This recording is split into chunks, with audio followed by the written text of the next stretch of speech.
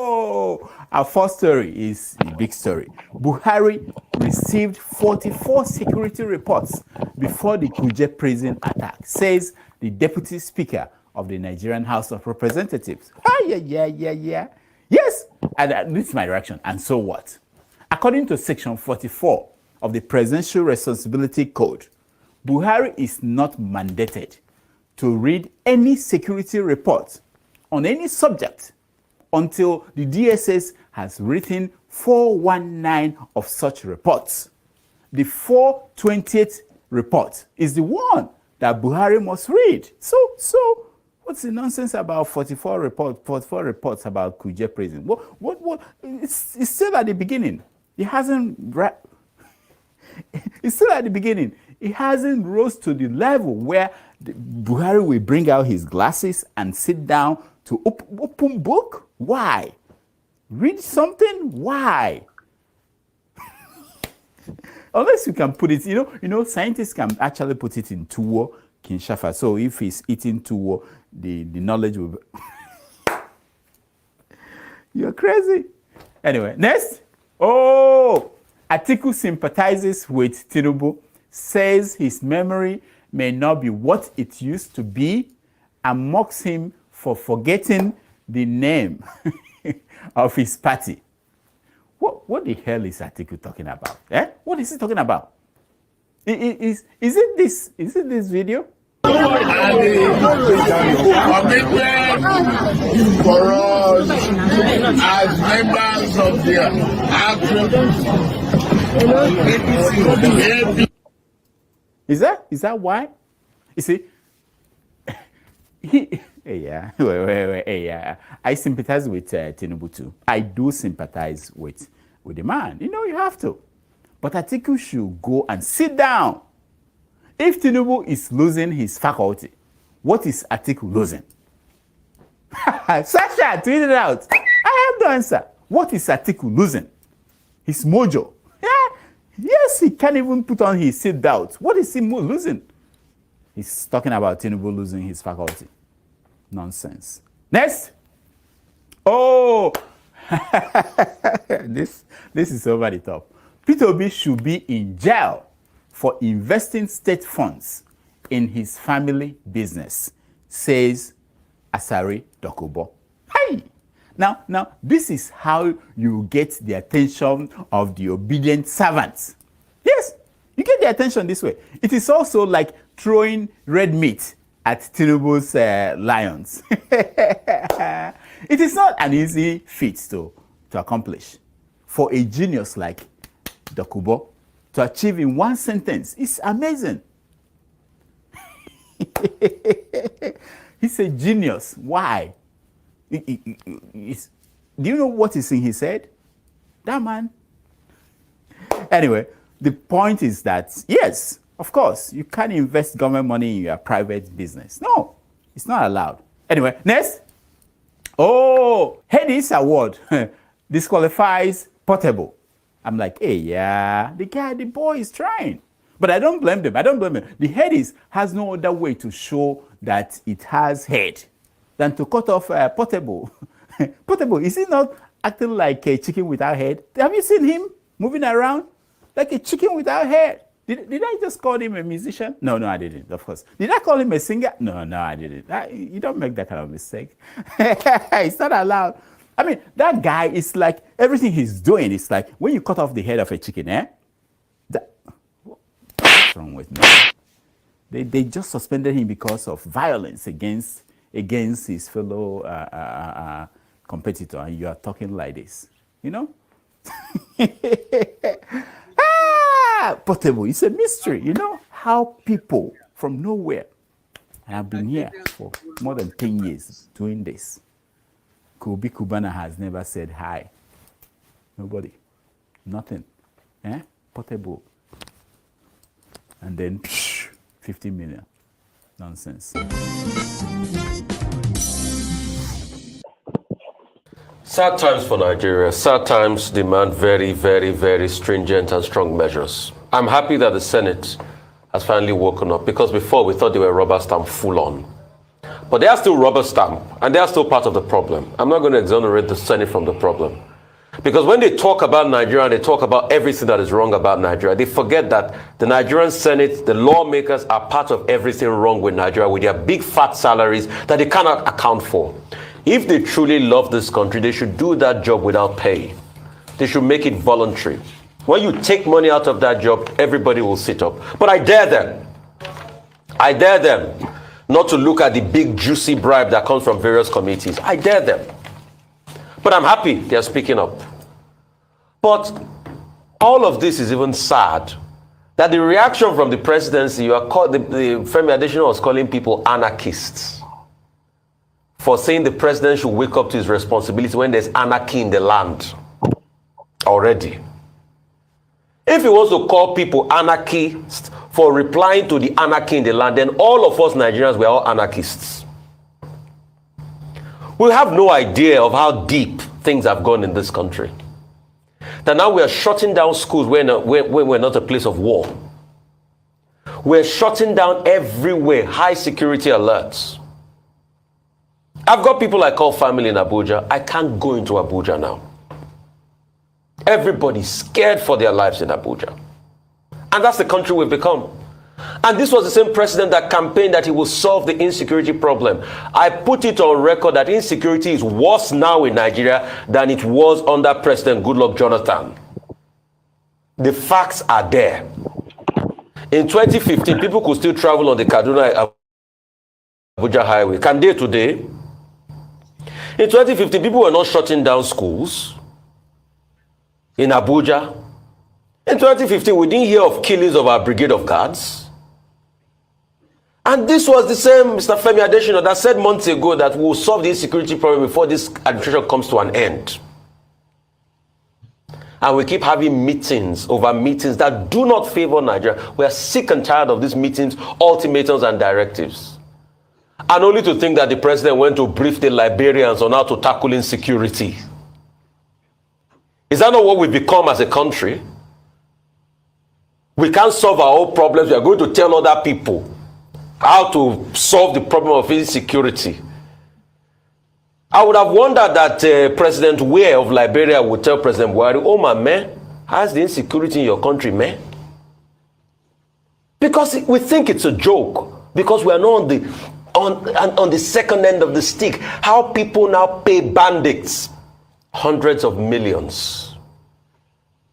And the government has not to be able to investigate the people that collect this money and the channel at which they take this money. How banditry is now so rife in Nigeria that somebody was joking with me the other day. He said when they release the next GDP numbers, they should please put banditry as a sector of the Nigerian economy. Because that's the most lucrative sector now. Do you know that in this one cycle of the Kaduna train kidnap victims, they've done over 1 billion naira from people that don't have money? And this money keeps circulating in our economy. We can't do anything about it. And when people talk, you call them anarchists. When are we going to open our eyes and tell ourselves the truth in this country that is bleeding? We want our country to do well. Coupled with the destruction of the Nigerian economy. Nigerian economy was better in 2015 than it is today. The facts are there. Some people campaigned so hard in 2015. They said they will make $1 1 naira. They complained then that $1 was 216 to 1 naira. Today is 710. 710. It's a disgrace. It's a disgrace and an apology to this same naira that used to be 80 cents. 1 naira used to be, 80 kobo used to be $1. At some point, naira and dollar was not even 1 to 1. Naira on the balance of things was stronger. It was pound and naira that used to be 1 to 1. In 40 years, we've squandered all our riches. 2023 makes it 40 years. Oyeka, when you did that documentary, Squandering of Riches. 1983. It is 40 years. We are still even worse than when Nigeria used to be in 1983. And people talk and you call them anarchists. You think it's a joke. Tudu, you were talking about presidents putting the box tops here on their table. I think what President Buhari should put in his red room, always in the color is red, should be the picture of Deborah. Should be the picture of Leah Sharibu. Should be the picture of the Jangebe girls. Should be the picture of all the soldiers that have been killed in this insurgency. Because if you want to see the true face of Nigerians now that are crying and bleeding, are the pictures of those bandits have kidnapped at one point or the other and collected 100 million naira ransom. We want a better country, and I don't think that's too much to ask for.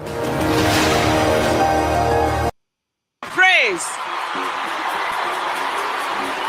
And we also have with us tonight Mr. Peter Obi, who has joined us in for the service this evening. Hallelujah.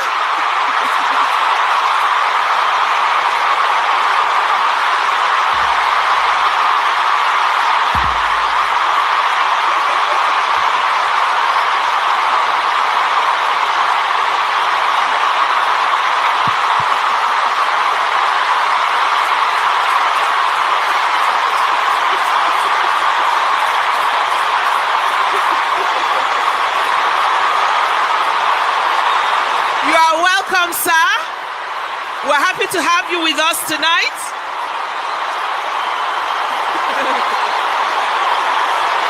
Hallelujah. Amen. All right.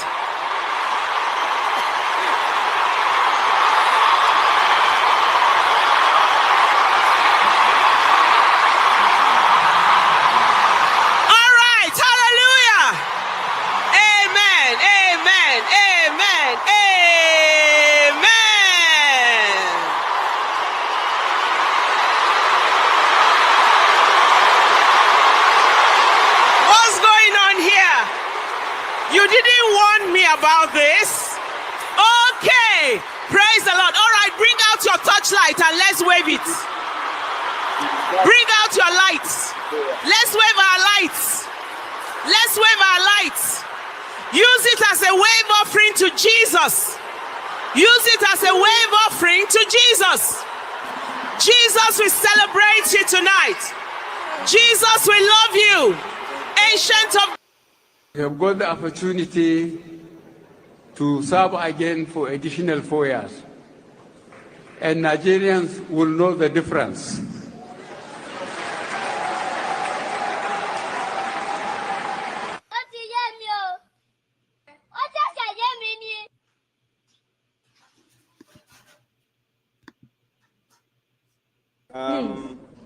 My name is Abubakar Musa. I'm a pharmacist and a Nigerian with a passion for a better Nigerian. And I'm directing my question to Alhaji Atiku Abubakar. And it's regarding employment and job creation, because that's what you keep mentioning. And as a successful businessman, I'll put it this way. I'm an applicant applying to work in your successful company. And after passing through some processes, your HR department, that's the human resource department, asked me to provide a referee from my previous place of work to enable me secure the job.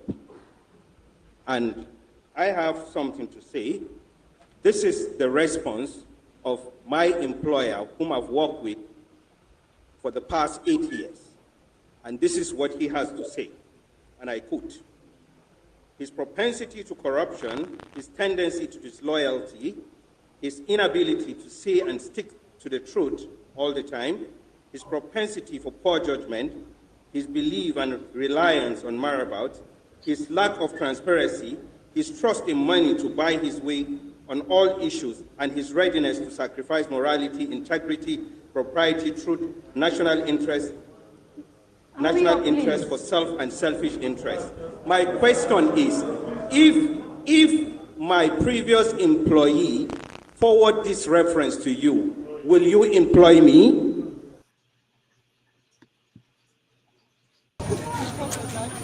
This is St. Bridget Catholic Church, where there's supposed to have been PVC collection and registration today. To our greatest amazement, the police are just coming in. Some hoodlums came into the Catholic Church, carried away the machine, depriving a lot of people from registration, saying that if they register, they are likely to vote for Peter Obi. Is that what we continue to face in this country? Is that what we continue to face? Are we not going to take this country back? With this kind of situation, how are we going to take this country back? How are we going to fight this corruption? How are we going to take this country back and let the country continue to move? Now, as I'm talking to you now, a lot of people are disenfranchised. A lot of people are discouraged. A lot of people are stranded. We don't really know where we are facing in this country. Where are we going? How can somebody come into a church, a reputed church like this magnitude, come to carry the machine with which they are giving PVC today? Today, 29th of July 2022. Where are we going, Nigeria? Reporting this issue now is Dr. Ambassador Princess Okoje Idemudia from St. Bridget Catholic Church, Ijesha. Thank you and God bless you all.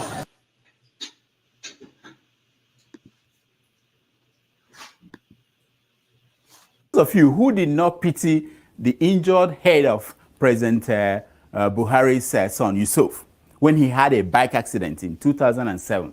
But instead, we are screaming about the cost of the Harley-Davidson power bike that he crashed. Should just wait until the shaky Bola Tinubu becomes president. You know he's already the president in waiting. You know, he's always waiting for his doctors, waiting for his home health aide to clean up some things, and waiting for his old source at the FBI to tell him if not to worry, because Yawa will not bust before he's sworn in as president on May 29th. There's a lot of waiting. And you think waiting is easy? It's not easy thing. Anyway, Bola Tinubu has not yet become president, but his son, Sheyi, who has no known means of livelihood, we don't know, beyond being a major beneficiary of his father's capturing of Lagos, is already decorating his 36-year-old hands with a luxury 340 million naira Richard Mille RM055 wristwatch. I don't know how they know the prices of these things. $550,000 wristwatch. Yes, that's what the boy is wearing. Look at the picture. Look at the picture. Isn't that amazing? More than the cost of... And people were wondering where Lagos tax money has been going. Now, for those wondering, where all the money collected by Lekki Concession Company, where it went to, hi. Here you go.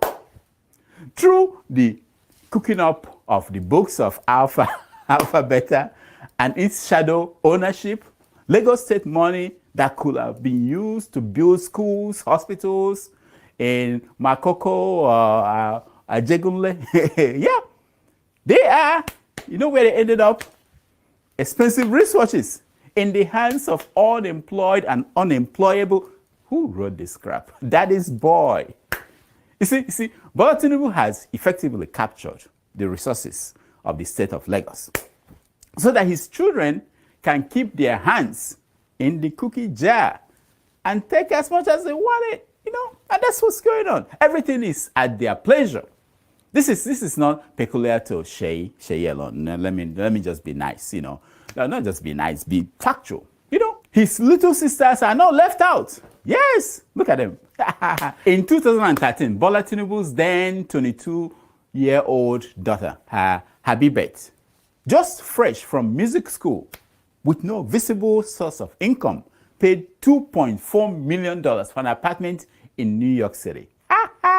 Yeah, under a company that nobody knows the name. She's the only one that knows the meaning of the name. A year later, in 2014, her sister Zinab, who was 25 years old, made a cash payment of $2.15 million for a condo in New York City. Which jobless 25-year-old can do this unless their father owns a big chunk of the real estate called Lagos State. Nobody, you know. Now, Tinubu wants to move beyond Lagos and acquire Nigeria's whole geographical space. To achieve this, he has shown his willingness to sacrifice anything. Welcome to the first family in waiting. Yes, but be assured that the sleaze of the Abachas and the Desiani Madekes will be nothing when you compare it to what the Tinubus will bring when they arrive in Aso Rock. This is what I'm telling you. Kafune fune diotua fune fune. Okay.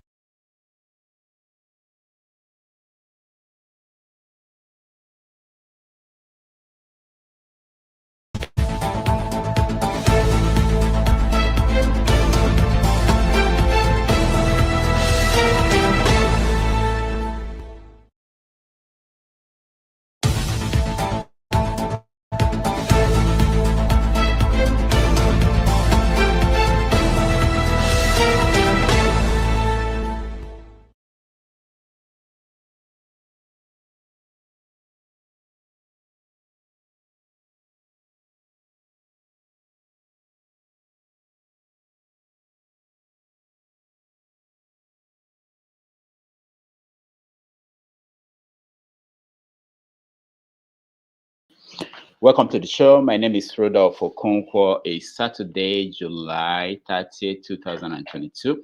It's another Saturday, which is a time for you to join us and have your say on all the issues in the news. Today, we have a very, very busy day. We have stories we're monitoring. Abuja is in crisis. People are scared, even the senators.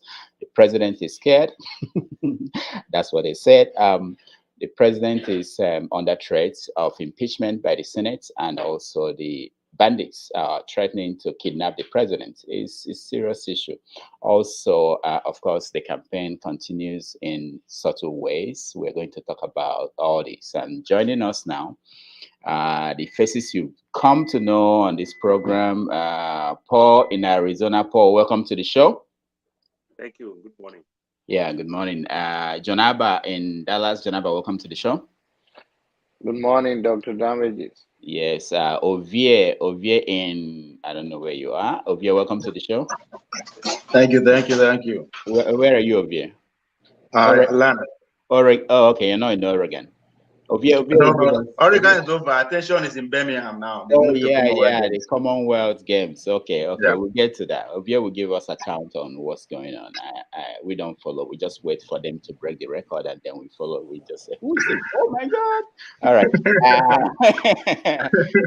Alexi, if you want to join us, turn on your camera. And all right, let's start with the first topic. Serious issues. Abuja is under crisis.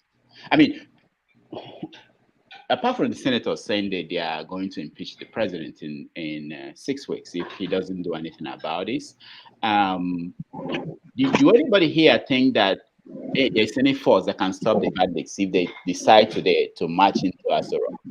Is there any way the Nigerian government can stop the bandits? Paul? Well, I don't think so for now.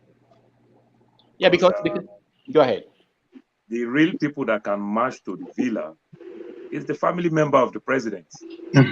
So probably they are going there to go greet him. You understand? Except maybe if IPOB choose to go, then they might stop them. I don't even know whether they can even get to Abuja. But if the family member choose to march to the villa, the president will still probably go for baby shower and then say he's unaware that he came. Because they still protect the president, but they can get to the villa. But how can they? Look at what happened at the Kuje prison. You know, the internal affairs minister, what they call him, minister for internal affairs, said there was no plan. The prison has no plan to defend itself. Do we know if Aso Rock has any plan to defend itself if people are marching into Aso Rock? I mean, they can bomb them, kill them, but what happens?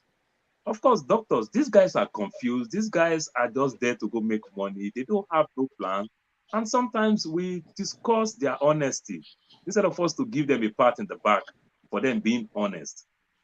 At this age and time, there is no CCTV in place like that. From what we gathered, the prison yard to the villa, I think they said it's like 30 miles or thereabouts, or 30 kilometers, if I should say. And then there is no plan, no provisions, and everything. These guys never plan. You know, this mindset that people, a skinny soldier like me can slap anybody, just feel that he won't raise his hand back. So they keep having that mind, and the soldier can do anything and nothing will happen. And we respect them so much. So that also made them, they don't train, they don't prepare for things like this. No, not, you see the way our kids go to school, the way they do all those drills for our kids and everything. I don't know whether there's anything called drill over there. There is no plan, there is nothing. So it takes them on the shock, and if they manage to escape, then they go back to church and give thanksgiving. The good God protect me. That's how they are. No plan, no nothing. When they budget money, they squander everything. It's Nigeria is a joke. You understand? Right. Nigeria is finished, and at the same time, Nigeria is almost empty. All our best brains are leaving. Yeah, hold on. Let's go to Janaba. Janaba, welcome to the show. Thank you, Doctor. Lai Mohammed, the Minister for, what is it again? Information. Said it's laughable that bandits could kidnap the president. But meanwhile, they attacked the convoy of his advance team, and killed some of these soldiers. What is laughable about that? I don't know the difference between bandit and the APC government. So that's why I say it's laughable, because some people are speculating that they are just using it as a propaganda to cover if there is a change of government, and they decide to hold them accountable or sue them. And also claim that they are part of they are also being attacked by the bandit. They are not exempt from whatever is going on with every other Nigerian. So the situation is very confusing. If bandit will attack the barracks and kill soldiers, who give order? How is Abuja set up in terms of security-wise, or every other state? How does it work? And then I think there's a threat that they are going after the president, and they even say there is a name, they named the governor of Kaduna State, El-Rufai. So some people say, okay, maybe there's a fallout between them, that they didn't deliver for them what they expected. So a lot of speculation there. Nobody knows. I don't even know if the president knows. The excuse for him don't know what is going on, I don't think is true. I know there's a level. There was a time his ear he cannot hear in one of his ear. I don't know whether it's two of the ear now. They fixed that. Oh, they fixed it. Okay. All right, hold on, Janaba. Ovie, I don't know if there is hope. I mean, by the time Kwankwaso wins this election, there may not be a country. Are you not worried about that? Not at all. Not at all. I'm not. So what do you think is going on now? What do you think is going on? What is going on? I mean, just as I always put it very casually, it's our politics, on our politics. I think we need to understand that one of the core functions of politicians in this kind of political contestation we are practicing, one of the core things that they hold here is to look for what the masses need and sell it to them. And if there is none, you find one. And me and you understand that one of the most expensive commodities so far in that kind of market space is fear. Fear, ability to be able to make sure the people are succumb through fear is very important for the politician. It will be easier for you to divide the masses and have your way. And I think that is what is happening here. To ask that if the terrorists are marching to Asurok, anybody can stop them. Of course, the only way terrorists can march into Asurok is if they are led by the Nigerian military and the Nigerian security team. There's nobody can infiltrate Asurok as far as I'm concerned, unless it's legally led by those men in uniform. So it's more secure than that way we put it. But again, it's the time that we find ourselves. Everything will you think this is planned? All these things we're witnessing, that is part of the plan that by the politicians. As far as I'm concerned, they are not to be excluded in all the saga that is going on. All right. I mean, we might be shocking to us, but I'm 100% sure the leaders of that part of the world are not at all. You know, I mean, who buy the AK-47? It's not me and you. I mean, I'm not that rich to be buying AK-47 for killers. So who is providing AK-47? They are the elite in our society. Yes, we can say yes, some are coming in from outside and other, but through whose channel? Who owns this channel that they are coming in from? So it's just it's always against us and them. But as I said, they're always ahead of us. So it's to them it's a game, but yes, a game of matter and life and death. Nothing that is happening today that is spontaneous to them. All right, thank you. I mean, the BBC documentary says it all. Oh yeah, we'll get to that. Yeah. Alexei, welcome to the show. Unmute yourself, please, Alexei. Okay, Alexei needs help. Okay. Alexei is in Biafra land, so okay, Alexei. Okay. Yes, Alexei. I hope you guys are seeing it. That's why I've been moving around. I want you to see it. Yes. We know. I don't want to block it. So if you see me coming for that flag. Well, you need to unmute yourself so we can hear you too. Go ahead, Alexei. Oh, I'm unmuted, right? No, we can hear you. Yeah, we can hear you. There are some people who, no matter what is going on, they will keep defending what's going on and call it bluff. It's nothing. Lai Mohammed did so when he had to answer to this. You know, it's nothing. Okay. Additional did the same. It's nothing. They are just a game or whatever. But after those people had said what they were going to do, they went and ambushed the security men, part of the guard for the president, between Kubwa. I know where Kubwa is because I have a little something there, and another place. And there was that devastating shooting that took 3 men whose mother is going to be mourning. If they have children, their children have no father again. If they have if they have other relatives connected, those people will never see those 3 soldiers who were bastardly cut their brains. They had to pick their bodies into a bag. None of those people who did that has been apprehended. Now, people who are paid to defend this government, like Adesina and Lai Mohammed and perhaps the other man, forgot his name now. Yes, don't expect them to say anything serious. Oh, they're going to play down on it. But after that killing, another shootout took place at a place they say has a U-turn. I think I remember that place too. It's on the way to Kubwa as well. These things, bullets are not just ping pong balls. They kill. And these things are happening so close to Asherah.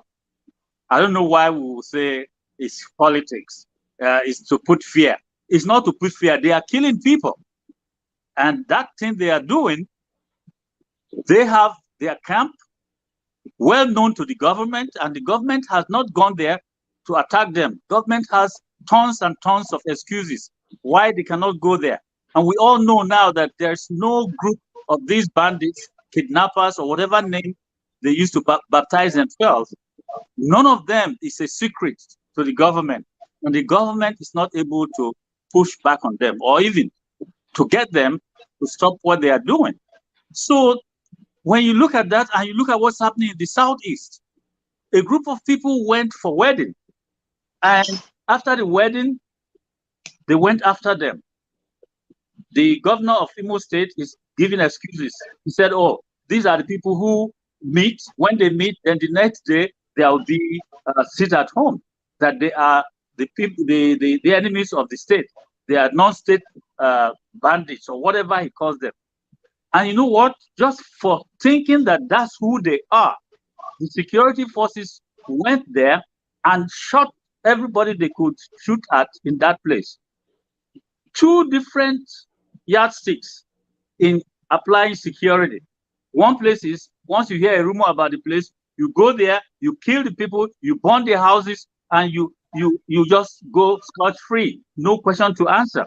Another one is, oh, we know that it's happening. We don't want to have collaterals. The people they are holding, we want them safe, and the government is doing something.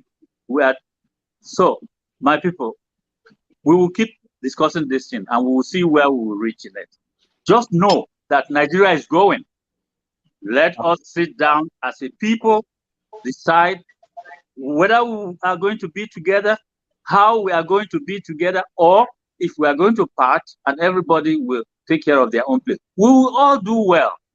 You can even have a Commonwealth association between all the component units of whatever, whether it's countries that is going to come up or whatever.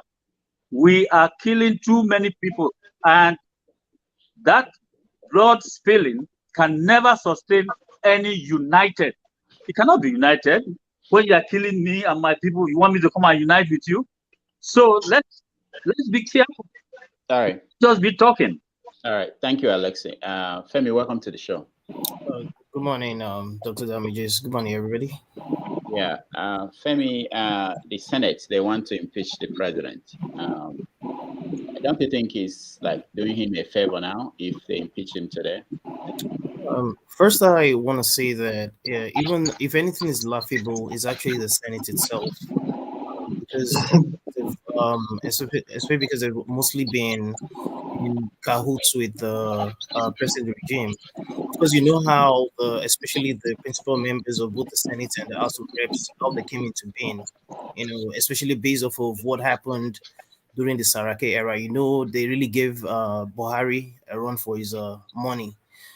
So if anything that's actually laughable, it's Buhari and his entire APC and whatever gang. Now, during the week, however, we're reminded of what happened during the Second World War by one of the, I think it's one of this Catholic priests that spoke about the times like this to come.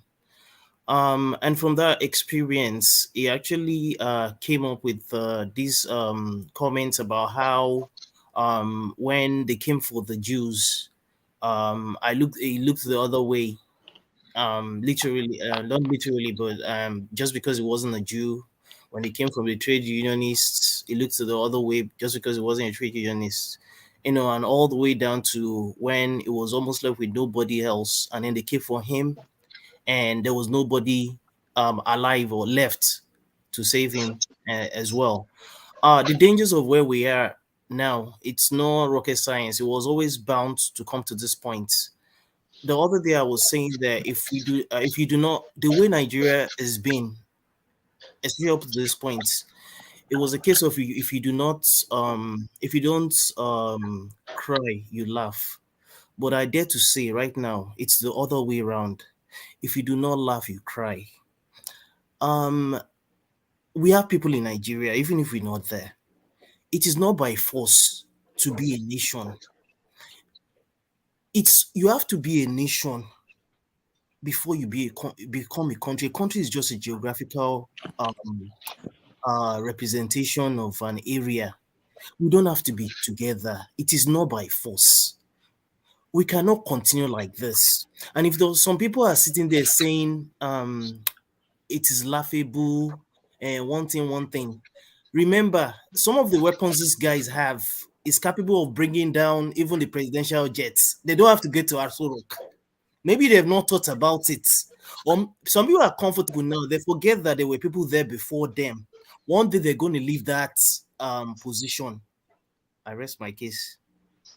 All right, thank you, Femi. Jude is not here. All right, let's move on.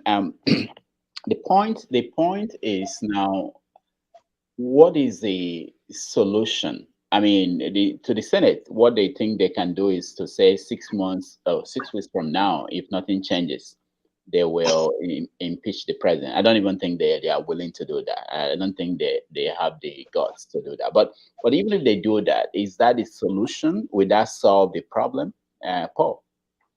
Yeah, that cannot solve the problem. I watched the interview with one of the honorable from Kaduna, Jokom something constituency in Arise News.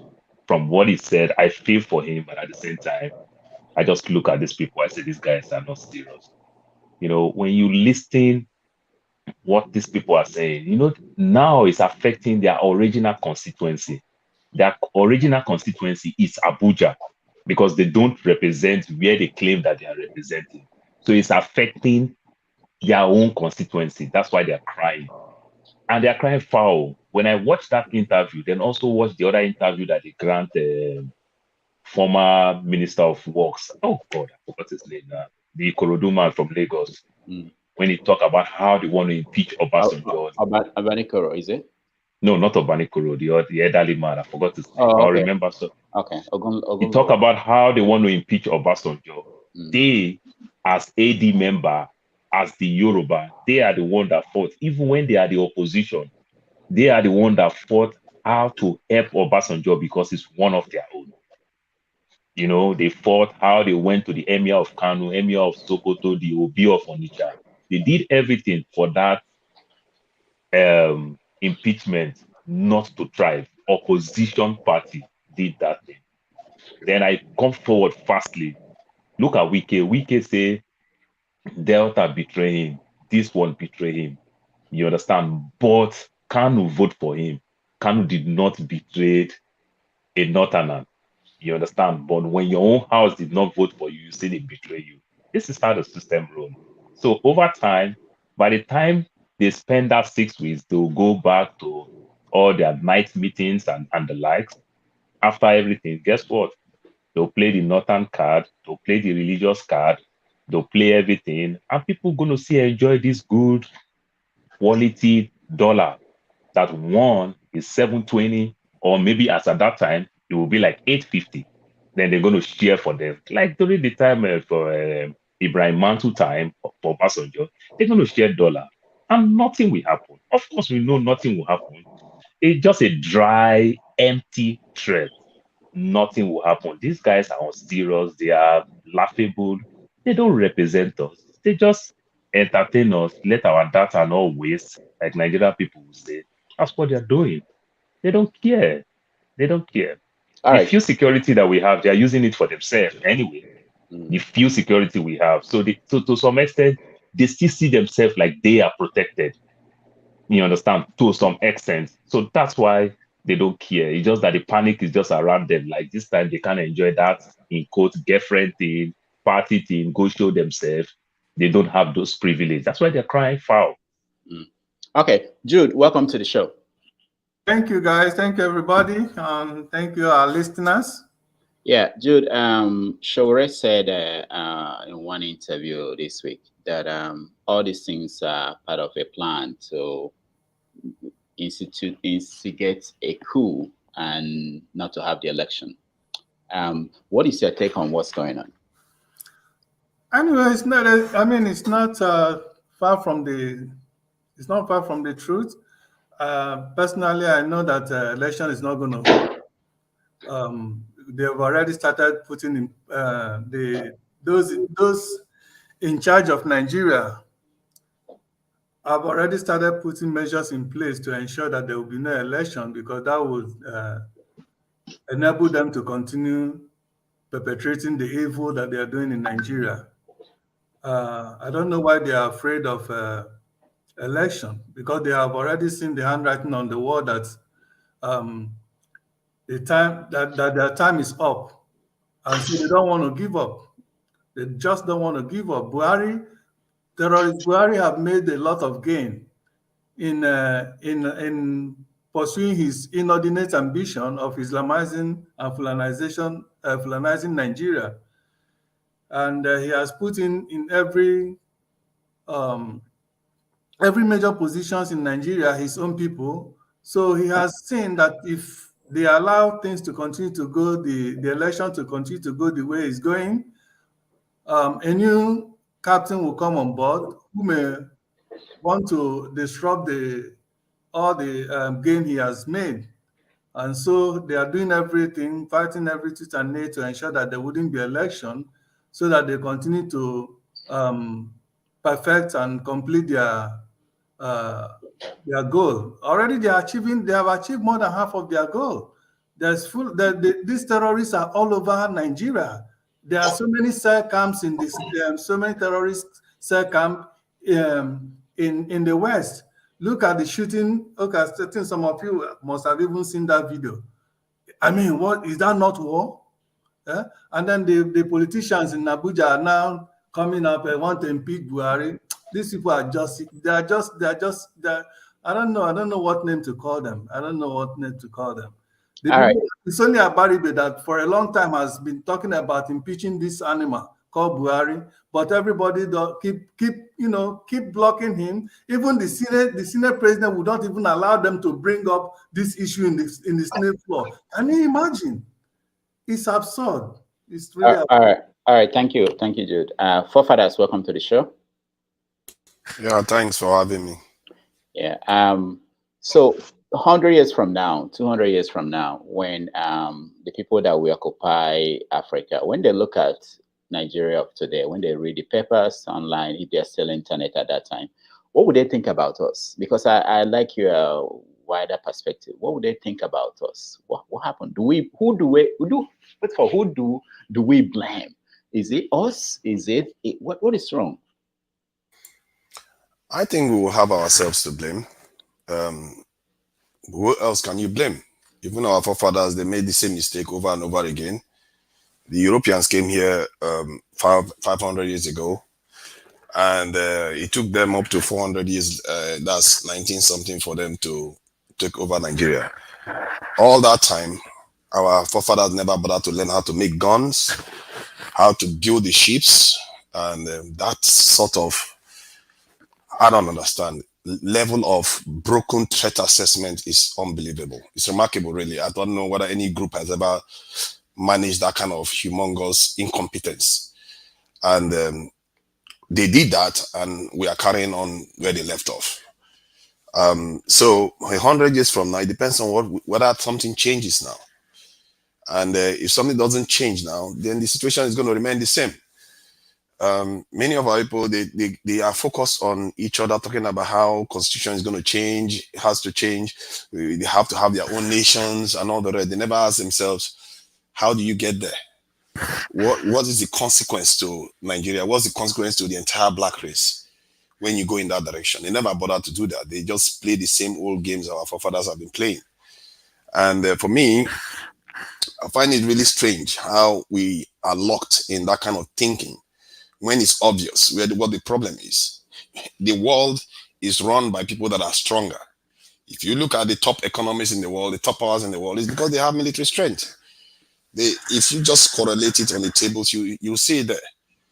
Nigeria is exactly the same size as Brazil, but the problem we have is that we are not strong militarily. That is a big difference. If you look at Sri Lanka, the same thing. We exude weakness, and it's not only Nigeria, it's the same thing on the African continent, the black continent, I mean.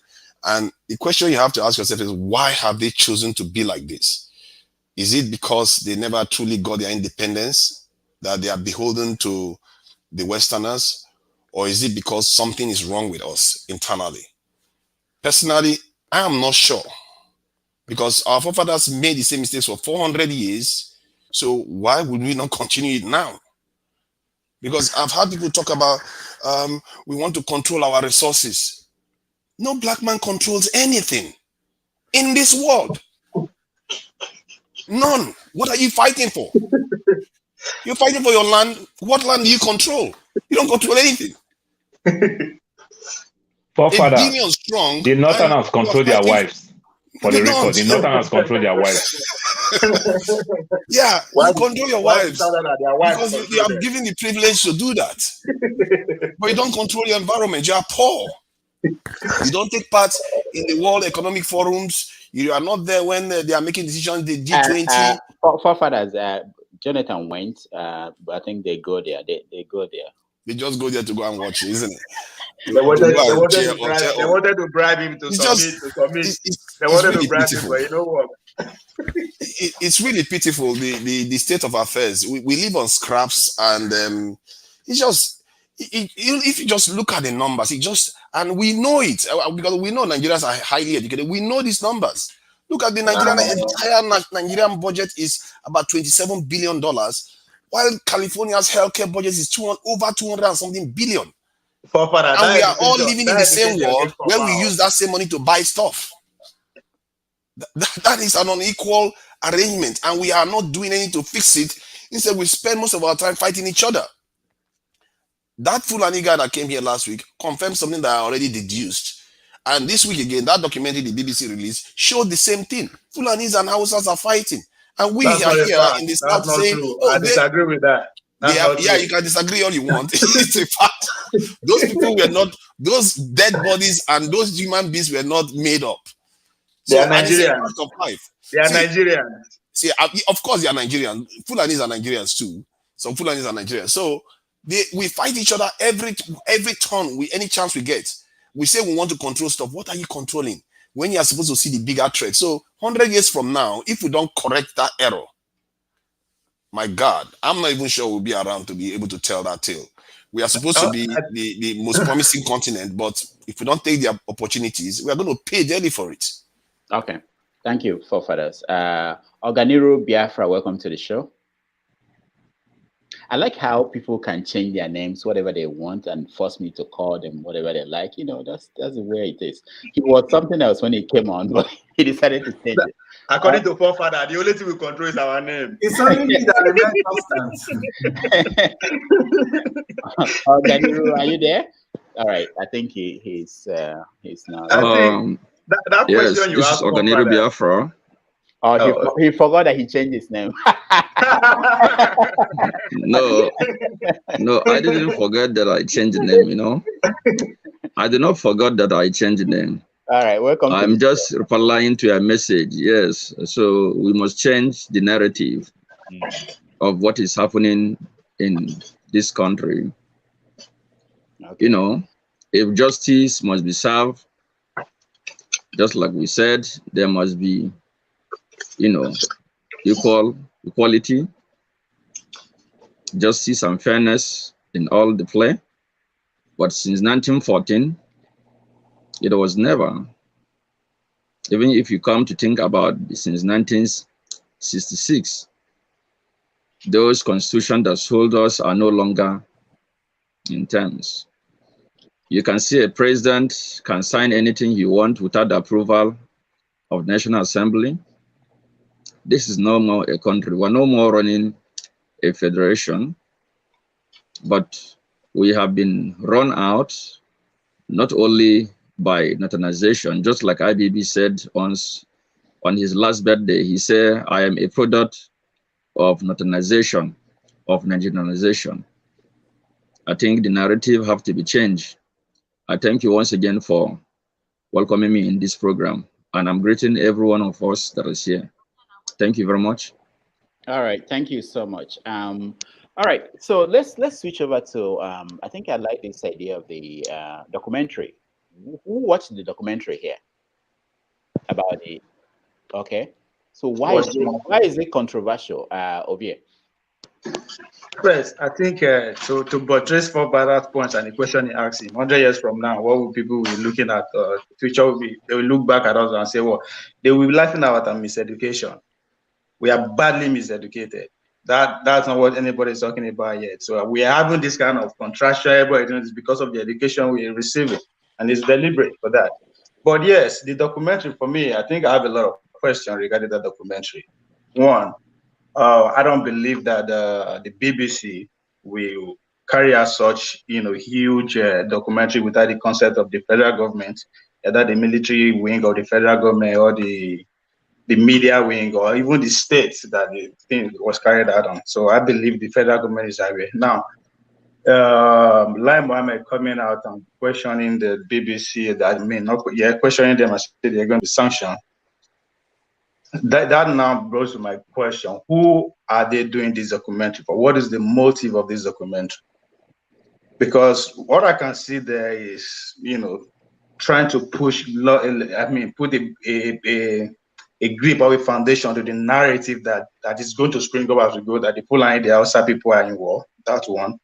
Two, you are kind of showing the glamorous side of this whole thing, because I don't see anything new there that has not been established by Shegume, Obasanjo, and what's his name, Father Kuka. These are triplets who Ugan Valazio, Sambisa Forest, all the forests, and spoke to one-on-one with these people. And they came out and they tell us what is happening. And we don't need Susia to tell us how horrible the massacre, whatever you want to put it, that is going on there.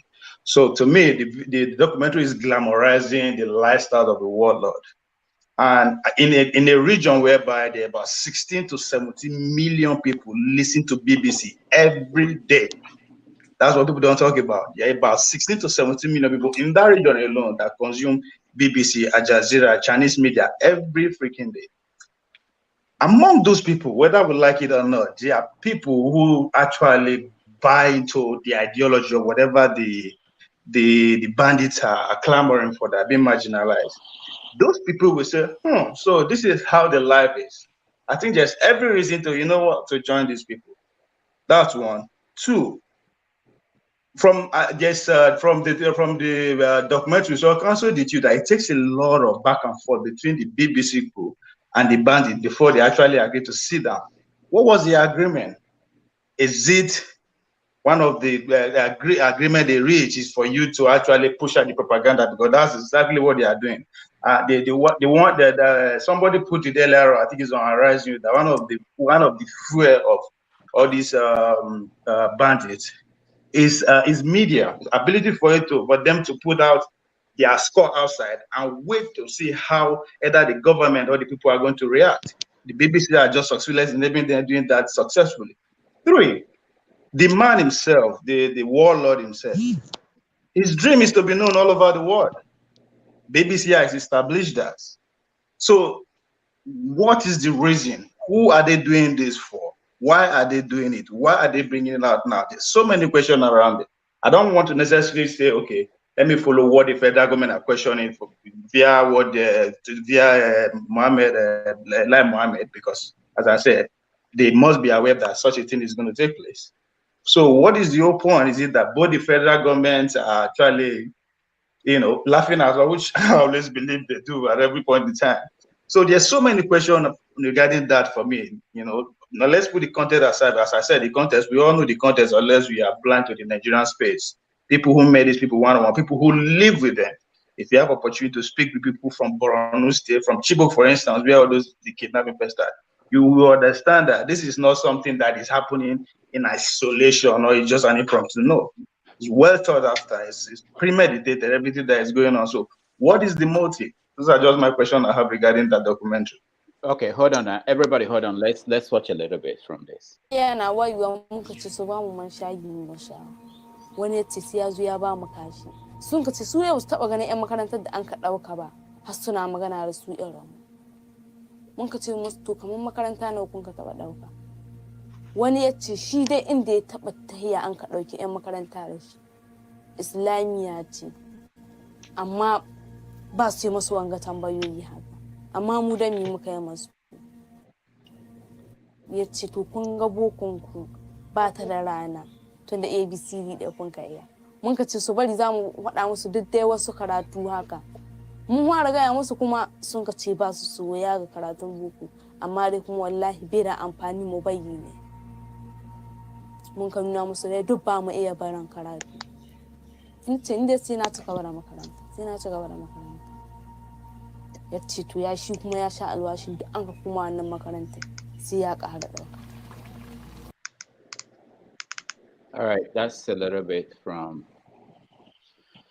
the documentary. Let me say this before we continue. I know someone who is working on a documentary on Boko Haram, and I've been following the process for many years now.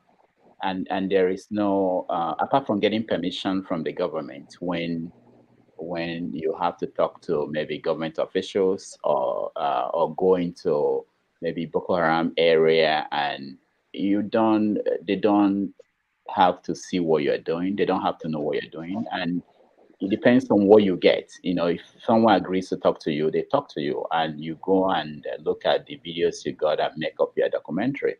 So I don't know if and I don't think, okay, well, let me not talk for the BBC, but I'm just talking from the perspective of this person I know who is working on a documentary. And when it comes out, it's basically how how they put it together, as in terms of the whole story, match it together. That's what you're going to see. So I don't necessarily think that the government is aware of that the BBC is doing this, or this is the outcome, what they are going to get. But I think it's important that people know what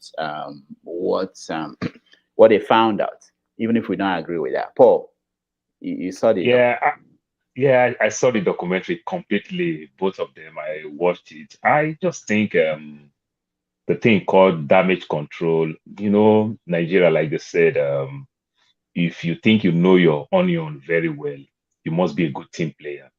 But if you think you know your onion very well and you are not a team player, you are not smart.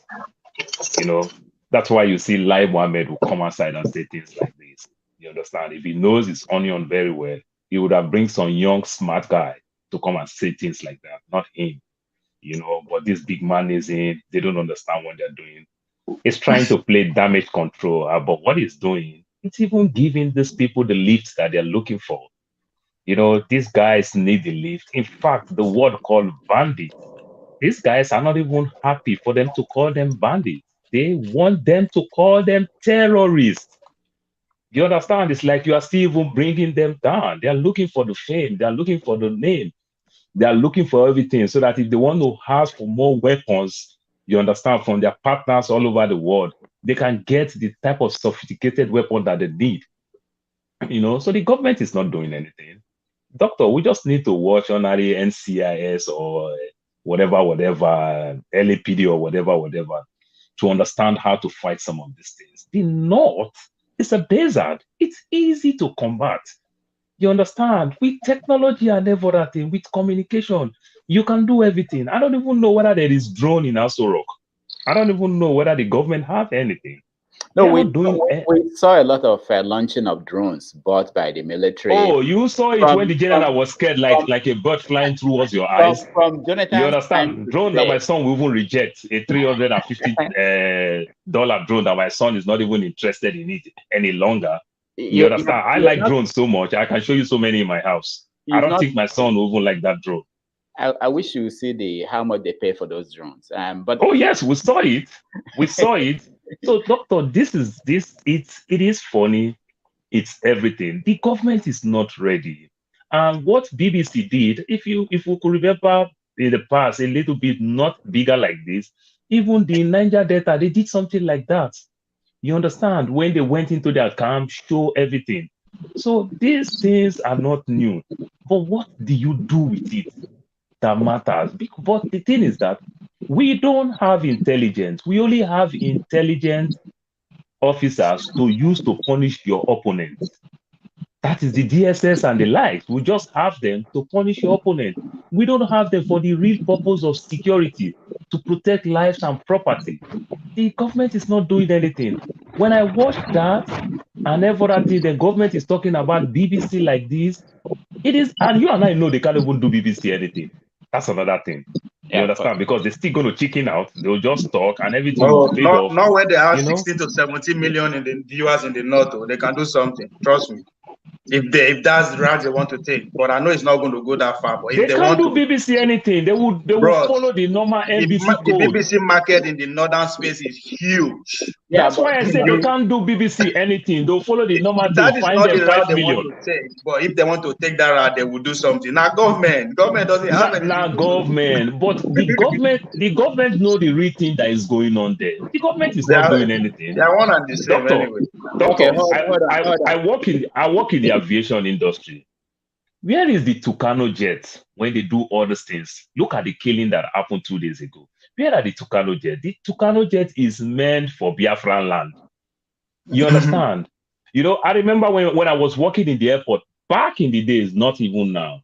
You know what we call the Air Force guys? We call the Air Force guy and the fan people. We used to call them oil and gas.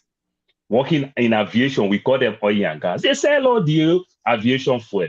And remember, kerosene is more expensive than diesel. Maybe some of you guys don't know. Aviation fuel is kerosene. It's just a little bit lighter. So you use it in your stove well, it's safe, it's everything. That's my industry all my life. They sell everything. You understand? So there is no, so plane can they there, organ no fuel. Now only presidential fleet has fuel. I don't say they for VPO itself. Organ no fuel. I didn't tell you. Okay, hold on. I'm telling you. Paul, hold on. Who else saw the documentary? Let me hear a different perspective. Who else? The documentary, BBC. Okay. Okay, Jude. What is your impression? I saw it, but especially when they were interviewing the guy sitting down, the warlord, who said he doesn't need to go there and kidnap somebody. They kidnap, and only when he wants to go and kill those who want to kill. And they asked him, "How many have you killed so far?" Casually he said, "I can't take count," just as if he's just talking about, not even chicken self, about birds in the bush, And then we have a government who sees all these things, who knows where all these people are, and they tell us, they come out and bamboozle us that they are fighting terrorism, or they bought a 12 Tucano jet in US for the past how many years. They have never used it in fighting terrorists, but they are using it in killing our brothers and sisters, our young men in the East. And then people will come out here and say they want one Nigeria. And then somebody will tell me, what are we talking about? Is that one Nigeria? Is that what has one Nigeria brought us? Okay. I don't know why people are afraid to divide. What has Nigeria? Can anybody here tell me, all these people that are one Nigeria, can they tell me what one thing that one Nigeria has given to them, other than death, other than backwardness? We got it. No, that's not true. Okay. Nigeria has given me a platform to excel. I am talking. You have your answer when you are talking. Nobody interrupted you. Yeah. I thought you were asking a question. So many countries we got independent at the same time. Where are they today? Where are we? One Nigeria. Okay. You mean to tell me if we have my own side, then Hausa Fulani will come from the north, Buhari will come from the north and come and then send fighter jets to be killing my people? How they segue. I said, Jude, give me your take on the documentary. Yes, it's part of it. It's all boils down to security. I will get to solution. You can talk about that. Blessing, welcome to the show. Okay. Blessing is in a public bus somewhere in Enugu, I think. Blessing, we can't hear you. I was thinking that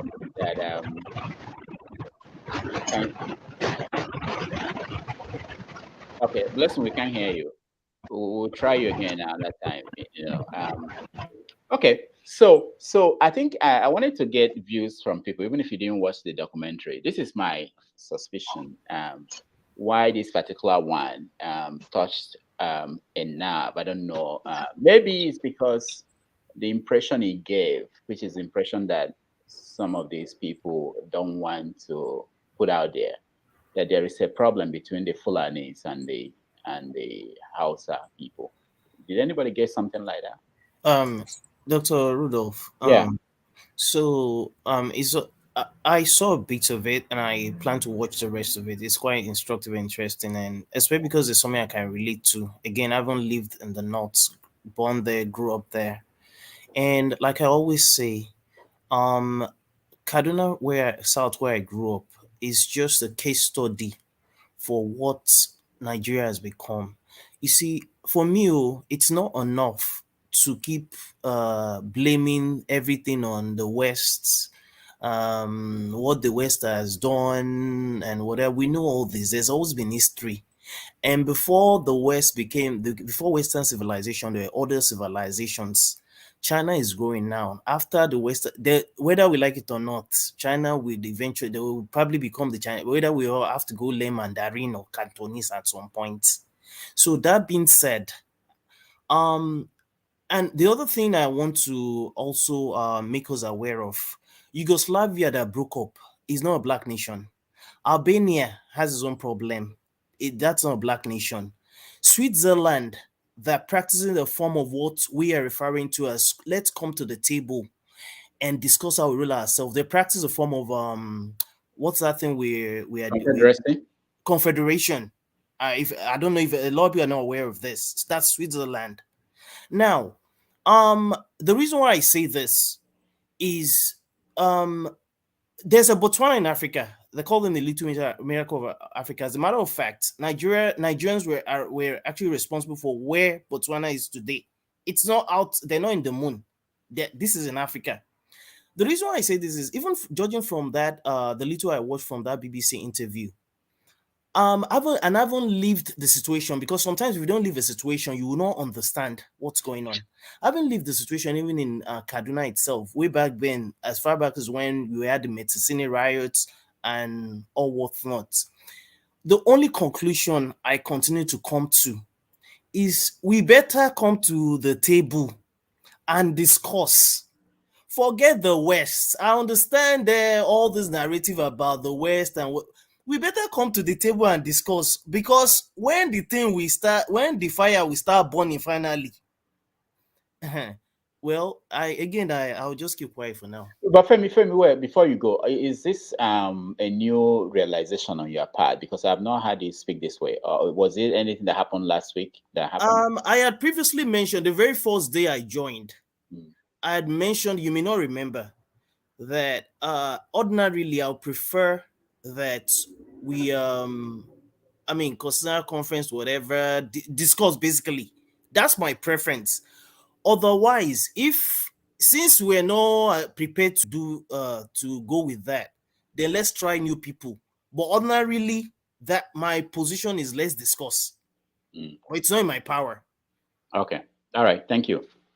Okay. Can I just say something quickly, because I saw the documentary too. Okay. Personally, I don't even know what the federal government is complaining about, because I think the Nigerian headlines and Femi and all Jude, the way they talk is even worse than what we heard from the documentary. I don't know what they are fussing about. People are fighting in the north. It's a fact. Bandits are kidnapping people. It's a fact. What is there that happened there that was such a big information? We even heard that one of the bandits got his weapons from Niger Republic. Guess whom are present in the Niger Republic there? We have foreign military bases all over that place. I don't understand how people cannot even understand how to comprehend that two things can be correct at the same time. You can be responsible for your fate. It doesn't mean some other person didn't do anything to you. Just because you are responsible for your security, to secure your house, doesn't mean an armed robber cannot come and rob you at the same time. Both can be true. And you have to deal with both of them. Don't pretend as if the other one doesn't exist. And also, how do we even do this? It's like voodoo. We talk about constitution as if we are the only country that have problems. We are, and I think we do this because we have been conditioned to think like this, that this is where you're going to solve the problem. Knowing fully well, you stand a better chance. Like, and I tell you now, friend, you stand a better chance of being an astronaut than getting what you're asking for peacefully, without setting the black race backward two decades. That's not true. I beg to disagree. That's not true. You can disagree, but I am telling you what is happening, because if you truly understand Nigeria, how complicated Nigeria is. That's not true. Nigeria has, let me finish my point. Nigeria has a bigger group of minorities than even the Igbos or the Please leave the Igbos out of your rubbish talk. Let me finish what I'm saying. Okay, See, you can say whatever you like, but I will say what I need to say. Hold on. You don't want to hear the truth. You don't want to hear the truth. You want to pretend and bury your hand in the sand and kill our people off. This is what they want. This is what they want. Let's make your point. They are winning. This is the game that they play.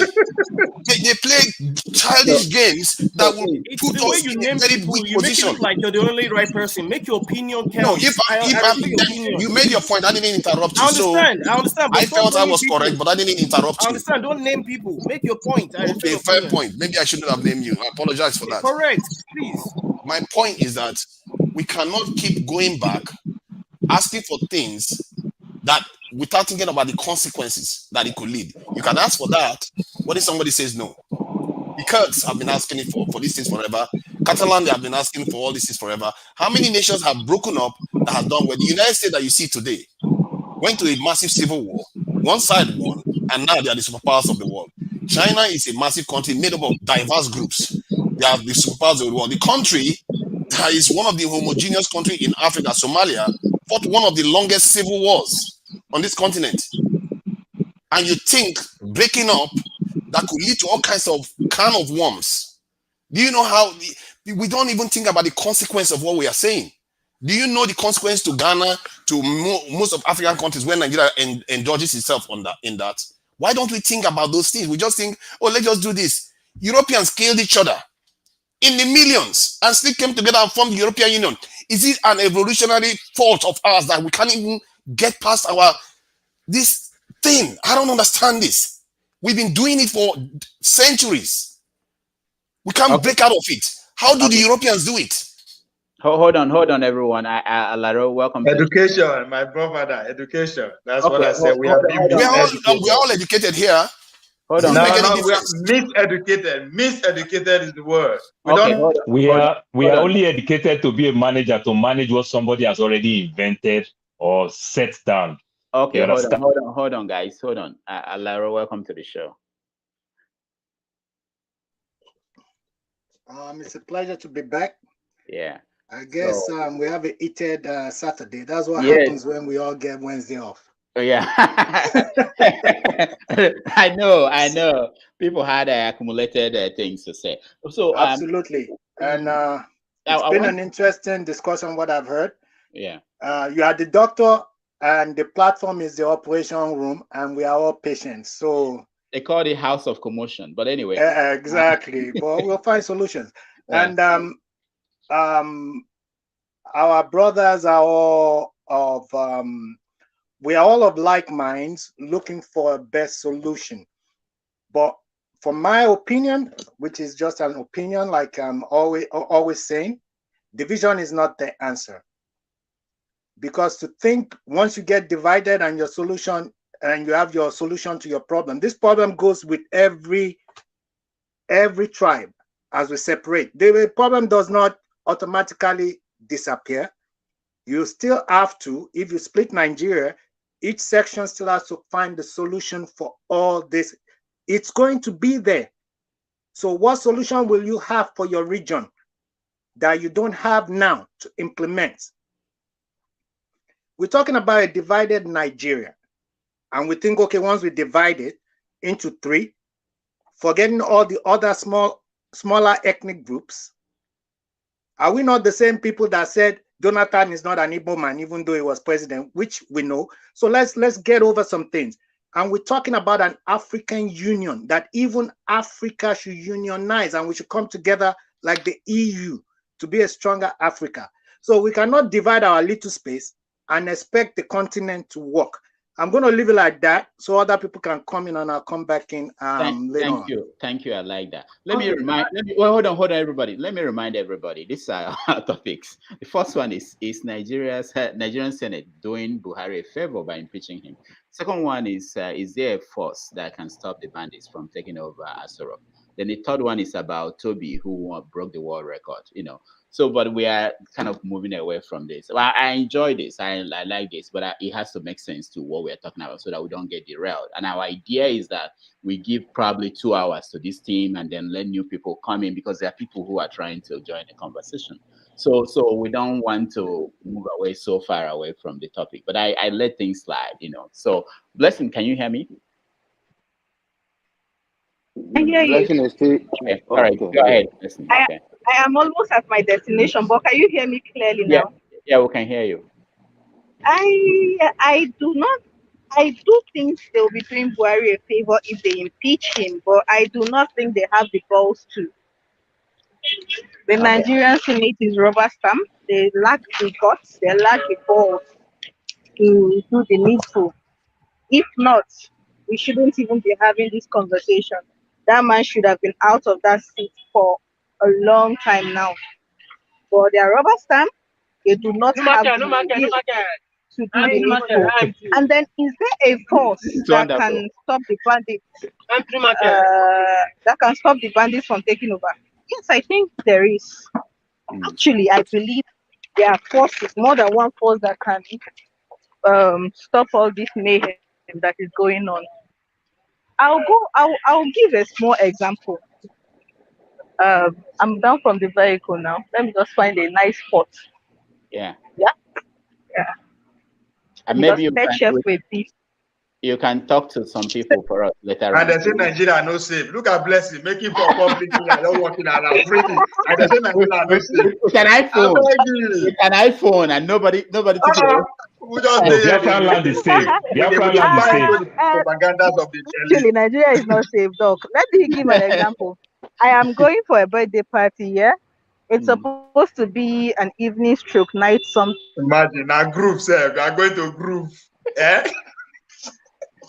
All right. Why Northeast is burning and you are grooving? Abuja is burning, you are grooving. Blessing is frozen. We'll get back to it. Doctor, But question for you, Doctor. Okay, Jonaba, sorry. Yeah, go ahead.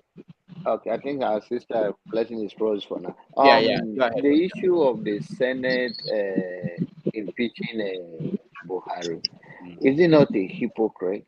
What has the senators done in their own constituency for whatever they have taken from the federal government or the governors? Have they developed their own place? The notion that we are divided, we are okay, everybody will build their own region. It somehow make me feel that we are still a slave to ourselves, because I'm in America right now. I can get along with Spanish at my place of work. I don't have a problem. I can get along with Indians at my place of work. No problem. You can get along with every other color. But when it comes to ourselves, we never sit down to say, where did all this start from? What is the power in place causing this divide and control strategy that we cannot get along, that we cannot respect the Igbo with all their gifts, and we cannot respect the Hausa with all their gifts, and we cannot respect the Yoruba in these three major tribes in Nigeria, that when we come, all we feel is is about our differences, that is the uniqueness of life. Our differences is not a big deal. We're all going to be different, even in our own immediate family. But I believe that until we, the black race, come to our senses and define what's wrong with us, that we can now govern ourselves, Nigeria will be a better place, Ghana will be a better place. But we should know there is a force in place that is controlling the whole black race, because we are not where we're supposed to be, and we are not. I don't want to use the F word, because today is Saturday. I'm going to go to church tomorrow. So, there is nothing. There is all this thing that is going on. Let us think critically. A brother here say, let's ask ourselves, where will we be in 100 years to come? My ass will be long dead. But then, what our children? I hope Nigeria doesn't exist in 100 years' time. Eh? I hope Nigeria don't exist in 100 years' time. In fact, I hope it doesn't exist in 5 years' I time. like that wish. It's a wish. I like it's a wish. Just keep wishing. So, you keep wishing for a better Nigeria. Where are you today? So the issue is that we have to come to our senses and understand that nothing, even our religion, even the way we were even brought up, our forefather that made us who we are today, that thing doesn't exist again. It's either you are a Muslim or you are a Christian. Even the traditionalists now, the Christians are campaigning for them to become born again. The Muslims are also campaigning for them to become born again. So we have lost everything. Our economic, we don't even have any economy that we can talk about. If dollars go up, granite that is produced in my village will go up. Oil that is producing, that the palm oil that they tap will go up. We have nothing, and I think it's about time for all of us, especially in the diaspora, to send a good united voice. That how do we fix this thing? But the differences we are talking about. Support referendum. Hold on. If you can't wait for me to introduce you or act properly, I will have to remove you. we've not introduced you, and you are coming in and budging in and talking to other people. Please, go ahead, Janaba. So that is what I wish, and this platform that have our space. One of the someone supposed, so many people supposed to join us from Nigeria today that I. All right, Alexei, go ahead. I know you have a comment. Go ahead. In the 1800s, a man called Africanus happened to have been a slave, an Igbo slave. He wrote hello, am I made? Did I make it? Okay. Go ahead. Go ahead. Yeah. Okay. Yeah, a man called Africanus, who was a slave, wrote Her Majesty to grant an area called Biafra independence to constitute an area, not to grant independence, to constitute an area which he called Biafra to become a country. By then, the British hadn't come to amalgamate us.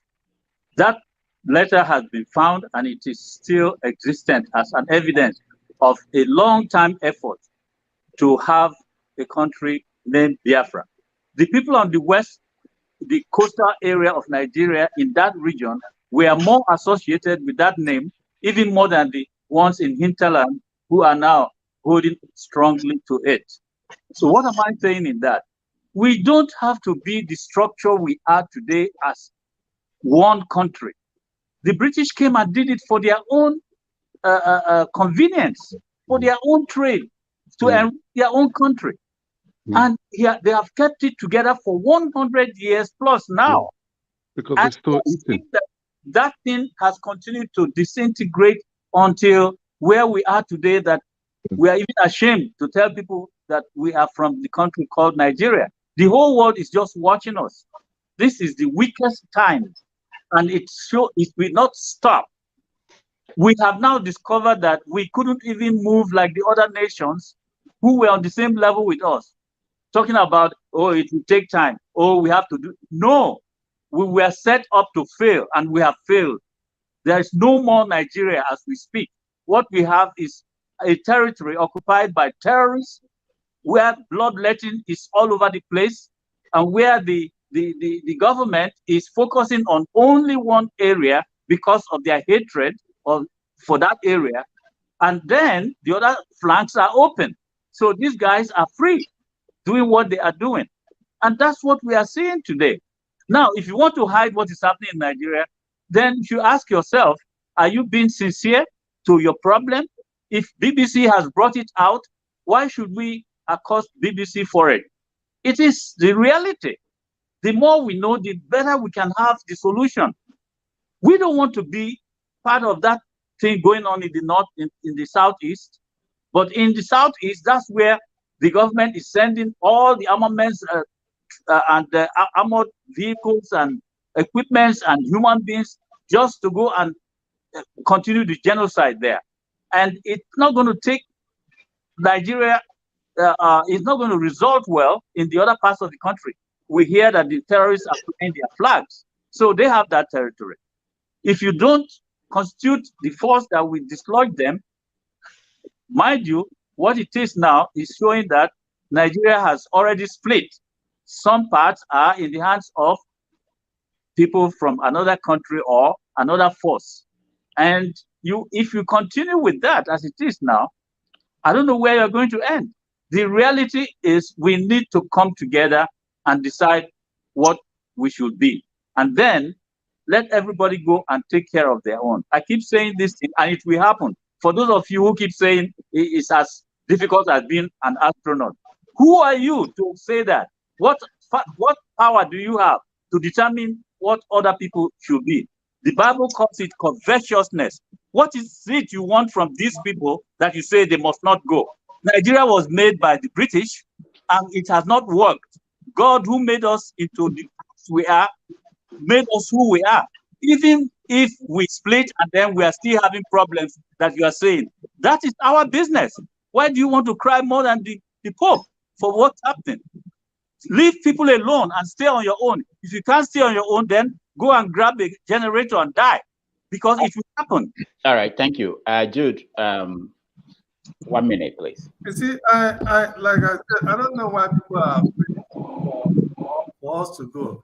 Now, how can we live in one country when those who have put us in this mess, they espouses the same ideology as was expressed by Shetima? Is it Shetima, the one that said what is it? To hell with what's it called? What is it? That is to have our regional, the way we were operating before independence. To hell with what's it called? To hell with restructuring. Restructuring on my food. It's not only in that, it's exactly the same idea that even Buhari said Nigerian this thing is non-negotiable, both restructuring and everything. Now, how can we live in such a country that number one destroys the potentials of her own citizen because of being in one Nigeria? Does anybody here want to tell me that if we have been in regional government where every region is operating by itself, that we have so many talents today that have been destroyed in Nigeria, some have been buried in their grave, that it would have been happening that way? The answer is no. Nigeria would have been a world player. Many regions in Nigeria would have been a world player today in science and technology. And how can we live in a country where it says a particular section of Nigeria believe killing human being life is nothing? So they can get up. I don't know if you guys see the video that is making round, where they casually, just as if you are killing a chicken, got one guy, put him on the floor, put their legs on top of him, and with their knife, until they remove the head, and raise it up and then put it at his back. Now, these are multiple instances of such. How can we live in the same country with such barbarics, with such heartless beasts? With such heartless beasts. And if Buhari is not a president of Nigeria and is in one of these Boko Haram, he will do the same thing that these other people are doing. Because he's the one sponsoring these people, and he doesn't, and these are the same people he's giving a red carpet reception in the name of Operation Safe Corridor. So far, 50,000 terrorists have been removed from jail and put into the society, many of which are among the same army. Wait. What did you say? 50,000? Yeah, 60,000, 50,000 so far. The Operation Safe Corridor. I'm sure you guys know about that. This program where they wait. We have prisons that could take 50,000 people. No, I mean those Boko Haram that were captured. Yeah, okay. and they were in prison or wherever. Not only that they captured, that will come out and say they have repented. Most of them were not even captured. They will just come out and say they have repented. All right. Okay? So they free them, and then they are abusing in the east, killing our innocent youth. Meanwhile, they are forgiving their Boko Haram brothers and sisters. Dude, thank you. Same country with such barbarians. No, we need to talk about Toby that broke the world record, and then we get new people in and we hear their take on some of these topics. But before then, let me hear from RBL. Please tell us your name and where you're joining us from. Yeah, my name is Barry. Currently, unfortunately, I'm calling from London. Okay. Yeah, listen to this discussion today. It's a sad indictment of the situation we find ourselves in. Nigeria cannot work. Since 1945, Igbos have been victims of mass industrial scale genocide in this Nigeria that was created by the British. For them to have, and other countries to have joined up to go and slaughter as many Igbos, basically to wipe them out. That must tell you something about the Igbo people, that they don't want to have a nation of their own, because they know that we have what it takes to liberate Black people, not just in Africa, but around the world. They know that Nigeria cannot work. I come in peace. I don't commit to, I hate Yoruba people or people from the north, middle, whatever. Nigeria cannot work. You've had evidence right from beginning of this contraption, Nigeria, that it cannot work. Pakistan and India used to be one nation. They separated on religious lines. Today, India is one of the richest nations on earth. Google, I think Microsoft, what's that phone company? iPhone is run by Indians. They used to be a nation. The leaders came together and said, this thing is not going to work. Let's demarcate India and Pakistan. And today, India is one of the biggest, powerfulest nations on earth. What's that telling you? Now, please, I'm not finished. I don't know what evidence you need that Nigeria cannot work. It cannot work. What is wrong with coming together and say, okay, I don't know, honestly. let's have referendum. Those that want to continue this place called Nigeria. If you want to continue, that region wants to continue, you carry on. If you don't and you want to go your own, you should be allowed to go your own way. It's not hate, it's not war. I think you're right with what you said. Just but, you want me to give you the reason why it's a bad idea? Please, Godfather, please, can I say something, please? Might choose to remain in Nigeria. Can I give you a reason why? Please, can I say something? No, can everybody hold on? Okay. All right. Okay. So we have to move in a different direction. Maybe down the road we can come back and talk about this. I want to get new people in, and I want to get us to have a conversation on the point when sometime this week when Nigerians were together, which was when Toby broke the world record. Ovie, give us a backdrop of this story, because I don't know who he was until that happened, and so help us. It's a Toby nation. What Nigerian elites and politicians and every of us could not do, girl from Ijebu, they pull it off. At a point, not just the whole one standing still for Nigeria. Nigerian, doesn't matter, you are a terrorist, you are from, you believe in Biafra, you do whatever you believe in. At that point, that's our girl, that's our golden girl, that's Nigeria, that's Nigeria, that's Nigeria. So Nigeria is possible. If one person can do that, I mean, imagine if people like Toby spring up of every aspect of Nigeria, not just in sport now, in academy and everything, and we celebrate them like that, we see them like that, then Nigeria is possible. So as for once in my lifetime, I see Nigeria coming together, regardless of what we are going through after that time, we are saying, yes, that's our star girl.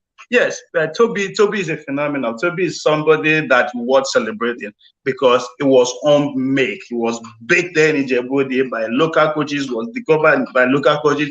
He attended our school before he decided to proceed to further his education in America, where he faith brother together with a Jamaican lady who has done what she's doing right now before her. So she was guided properly. Yes, she's a girl that, unlike people, of course, people don't know her because we don't pay attention to track and field. So if there's any girl, if there's any athlete in Nigeria in recent memory that is as consistent as her on the global level, is Ese Burume, who ended up pulling up a silver medal at the long jump. So she's been there. 2019, she finished fourth at the last World Championship, and we know he can do it. The following championship, which is Olympics, 2021, she also finished fourth. But last year, after the Olympics, she pulled up what non-Nigerians has done before by winning the Diamond League, because in athletics, there's a cycle just like the Champions League and that. So that's what we call Diamond League. So he put up the trophy. So she has been in the mix of the top hurdlers in the world for the past 5 years. So it's not a fluke. So for Michael Johnson to come and be making all that, I will go a little bit, if you accord me the time, to tell you why Michael Johnson reacted the way he reacted. And if we can remember, anytime since for the past 2 weeks or 3 weeks, I've been coming here putting the background of our athletes, and people were asking what happened to Konkoso and all that. It was because of moments like this. We are on the know. We know that something special is going to happen within that region of hurdles and long jump. Now, going to that championship, she started just 3 races before the finals, 2 races before the final. That's the heat, semi-final, and final. She started a campaign with breaking the African record, and that would make her the fastest qualifier to semi-final. So we all know that yes, something special is going to happen, but we don't know what. Then in the semi-final, where she broke the record, if you watch that race pretty well, you can tell that it was effortlessly. It was effortless. It was smooth. Everything that an hurdler should possess, she presented there in that race. That's where she break the world record. Now, immediately, Michael Jackson, which somebody I respected so much, if there's anybody's book, biography that I've first read from the beginning to finish, was Michael Jackson, because I was running the 400 meters. Johnson, you mean? Yeah? Yeah, Michael Johnson. Yeah. So I respect that man to a cause for what he has achieved. But again, now let's put his record on display. The last record that he had, which is the 200 meter, that was broken in this championship. How did he break that 200 meter world record? That was at the Olympic Atlanta 96. The previous record, his personal best was 1975, thereabout, 1975. But on that same day, he reduced it to 1932, almost 34 of a second of the previous world record. Nobody said anything. Instead, we are saying, yes, this is the man, but everybody was praising him. In America, in American soil, nobody said anything. Now, the record that was in the Toby broke in that semi-final, because it pained me that despite everything that came to play that semi-final, the previous world record holder, Kenny Harrison of America, was there in that semi-final. She broke the previous records without it. Was even more dramatic than what Toby did. When she broke her own record, she was not even aware. A fellow contestant had to like tap her on the back, say, "Hey man, you see what you did?" And the whole stadium was erupted. Praises were coming from every nook and cranny. She was in that race. The previous one champion from Jamaica was in that semi-final. So it was a semi-final that built for something special to happen. Toby has to just happened to raise up to the occasion and take the day. Now, going back to Michael Jackson again, and regarding this world championship that just take place, his own world record was breaking by Noah Lyles. Noah Lyles' personal best was 1946, if I am not mistaken, and he reduced it to 1931. That was a clear talent. That was a clear display of bravery. Everybody was praising the American spirit. Nobody complained. Stephanie McLaughlin, who broke the world record of the 400 meter hurdles.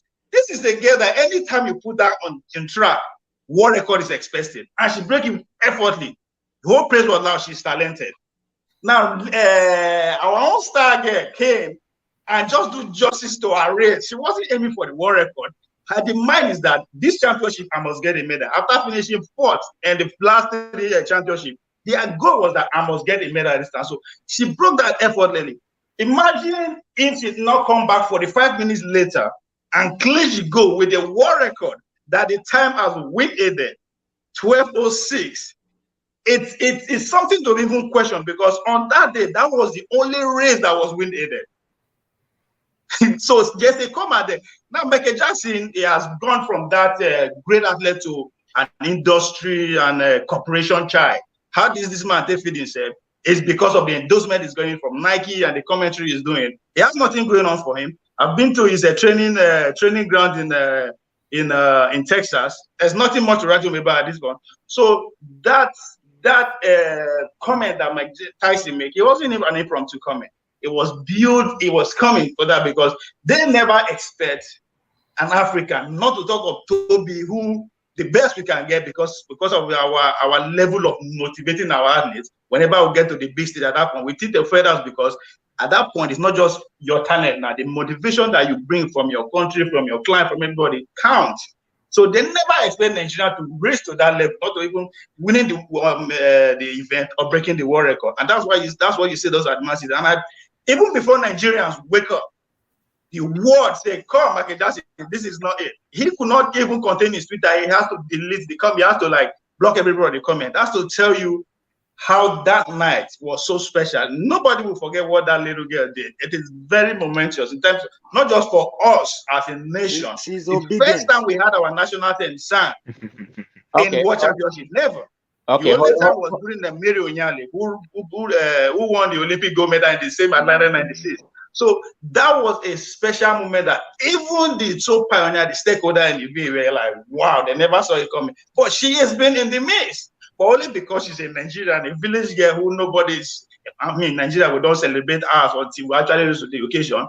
That's what you are seeing that take place from the agony and the frustration of Michael Johnson. Again, they did it to Usain Bolt. The first time Usain Bolt ran 100 meters at the very standard, it was in Jamaica, Kingston, Jamaica. He ran in 9.75 and 9.77. The record was 9.73 at that time by his own countryman, Asapa Powell. You know what the Americans said? The Americans said, no, the stadium no complete. In fact, because nobody did it, now only him. Good. Guess what happened? 2 weeks after that day, Usain Bolt was in New York. And in this New York, Tyson Gay was there. Tyson Gay was the man to beat as at that 2007. Everything was set. Guess what? Usain Bolt jogged with the world record.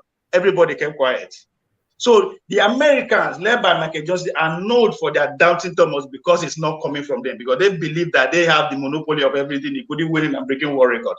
So, but what I truly, my joy on that is that the way Nigeria rose up to the occasion and say, you know what, now like this is our own, regardless of what we are going through. This one I know we take from, and that's the spirit of Nigeria that I see that this get brought to the table. And I wish we can see beyond all this nonsense that is happening and focus on people who are actually do Nigerian pride. Just like Obi will say, I like Obi at the quota anytime he do something wrong. Obi said the Nigerian youth are just looking for an avenue to contribute to the development. Oh, yeah, I didn't know you like to be. You understand? No, I mean, no, anybody will do that. Go talk. I said, when they ask him that question, I give her kudos for that. That the Nigerian youth are just waiting to contribute to the development of the world.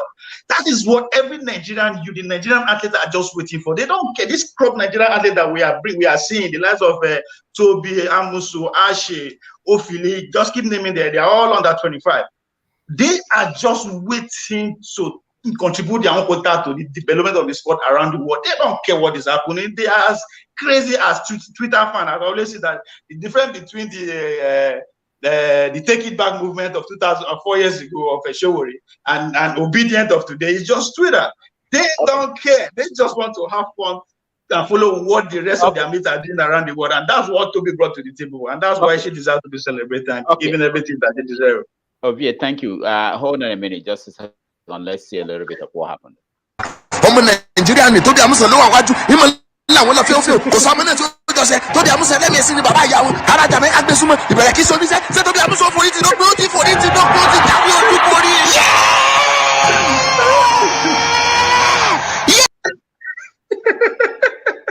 is the best time I'm watching that. All right. Whoever did that is crazy. It's fun. So, I don't know if I can speak now, Doc. Yeah, let's say something. Yeah, let's see. My hand was up all the while, but anyway, I just wanted to say that we are all proud of Toby, but it's not Nigeria that made Toby to win that race. I disagree with you, sir.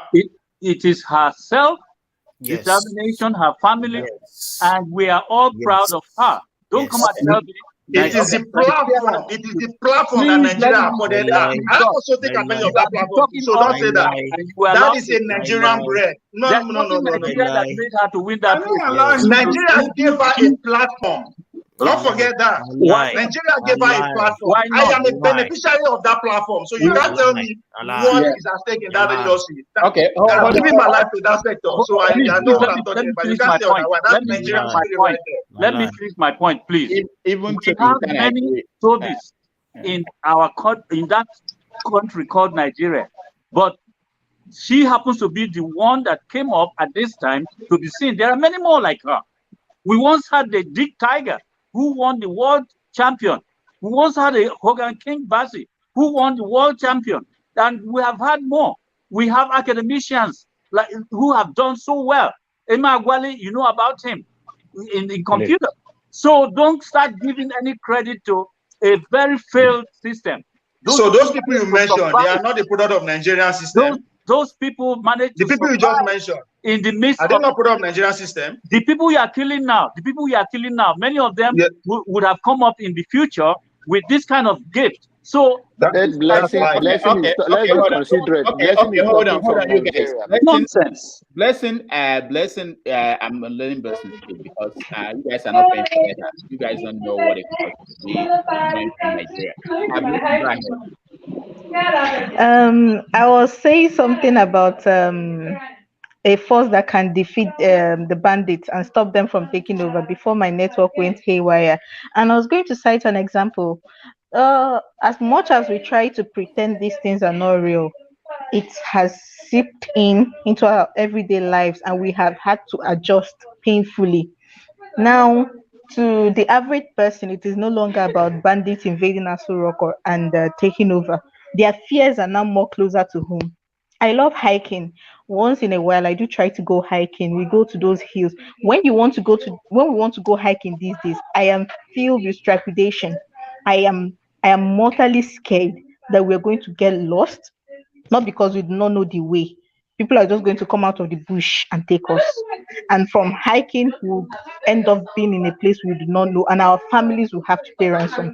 And I believe, even with this fear and everything, I believe that with the right will and the right person over there, these people can be stopped.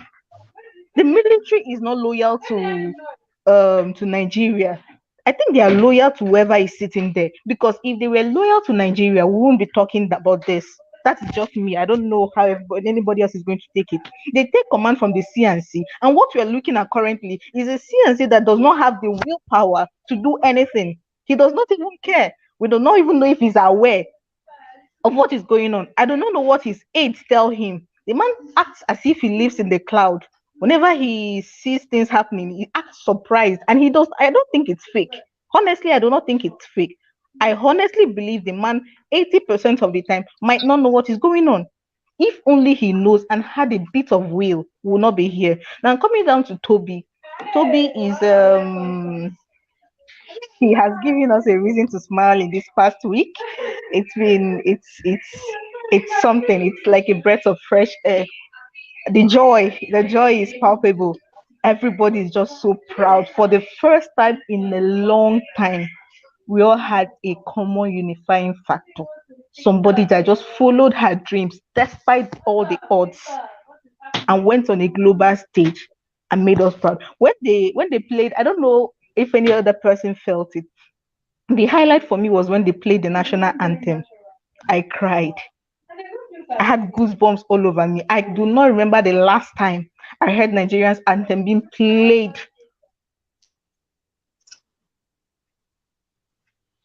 Okay. So I mean, of Nigeria has no one that to continue our praise. Never don't take light. Alaro, go ahead. So, she well said, blessing. I don't know if you're back, you still frozen, but Hello, can you hear me now? Am I go still? ahead. Let me let you finish. It goes to show that Nigerians' reaction to Toby's win goes to show that we do not necessarily dislike each other. No, we do not. We just hate the fact that whenever something happens, instead of tackling the issues, the people we put there use the divide and rule strategy, and this thing has been ongoing for a long time. It has seeped into our subconscious that when something happened, and then instead of condemning it outrightly, you sort of point fingers to your neighbor. And Toby just stood there on the stage, and they played the national anthem for us, and everybody's like, Nigeria no bad like that though. No bad like that. If we stay together, no bad like that. But it's just these foolish people in Aso Rock. They should do and start going. That was the feeling for me. I don't know if any other person felt it. So yes, Toby made us proud. Yes, there are more Tobys.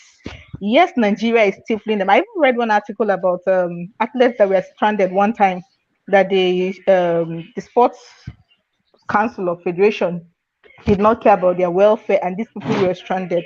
Yes, it is Nigeria happening to these athletes. Nigeria has happened to so many people in so many ways. It is Nigeria happening to them. It is unfortunate, but that is the current situation on ground. So I'm happy Toby went there. I'm happy she won, and I'm happy that for the first time in a long time we have a reason to be proud despite everything that is going on. And it goes to show that with just a bit of good leadership, just a bit of good leadership, we could go places. All right. Thank you, Blessing. Alaro, go ahead. So thank you very much, blessing. That was really nice, and to hear from a woman's point of view also. And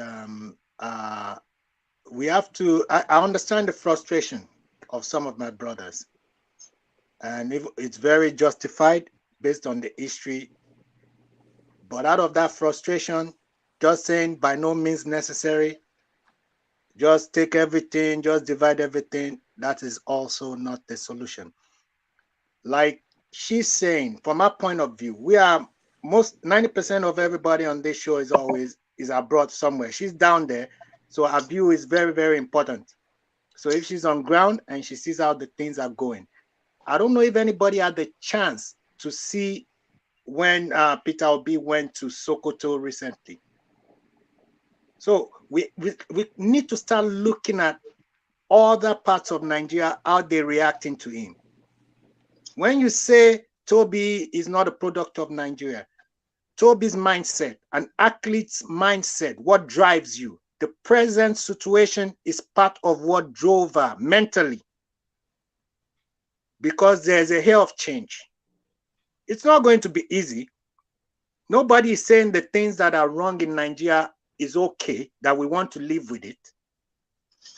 But I'm telling you, your division and saying to even coming about getting a Biafran state, really realistically, ask yourself, how realistic is it actually?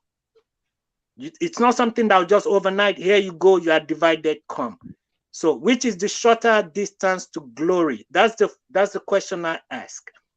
So take a general look around the nation, even over here. You see what I'm saying? I didn't expect it to take that short a distance. It's now being obedient. This is the future we have to look at.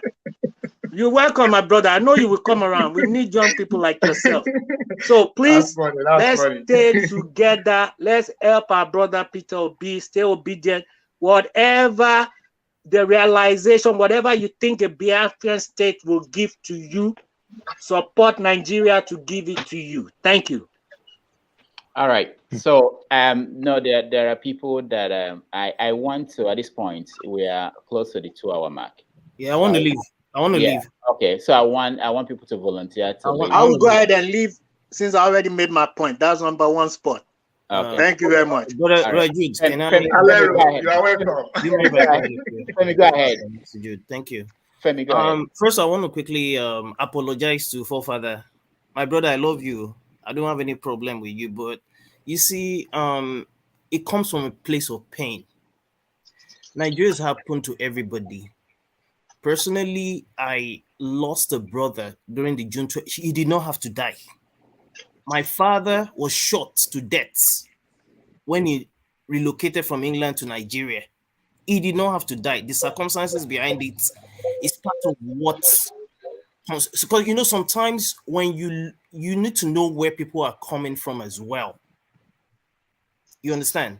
Now, that being said, with respect to Toby, I understand where Alvia was coming from in terms of Nigeria. I understand all of that. But let me let you know this. As a matter of fact, I'm also an athlete. When I moved from New York City to Texas, I first stayed in a place called Odessa. Those in Texas would know Odessa, the oil field producing part of Texas. El Paso is about 3 hours from Texas. This was 2015 May. I'd been hearing about Toby when she was running. A lot of us were hearing about her. And there's this other male, I don't know, you might have his name, this other male guy. But injuries have kind of like slowed him down. The guy is an amazing Nigerian athlete as well. I just don't remember his name. Now, that being said, the reason why I tend not to totally agree that Nigeria made her, someone was saying something during the week, and I've listened to a couple of people, eggheads, whatever. If Toby was to be in Nigeria today, Ovie, between you and I, you know, the chances are like almost nil. Let's be honest with ourselves. That's the truth. That's the truth. Be honest with ourselves. Ovie, we know. No, I will respond to that if you want me to, but that's not the way you ask. Toby is okay, please don't respond. Please sit this one out. Let him finish. I'll let you. So I'm not anyway. Now, and there's a lot of them like that. Probably even, and I'm not no disrespect to Toby, wonderful athletes.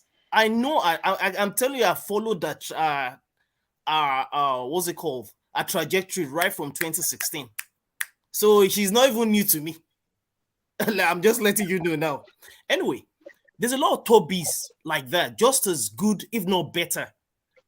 A lot of them are in Nigeria. They will not make headway, it's not swear, if they do not leave Nigeria the way Nigeria is right now. I personally, yes, we went through the educational system and all that. If I did not leave Nigeria, the opportunities that will not accrue to me, like I keep saying, I saw a lot of things when I took ND and I went to the things I saw, I cannot even begin to tell you. And that was when I was like, as far back as then, I was like, if we continue like this was way back when. Look at where we are today. Now, ultimately, at the risk of contradicting myself just before I leave, I am not disputing most of what Ovie forefather have said. My own thing is that would I prefer Nigeria to be together? I think we're stronger together, really, to be honest. However, like I said, it is not by force. If we cannot sit down and discuss the way we leave Nigeria and we don't really care about whether you're Yoruba, Igbo, or Hausa, but then remember, we're not in the same confine that's Nigeria when we're abroad.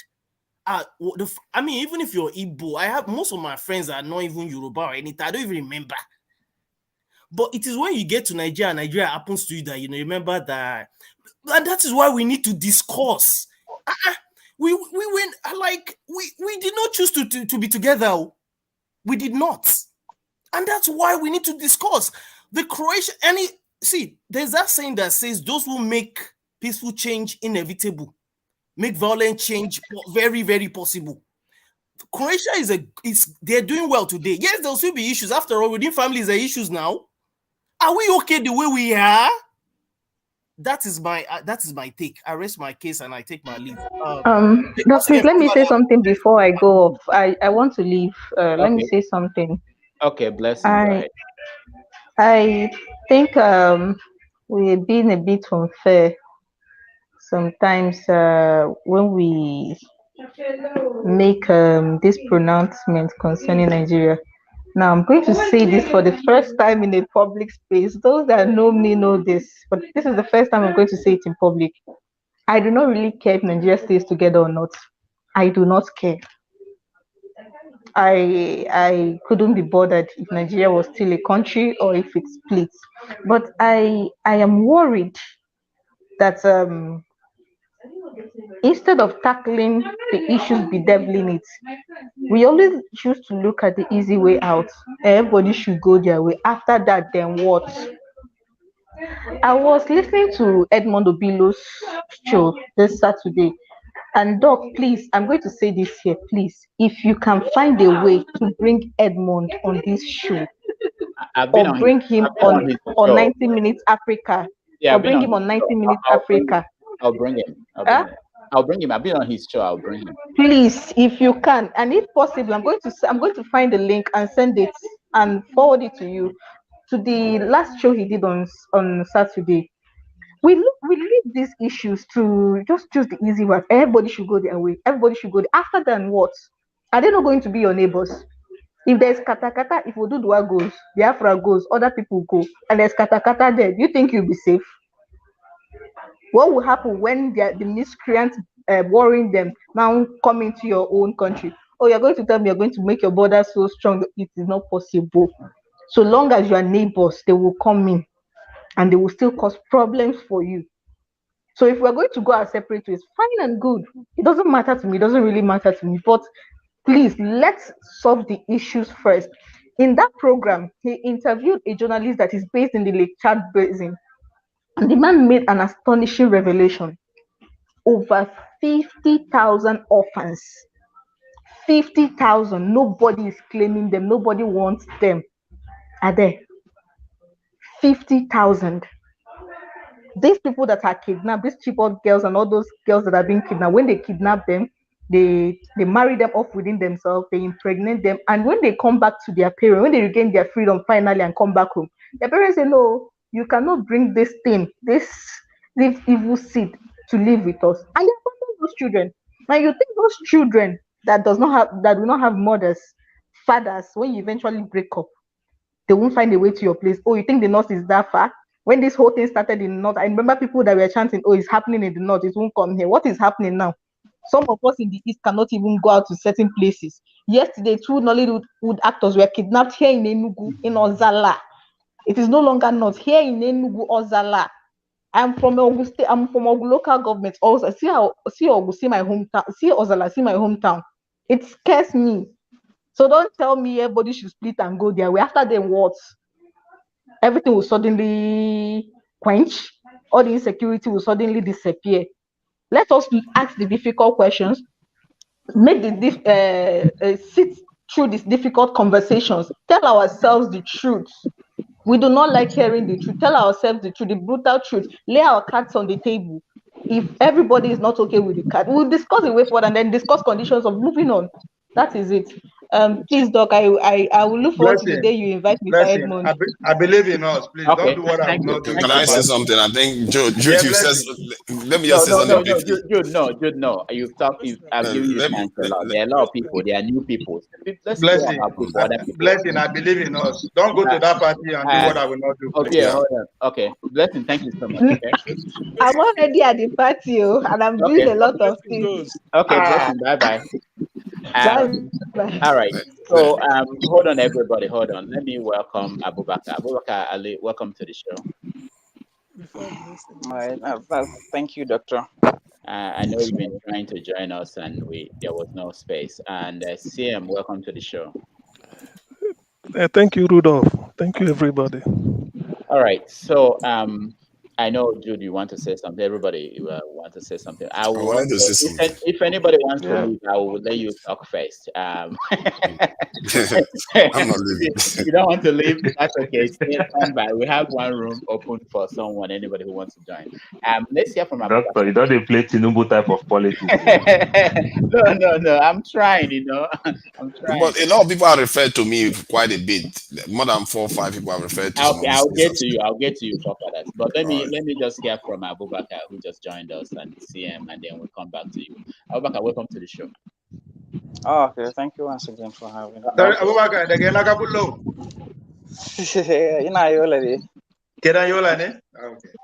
Okay. Yes. So, Abubakar, we've been talking about Buhari and the situation in Abuja. I don't know how much of what we've been discussing you had, but what do you think about the situation and the impeachment threat from the Senate? Well, I don't know much about the impeachment because I didn't read that article. So, but I heard Jude talking about Fulanization agenda that Buhari's government has already achieved 50% of what he is looking for in institutionalizing Fulani. But the evidence shows the contrary. Do you think it is a progress if you are at the helm of affairs and your people are getting killed and your name is being dragged to the mud? Is that a kind of progress that he has planned for his people to? Because Fulani bandit and whatever has been going on for quite a while, but that it has been popularized more by the Buhari regime. Things has escalated beyond control. Is that the kind of achievement you're talking about? And then about kidnapping, rampage, and killing. Blessing just left. She was just telling us that 2 famous Nollywood actors were kidnapped. Was that also done by Fulanis? And then I think if you're talking about this is where the problem comes in all the times. If you feel like you can tell that to a Fulani as a Fulani and you say you're coming on with a kind of conspiracy theory that these people are here to rule over you for centuries, and you've been telling me this. So whenever I come to any kind of discussion to find a common ground between myself and the others, that defense mechanism will always comes in. If you say, okay, I'm responsible for all these things, so automatically you are triggering the defense mechanism that I will find whatever I can find to defend and prove to you that this is not the case. And from your own end, you believe it. And I can also find a way of also painting you black. And there is another thing that I also observe, like if any other tribe has done what the Fulanis are doing, the banditry and the killing, nobody will say Igbo bandit, I mean, Kilba bandit, or whatever any other tribe. But if Fulani perpetrate that act, automatically you'll see Fulani bandits. I've never seen anything like what do you call it, any other major, or Igala bandit or this kind of bandit. Once it is banditry, before even there is a proof that it is Fulani that has perpetrated that, you will see the assumption from all other people is it is Fulani that has perpetrated. To the extent that once you mention the name Fulani, the mental picture that comes to mind is that some slender, skanky looking person hanging his AK-47 around his neck with a bowler hat, following his own cows, an illiterate person. That is the mental image that comes to mind. So whenever, and you also talk about the documentary. Yeah, I just finished watching the documentary. In fact, I've watched it twice. It's very, very, very emotional. The age-long mutual understanding and peaceful coexistence between the Hausas and the Fulanis is being threatened by this kind of banditry, which I can actually say, I don't know why it originated, but it looks like if Jude will also accept this kind of conspiracy theories, that there are other external factors that are trying to exploit the differences between the Hausa and the Fulani. So whenever a politician is trying to portray that North has a larger population that can determine the fate of this country in any election,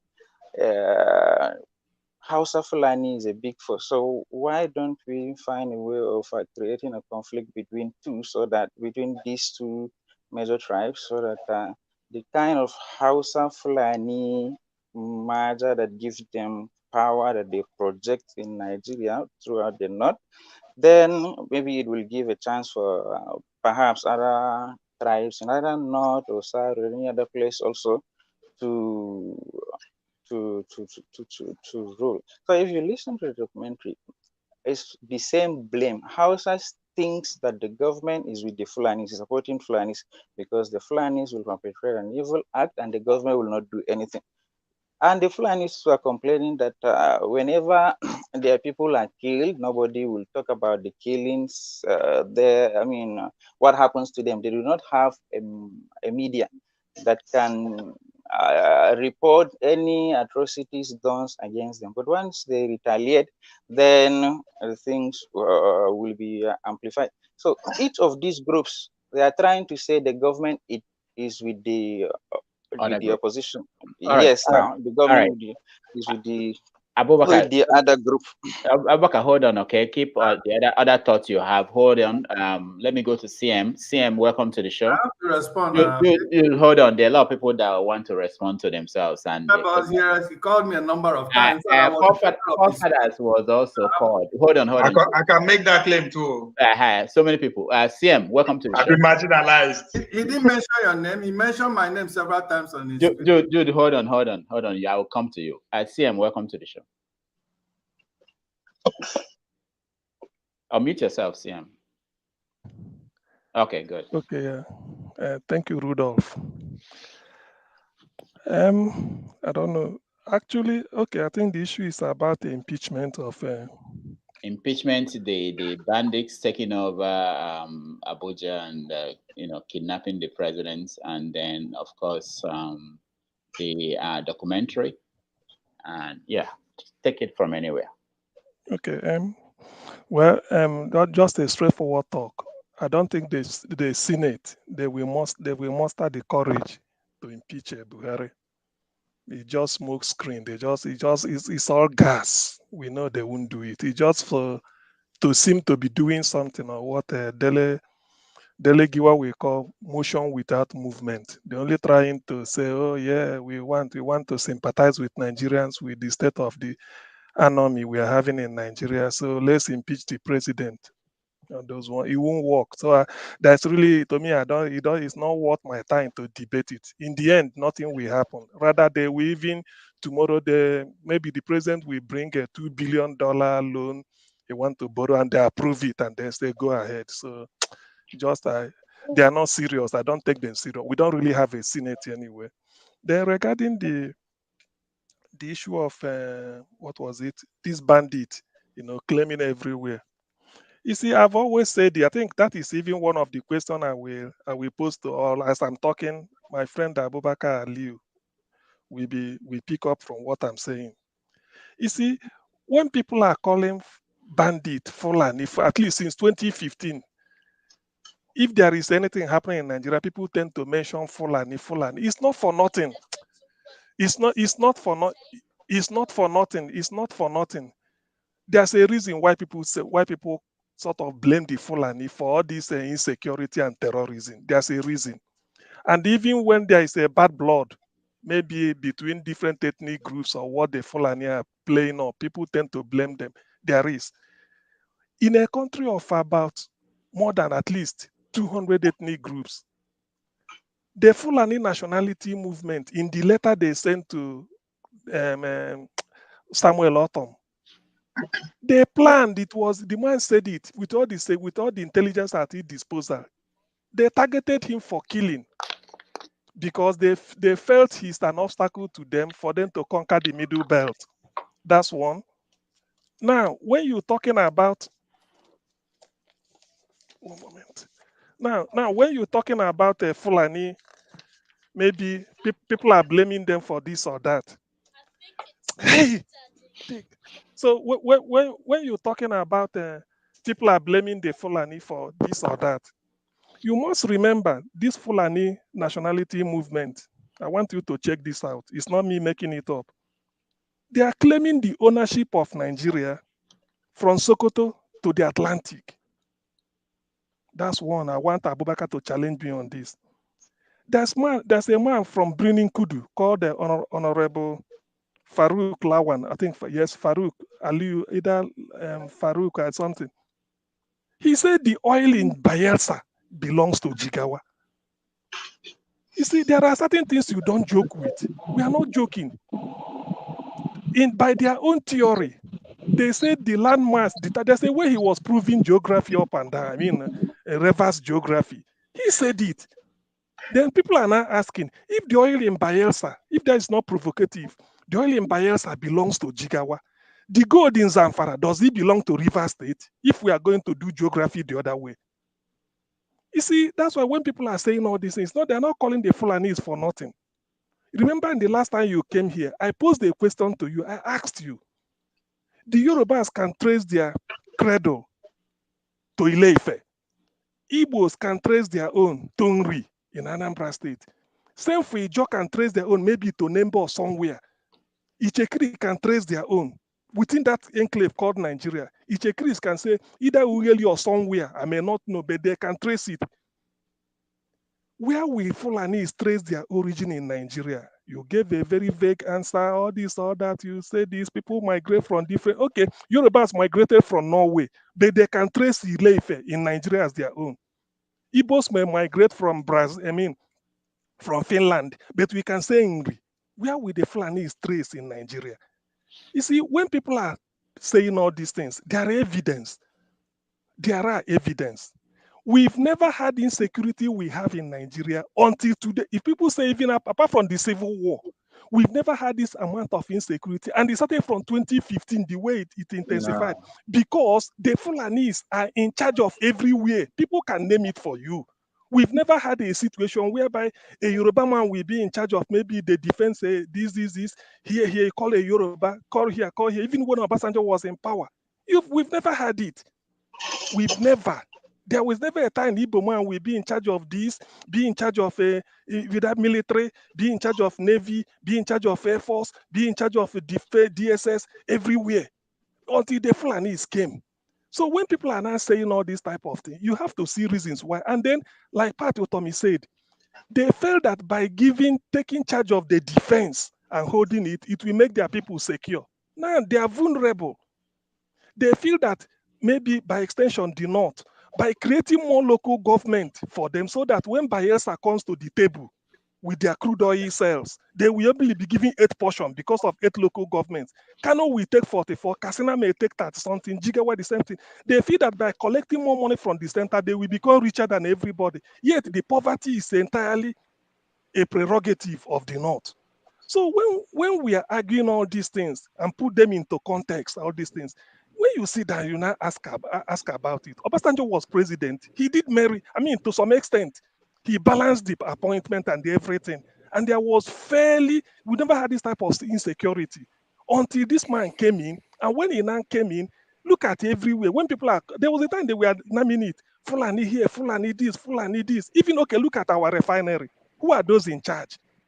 So when you look at this thing, nepotism practiced by this government, I'm not saying it. When I like to reference, I like being a scholar, even when people might doubt it. I like giving reference. People are saying the instrument of nepotism that he planted everywhere. That is what is causing disharmony, bad blood in Nigeria, even in this insecurity. You people are in charge. Fulanis are in charge of virtually everywhere. The places that matter. Yet look at the level of insecurity. So is there no correlation between practicing nepotism and insecurity? Is there no correlation between trying to favor your people through imbalance, through disregarding federal character, and then keeping your people poorer? So when we say this type of thing, there's a reason why we say it. We're not just blaming people for nothing. There are instances, people are saying this all the time. When you go up north, even when it was recently, when you go up north, you think that when you go to the north, whatever goes to the north will be balanced because there are more minorities in the north than in the south. But when you look at the Kitty, it must be Fulani. The leadership, it must be Fulani. In the north, whether religious or politics, it must be Fulani in the top. If you want, we can give reasons and prove it. So when we see all this type of thing, and then when the non people complain, the president is from the north, he's a Fulani man. Insecurity is essentially from there it came down. And when people are now telling them this is how to do it, you think that it is by putting your people everywhere, people he can trust. And now look at the mess Nigeria is into now. You cannot, Nigeria is a very diverse country that for you to manage Nigeria effectively, you must involve everybody. Are you not telling me that you can't get other good hands from every different, so that when you assemble a security meeting, the security apparatus of the country, it reflects the diversity in the country. That when you get there before, it was just a section of people that are controlling it, and then look at the result. You exclude some people, and then you feel that by doing it your own way, practicing nepotism, then you can secure the country. But that is counterproductive. I'm not making it up. We all see this. There is evidence to support what I'm saying. I'm not just saying it. I've only referenced people. Thank you, CM. I just want to, I know that there are a lot of people who need to respond to some other people and some other things. But before we go to that, I want to hear from, hold on, I wanted to show this comment, but I wanted to hear from Sadiq. Sadiq, welcome to the show. Yeah, thank you very much. Good evening, everyone. Yeah, I think Sadiq, you've been with us before, have you? Yeah, I was here once. All right, so you had some of the things we are discussing. What's your take on some of the topics? You can take it from anywhere. Yeah. Good evening, everyone. I've been listening to you guys. I really didn't want to come in until CM, made all these assertions. For one, during Jonathan's time, let me take him back if he has forgotten.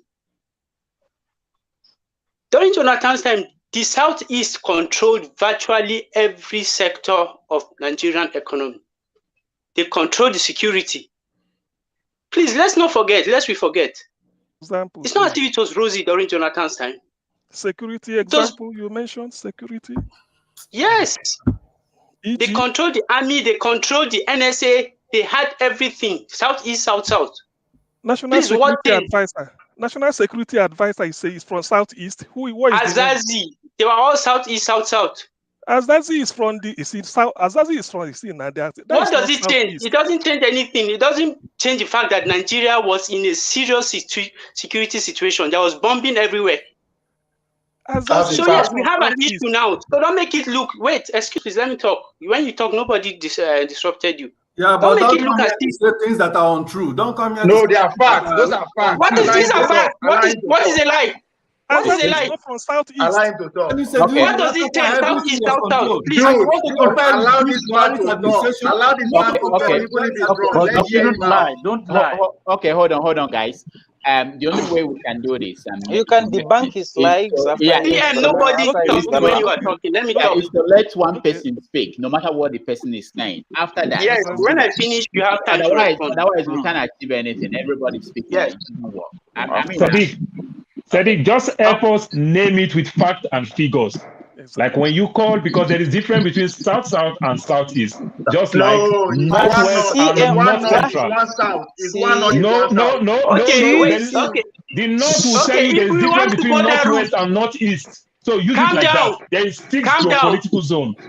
Calm down. Have you When finished? CM was talking, If you want to go that route, second, nobody asked CM to provide any kind of evidence when he was talking. Now Sadiq started talking less than 1 minute. You're asking, and for everybody's when talking CM was for talking, evidence. nobody was saying Is what is the evidence when CM was talking about. Is this in Nigeria we want to build tomorrow? I think CM made mention of all Nobody his asked words for with reference. facts and figures. CM was CM lying made mention of all outright. his words with facts and figures. Okay, Debunk CM him. was And lying. you make mention with facts and figures too. They are not the one Debunk controlling him with this. your facts. Hold on. Fulani from Zamfara is not the same as Fulani from Borno. Please, doctor, will I be allowed to talk, or do you want to bully us? They want to bully us and stop us from talking? No. I'm trying to mute everybody else. No, if they want to bully us and they feel this program is strictly for them, just to come and bash the North, we can leave it for them. No, Sadiq, you're not leaving. You are talking. Then they're not being fair. Let me just say something to everybody. See where Nigeria This is bullying. With all your. I will start moving people now. I don't like that. Please don't talk unless I call you. No. Until I call you. Okay, this is what I'm saying. I saw when CM was speaking. Okay, Abubakar disagreed with certain things he was saying, and Abubakar was just checking his head. I saw that he didn't talk. He didn't. So no matter how bad people have said some things I disagree with here, I didn't stop you. So you will get a chance to speak. So let Sadiq speak. Whatever he's saying, you have a chance to correct it. Just take notes, please. If not for people watching and they're not happy about it. I enjoy people fighting, All right, go ahead, Sadiq. Okay, like I was saying before, I was rudely interrupted. I said during Jonathan's time, 2010, 2015, the Southeast, South, okay, let me generalize now, controlled our economy, they controlled our military, they controlled the National Security Advisor, they controlled the DSS. They were in charge of virtually the most important sectors in the country. Nigeria was not rosy. Yes, it's worse. Buhari took us from whatever level down to wherever it is. But that does not mean pre-2015 that Nigeria was rosy. If we were rosy, I think Jonathan would have continued to be our president. So let's forget all this myopic thought. We have a leadership problem all across the regions. We have security challenges all across the regions. But once we can't keep making it a Fulani, a Hausa, we will not progress anywhere. Is this the Nigeria we want to build? Is this the Nigeria we want tomorrow? Most of us are criticizing this presidency, irrespective. I'm not Hausa Fulani, but I live in Kaduna State. We criticize Buhari for failing. He has been a colossal failure. Any name you can use to quantify it. Buhari is a failure. But that does not mean because Fulani or Hausa. If we want to go the route, a lot of the people in Buhari's government are not even Fulani. The National Security Advisor is from Borno State. Chief of Army Staff is Hausa from Sokoto. So when we keep modeling up issues and keep saying everything Fulani, yes, Fulani have caused problem for themselves. The inability of the president to nip this whole insecurity situation in the bud right from the onset is the problem we are facing today. If I have my way today, Buhari should be in jail, he and his cohorts. Some of us are speaking from within. We are actually, condemning what is happening. But with this kind of attitude from people from the other divide of the country, it doesn't help us. It doesn't help the cause. We should condemn it. There is a problem, and it's a leadership problem all across. For God's sake, we have a CBN governor who is from Southeast or South, whatever. Look at what's happening to the dollar. So should we say the Southeast and South have failed in terms of economy, so we should never trust them with our economy? For God's sake, Nigeria is bleeding. And if we keep with this rhetoric of Fulani, Hausa, no, it's a generational failure. Obasanjo tried, but he had his own shortcomings. Let's not forget, this was the same man that went to Zaki and Oki, wherever, and went to go and level and kill everybody there. I'm sure if Buhari does this today, the story would have been different. He's doing it. I'm not saying we need a decisive solution to the problem we're facing. Sure. If I was the president, the number one solution is Nigeria, we need to sit down as a people. We need to bring all, both the security experts, those in government, civil society, the media. We need every hand on deck. Nigeria is bleeding. Nigeria is suffocating. But this rhetoric of, trying to model up everything and make it look as if it's a Fulani problem. It's not a Fulani problem. Fulani have their issues. Likewise, every tribe and every region has its own issues. Please, we are supposed to be the next generation, not this. I don't understand. I don't understand. So if you're giving an advisor to a president tomorrow, is this kind of advice you're going to give him? For God's sake, where are we going to with this? Where are we going to? Some of us are trying. We are trying to be very patriotic, but this does not help. All right, thank you, Sadiq. I'll stand by. Okay, let me go to Forefathers first. He's been trying to respond. I'll come to you, Jude. I'll come to Jonaba. Alexi, if you want to say something, but let's follow that part. And of course, Abubakar, I know you want to respond too. But let me go. Doctor, I've not said anything for a very long time. Okay. Yes. Okay. So don't bully me too. All right. Let me go to Forefathers first. Okay. Go ahead. Thank you. I think hearing from Sadiq, Aliyu, and some other speakers, I think there is hope for us after all. Because when I hear sometimes when Lexi talks and Jude, even CM, sometimes I do have hope, but some people, they really, I was a bit emotional with the way some people were talking earlier on. I was just in despair. But there are people with hope that give us hope that they can see beyond these, the traumas and the problems that we've gone through and think about, what, let's fix this thing instead of complaining. And, no nation was planted with a flower, was created with a flower planting ceremony. This is not how nations are created. They didn't come and say peacefully, let's just form a nation. Some through ways that you wouldn't accept. But because of the benefits of that nation, people sign up to it and feel proud about it. You heard about what the lady said earlier on, how she was proud to hear the national anthem of the country.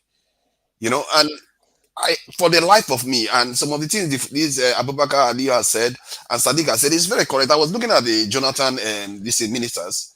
Many of them were from the south. Most were from the south. This tribal thing is mad. No, it's not. It's just mad. These people that are doing these things, let me give you a warning that you might want to pay attention to. If you look at Russia, you look at China, there was a time they had such problems for such a long time until Stalin came in or Chairman Mao came into this in the case of China. They destroyed so many lives. I asked myself why, when I was young, I would watch this act of such terrible crimes against fellow citizens, against fellow human beings that used to live next door to them. Now I begin to understand what pushed them there. Because they felt that they need to get rid of some people, otherwise they will never make progress. And they did. They got rid of millions, and look at where they are today. That is the warning. If you don't learn to toe the line, sooner or later, the young generation that will come on will see that this is a problem, and these people are blocking us, and the only solution they know how to do is to get rid of you. Because they don't have a choice. Because you are headstrong and standing in the way of progress. These people were killing their professors, We're killing their lecturers. We're killing their elites in China, burning their books. What drives a people mad, that mad? If you ask our young people today, what is their biggest problem? Why is it our country and our continent is not moving forward? They will tell you tribalism and religion and corruption. And this tribalism, these are our elders, they know it. Some of them are even old. And they still can't depart from it because of trauma. I can understand your trauma. I'm not going to, belittle it. But you are a man. You need to grow up and know that these things happen to everyone. We all suffer trauma all the time. We all lose family members. We go on with our lives to do the right things. There is no point doing the right things, the wrong things, because it's not going to solve the problem. I wish it would, but it wouldn't. You have to think rationally. Otherwise, your children and your children's future, you are going to compromise it because of your feelings and your trauma. I really am sorry the way I came across with Kemi, and maybe the way I spoke to this elderly man. But we have to be responsible here because this is our future we are talking about. This is our nation, and what happens in Nigeria affects the entire continent. When we start indulging ourselves, say, oh, how do we divide and all the rest? All it takes is one side to say no. Do you know how many countries that will have to be, who will negotiate that stuff for Nigeria?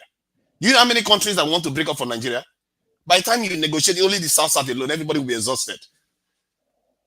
When everybody's looking to form a continental free trade agreement, we are talking about the continental, counterterrorism force. We are talking about the continental space program. And some people are just trying to drag everybody backward into the Stone Age. We can't afford it. And sooner or later, a young person, a young leader will show up. I'll be like, plague on both of your houses. All of you will have to go. And then when you will lose that so-called tribe you treasure so much, you will lose it. Okay. Because that's what they did in those countries. They lost their tribes, they lost their religions, and they lost their history. Because they said these things didn't bring any benefit to them. That is the one in Igbo you need to understand. Because I've seen it on the continent already. In the case of Rwanda has already outlawed using tribes. Why do you think that is happening? It's a reaction to these problems. Okay, thank you, forefathers. Let me go to Paul. He hasn't spoken. He complained that I think he has not spoken for a while. I will come to you, Alexi and Jude. Okay, Paul, go ahead. Yeah, that's true. Sorry, Dr. Rudolph. Wearing glasses and not put on your cameras is the same. Okay, Paul, go ahead. But doctors is also wearing glasses now. Doctor is dedicated one. I'll go ahead, Paul. You don't do okay. You don't make me forget my line. I've been marginalized. Okay. So when we talk, I'm from Benue State, so I keep quiet. We are minority. Okay. Okay. So when we talk about president and his cabinet, the way Nigeria is designed on that one is spelled clearly. The 36 states have one, or these days, two representative. As the case may be, that's how it's designed. No state gets 3. Anybody can educate me on that aspect. Everybody get their fair share. So when we say these things and the likes, the way the North are designed, NNPC, the same thing. Every ministries and parastatals, they use the same thing. That's why you get more in the North, because they have more states than the South. So when people are saying this thing, so when we're talking about the Hausa and the Hausa Fulani, 1 minute, the Fulani people call themselves Fulani. The next minute, they switch. They say Hausa is different from Fulani. The North is highly divided, but we don't see it. You understand? They use it only when they want to play politics. That's when they use it. So when people are talking about Jonathan favor this, Jonathan don't favor this, can anybody educate me, convince me that Abia State get 3 ministers in Jonathan's cabinet, or Enugu State? You understand? Because South-South is different from Southeast. Let's not play with words. Nigeria is simply divided with 6 geopolitical zones. So if anybody get an appointment in South-South, it's different from Southeast. So when you say Jonathan favored the Igbo people, the South-South are different from Southeast. Just like as the so-called Northern and 2 will also make us understand, the Northwest is different from Northeast. And equally, they're also different from North Central. So let's correct these things when we want to try to say things like that. When we talk about the Fulani, sometimes when we talk about the Fulani, the way they balance powers in terms of positions and everything. And from what Aliu said the other day, the Fulanis are like 6 to 8%. Even when all our life, when they call the word Wazobia, the Hausa, Yoruba, and Igbo, it's Hausa we call. We don't even call Fulani. Maybe the Fulani hide under Hausa then, that I don't know. But when we are talking about position of power, it is the Fulani that hold the position of power. And what the people from the East are going through today, Operation Lafia Do, Operation Python Dance, and the likes, the great massacre, like we talk about Obasanjo, the OD, and Zakibian. I hate to say these things like this. The OD and Zakibian, that is what the Southeast are also going through with the Operation Python Dance, Operation Lafia Doli. But we don't get that with what is going on in the North when they all these so-called, in quote now, these people, when they commit this same thing, in fact, they are fighting the president to call them what they are. They are terrorists. They still call them bandits, like they will call me rascal. You understand? Every one of us is rascal. When we're in our 8 to 13 years, we're rascal, we're stubborn. We want to do things the other way around. That's how it is. The president refused to name them what it is. Call them terrorists. You refuse, but you're quick to name the Southeast. And you don't think people will talk. Remember, in politics 101, it is simple. They say the minority we have their say. Though the majority we have that way. How they have that way, we don't know. This has been there for a very long time. So don't tell me that when people say things like that, I'm not from the Southeast. I'm not talking about Nigeria split. You understand? Tell me any Hausa that is an emir in the whole North, where they are majority. Tell me any Hausa that is an emir. Is Fulani. You understand? So when CM asks all these questions, is it not one of the reasons why they take history out of our curriculum? Come on now. Let's talk word. Let's use words to educate ourselves. Educate me on that aspect. All right, thank you so much. Let me go to Alexei, then Jude. I will come back to. I know Abubakar. I will come back to you and Sadiq. And then of course, Janaba. All right, so I'll have to set up an alarm now. So I will give everybody, because we have to. Otherwise, we won't get through this. Alexei, 2 minutes. Doctor, I'm so sorry. Do your research. College of Aviation, Zaria. I passed through that place for a very long time. I'm an aviator. Zaria is in Kaduna. We know where it is in Kaduna. Go and look that place and how the place looks like. You understand? When you talk about aviation, go and look that place. It has been like that. And so when people say it's not helping us, it's truly not helping us, because when you even talk about education, these people, I hate to say, I'm sorry, they are not well grounded. They are just craving for power and power alone. What did they do with the power? It's like Nigerian power. We generate 13,000 megawatts, but no light. All right, thank you. I'm going next to Alexia. Alexia, unmute yourself.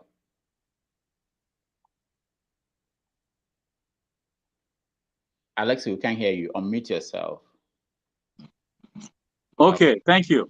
All these things we are saying, nobody is mentioning merit here. Nobody is talking about people who are qualified to occupy positions. We're just naming tribe. We know what that means.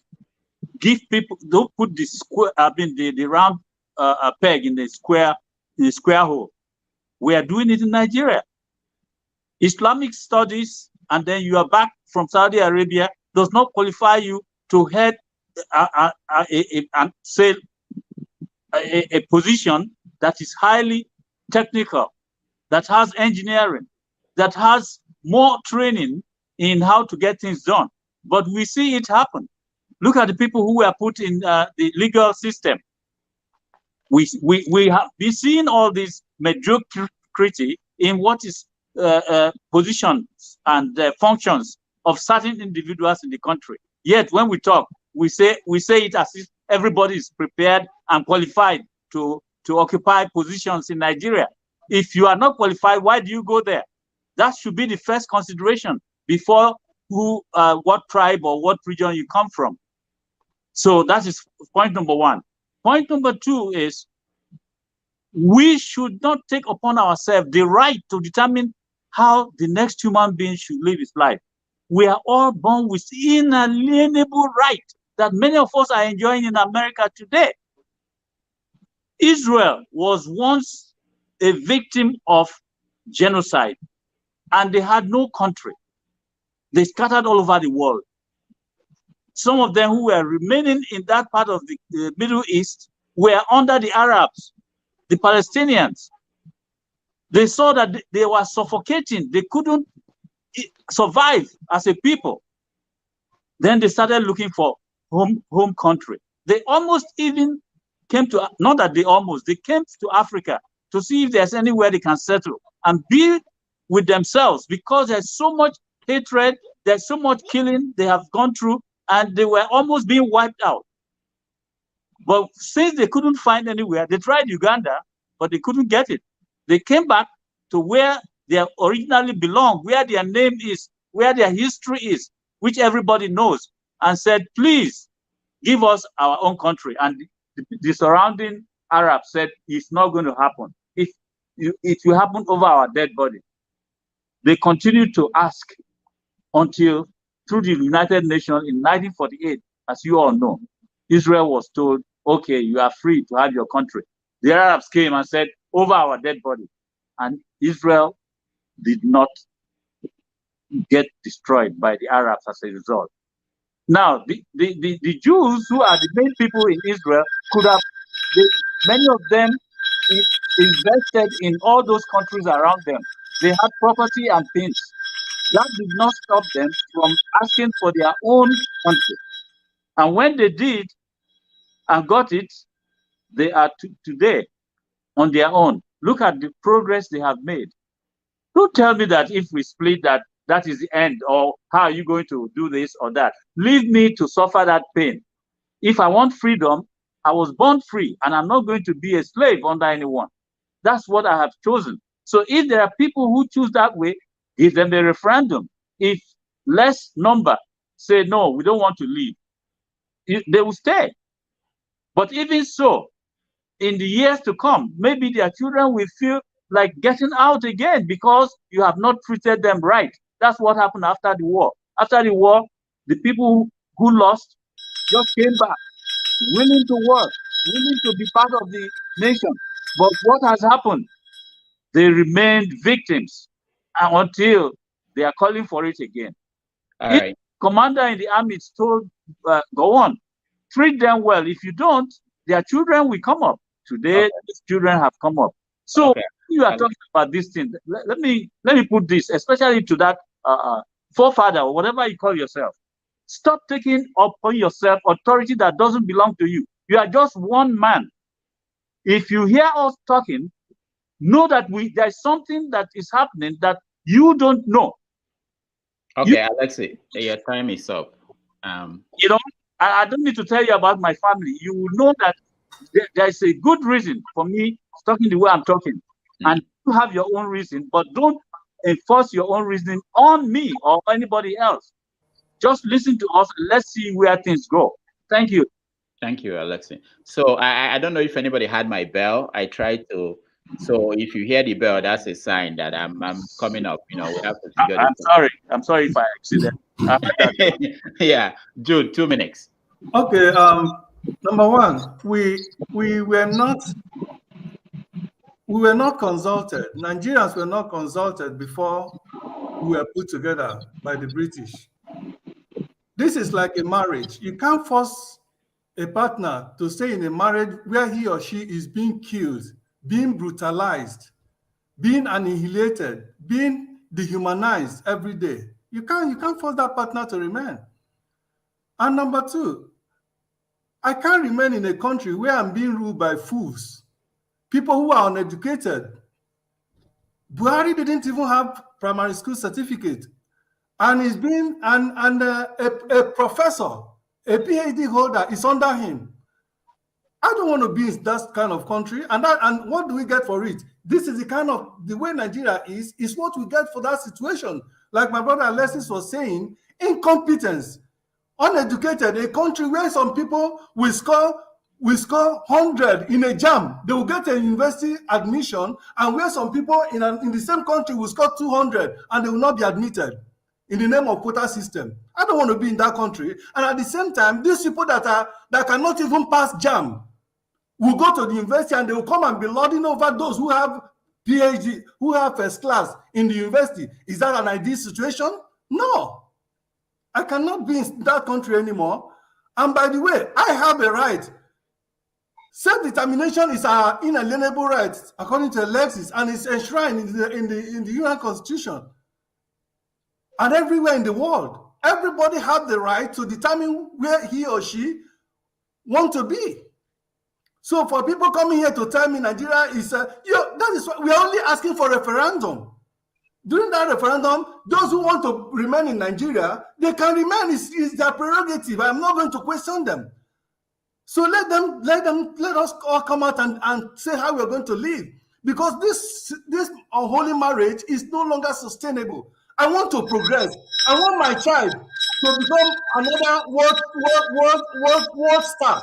But in that Nigeria, in that contraction called Nigeria, that Zoological Republic of Nigeria, it's not going to happen. Many talents are being killed every day, being suppressed because we are led by idiots, by buffoons. All right, Joe, thank you so much. Thank you so mumuch. The time is up. Okay, so I will come to, I know Jonaba, you want to speak, but I'll go to okay, Ali will be next after Jonaba. Jonaba, go ahead. To my friend CM about Governor Trump from Benue, tell him to go and pay his people. Maybe he will not receive that threatening letter from Fulani herdsmen or whosoever he says gets a note from. This is what politicians does to just sow that seed of discord. The very man that you are talking about does that people a few days ago. So all of these things, we are still taking ourselves backward. Never believe that politicians, they will always divide us and control us, whether they are Hausa, Fulani, or Hausa, or Idoma, or Ikala, or Igbos. The notion that one part of Nigerian cannot preside over the other is all because of our backward thinking, and somehow we think speaking big grammar will help us. If big grammar will help us, we will not be where we are. Why are we arguing on someone that is not educated leading you, while you that you are well educated cannot find your way? That is politics. Then you find your way. It's a grassroots movement. Your governor never talk about Biafras. Your senator never talk about Biafra, because they know what they are gaining from it, and they're all part of it. And we will now divide ourselves, be so angry, instead of have that grassroots movement. How do we achieve this goal? There is nothing wrong if we're going to go separate ways. But the only thing is that we are still going to be neighbors, and every neighbor is supposed to be proud of the other and secure themselves, where the other one that are not doing well will not just come and interfere in your own government or in your own country that you are trying to form. So the notion that we are very smart and our smartness have not yielded anything, I think we should be ashamed of it. So that is what I would say. And then come to the issue of, I wrote it down. Nobody give power up because you are crying. Power is addicted. Power is addictive. So no, if you're going to be crying that Fulani is 8% and they are leading you, and that is a cry, you're going to cry, and you don't find a solution to it, you will cry until Jesus that you are waiting come. Come on. All right. Thank you so much. Abubakar Leo, your turn. Okay, yeah, I have some of the points here. Okay. What you're talking about, and the CM still talks about tribalism. Yoruba can trace their origin, Igbo's country. Are we not way beyond that now? We are talking about citizenship now. So what do you do if they are not, if they cannot trace their origin in Nigeria? You pack them and send them back to wherever they come from, just like what the West has done to the Jews. They pack them and then send them back. Go back. This is not your country. What Hitler has done. Is that what you are suggesting? We have passed that one. And then about Fulani control, they are less than probably less than 25% in the country. and then take away the illiterate that are in the bush, and then the average people that are in the town, you'll find that you are just taking a very minor sample of hyper successful Fulanis that are in position of power, and you are using it to justify that yes, this is Fulanis and this is what they are doing, and that is why. And if they are even doing it for the people, has it make any difference to the people? Is that will he go and write one day, or be proud of what history will come and write later, that it was under the Fulani regime that Fulanis has become worse in their generation? Is that what he's going to be proud of later in the history? And then again, I'll still ask this question again about the media and the misrepresentation of the Fulanis in the media. If any other tribe has committed an atrocity, you don't attach the tribe to the person name and say bandit. You just use it for the Fulanis. You don't say Hausa bandits, Igbo bandits. If they do stuff like that, you say Niger Delta militants. You don't call a tribe or a religion and attach to it. But you attach Fulanis to the extent that you create a mental picture that shows Fulanis, and create fear that shows Fulanis are the problem. And then again, they are minor. They are what do you call it? Jude was saying you don't want to live, in a country that is being governed by fools. Yes, there are professors, there are doctors, and it is a game of politics. Then if they are really educated, why can't they come up with a plan to take over the country? Everybody will be happy to be ruled by someone that is intelligent. I can remember there was a time the Wale Soyinka was asked, he formed various organizations and lead. Why won't he form a political party and lead that to take back Nigeria? He said his temperament is not consistent with politics, because that is, in politics you have to do the good, the bad, and the ugly. And in practice, you wine with the devil and dine with the saint. That is what he said. So probably politics is anti-intelligent, because more of the intelligent people cannot begin to imagine doing certain things in the name of politics. Probably that is why the politicians are not participating in the political processes, and then refusing to take responsibility all the time. The Niger Delta and any region, they have their own governors, they have their own structure in their state. They get their fair share from, even if it is not fair, at least they get something from the national budget, whatever it is. They get it monthly. Why are you not holding your governors responsible first before blaming the Fulanis? Again, about the school system, literate in the north and in the south. Yes, if you can take the Arabic system that we have been used to before the coming of the Western world, you will see that another region can hardly compete in that regard. Then self-determination. Yes, self-determination, you can go wherever you want. It's an enshrined right that every human being have. So go and ask the Catalans, how has it so? You can form an impression that you are a state, be like a Somaliland. Ask the Catalan what is happening. They contacted the referendum, and where Spain does not want them to leave. What happened? Where is their leader now? Then progress and greed. I think about progress, it is greed that has eaten up all of our political leaders. The Fulanis cannot do that without the backing of the other tribes in Nigeria. You cannot say they are all fools. The Fulanis have fooled them into submission and then force them to do things they don't like, to go against their own people. There are intelligent professors there. A Fulani man from the bush cannot just find a way of outsmarting everybody in the country, the professors, the whatever, and then be at the head of their affairs. Thank you. Thank you, Obaka. And let me just say that if for any reason you hear the bell, you can round up, and then you have another chance. I think this works better. Everybody gets a chance to speak, and you have other chances to also talk about other things you couldn't reach. I'll get to. Sadiq, go ahead. 2 minutes. Okay, thank you for having me back. I just want to say, please, Doctor, I think we should try to stick to the main topic of the day. I think since it's a weekly program, I think twice in a week, we can always discuss other issues. So bringing up this whole Biafra, this, that, yes, I know they all interface in a way, but I think we should try to stick to the main topics. It helps and broaden, the discussion. But once we keep modeling up issues, Biafra always and everything, we're not going to get solutions to what we are discussing about.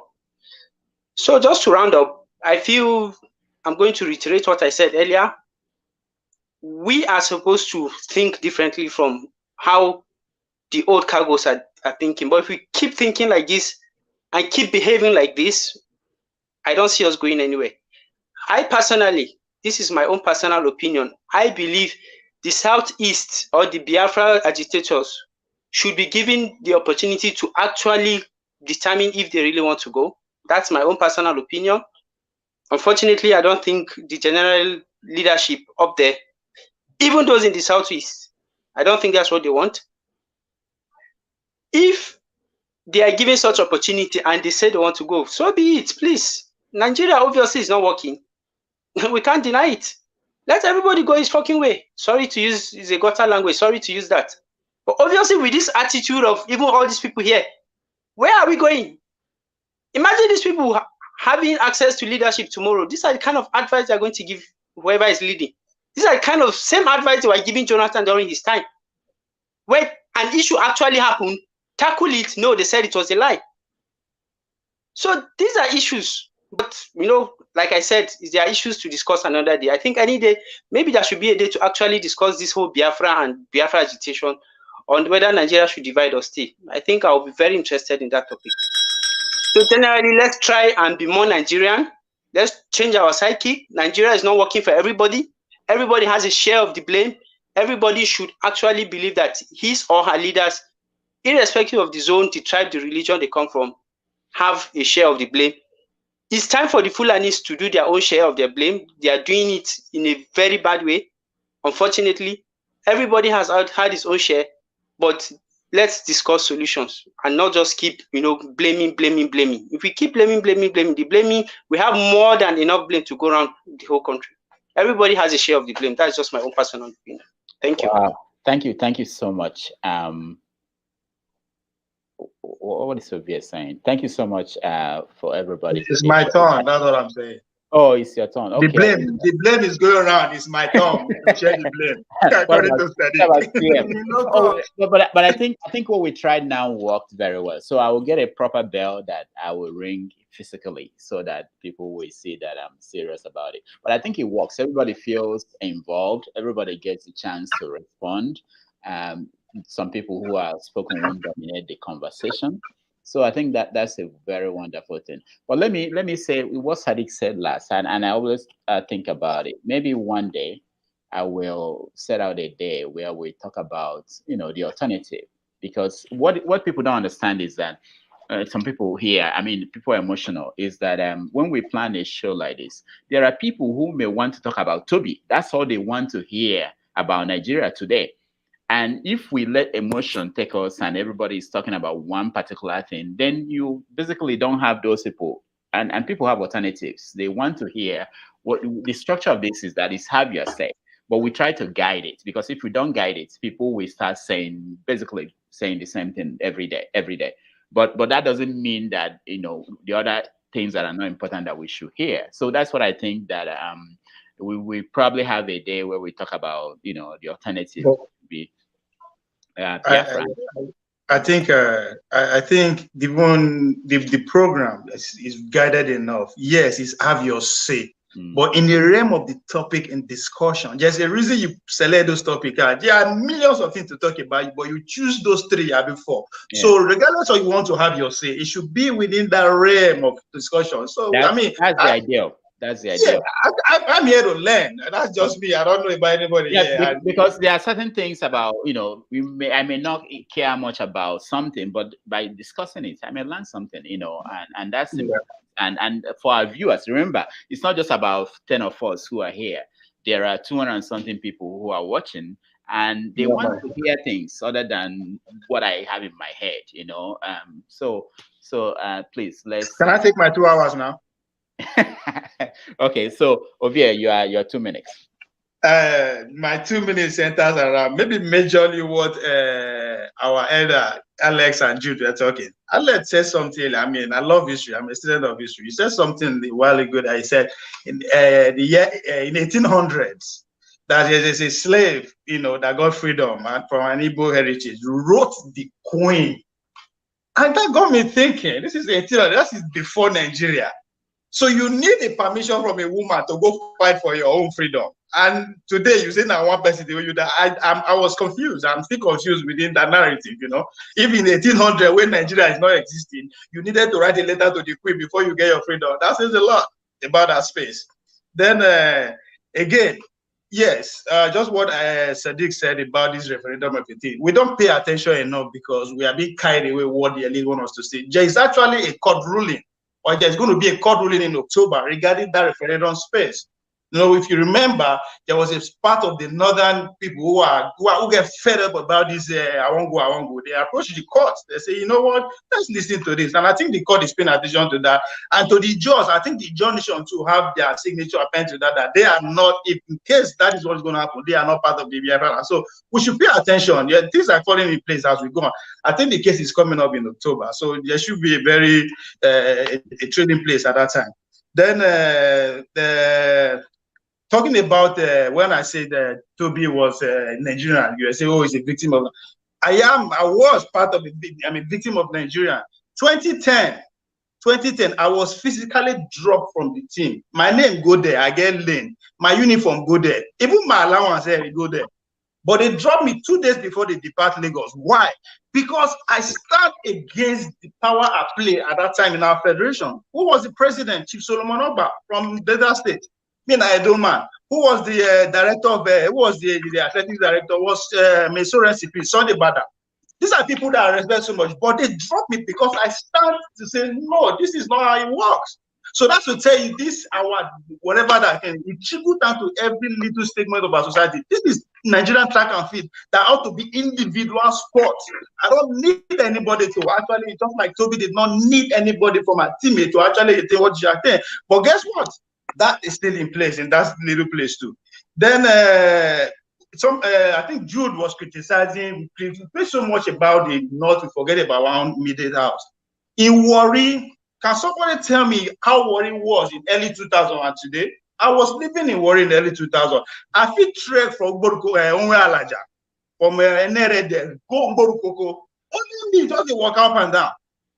Fast forward to 7 years later, when I go as a team Nigeria, they need AK-47 to guide us away from Warri Township Stadium to our hotel in Efuru. This is Warri. This is not Zamfara. This is not anywhere in the north. It's in Warri. All the oil companies that were there today, waiting for you to come out, go Lagos and every other place. That we should interrogate. Then another again, Mr. Alex alluded that we come to America now. Everybody's living the freedom that is deserved. No, people were killed, destroyed.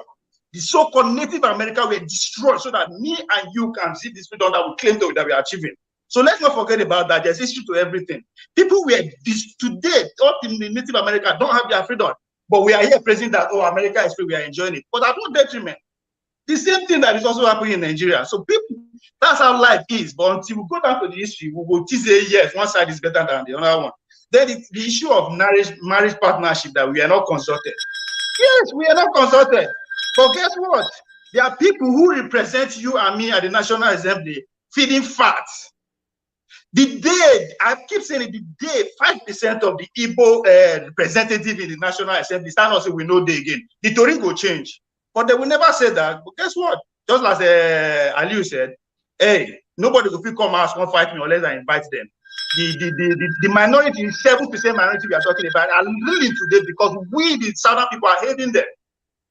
I rest my case. All right, thank you so much. CM. So can I? Yeah, okay, thank you. I think it's 2 minutes, so let me quickly say one or two things. Number one, when we come on a space like this, on a platform like this, let us always speak with facts. Southeast and South are not the same. Azazi, as chief of national security advisor to Jonathan, Azazi is a German from Peretu Bene in Bayelsa State. He's not from the Southeast. As simple as that. That's one. When I was particular, the issue was about insecurity. And people are tracing it to the fact that there is nepotism in this government. One section of the country has been totally removed from the security apparatus. You have to balance things. That's what people are saying.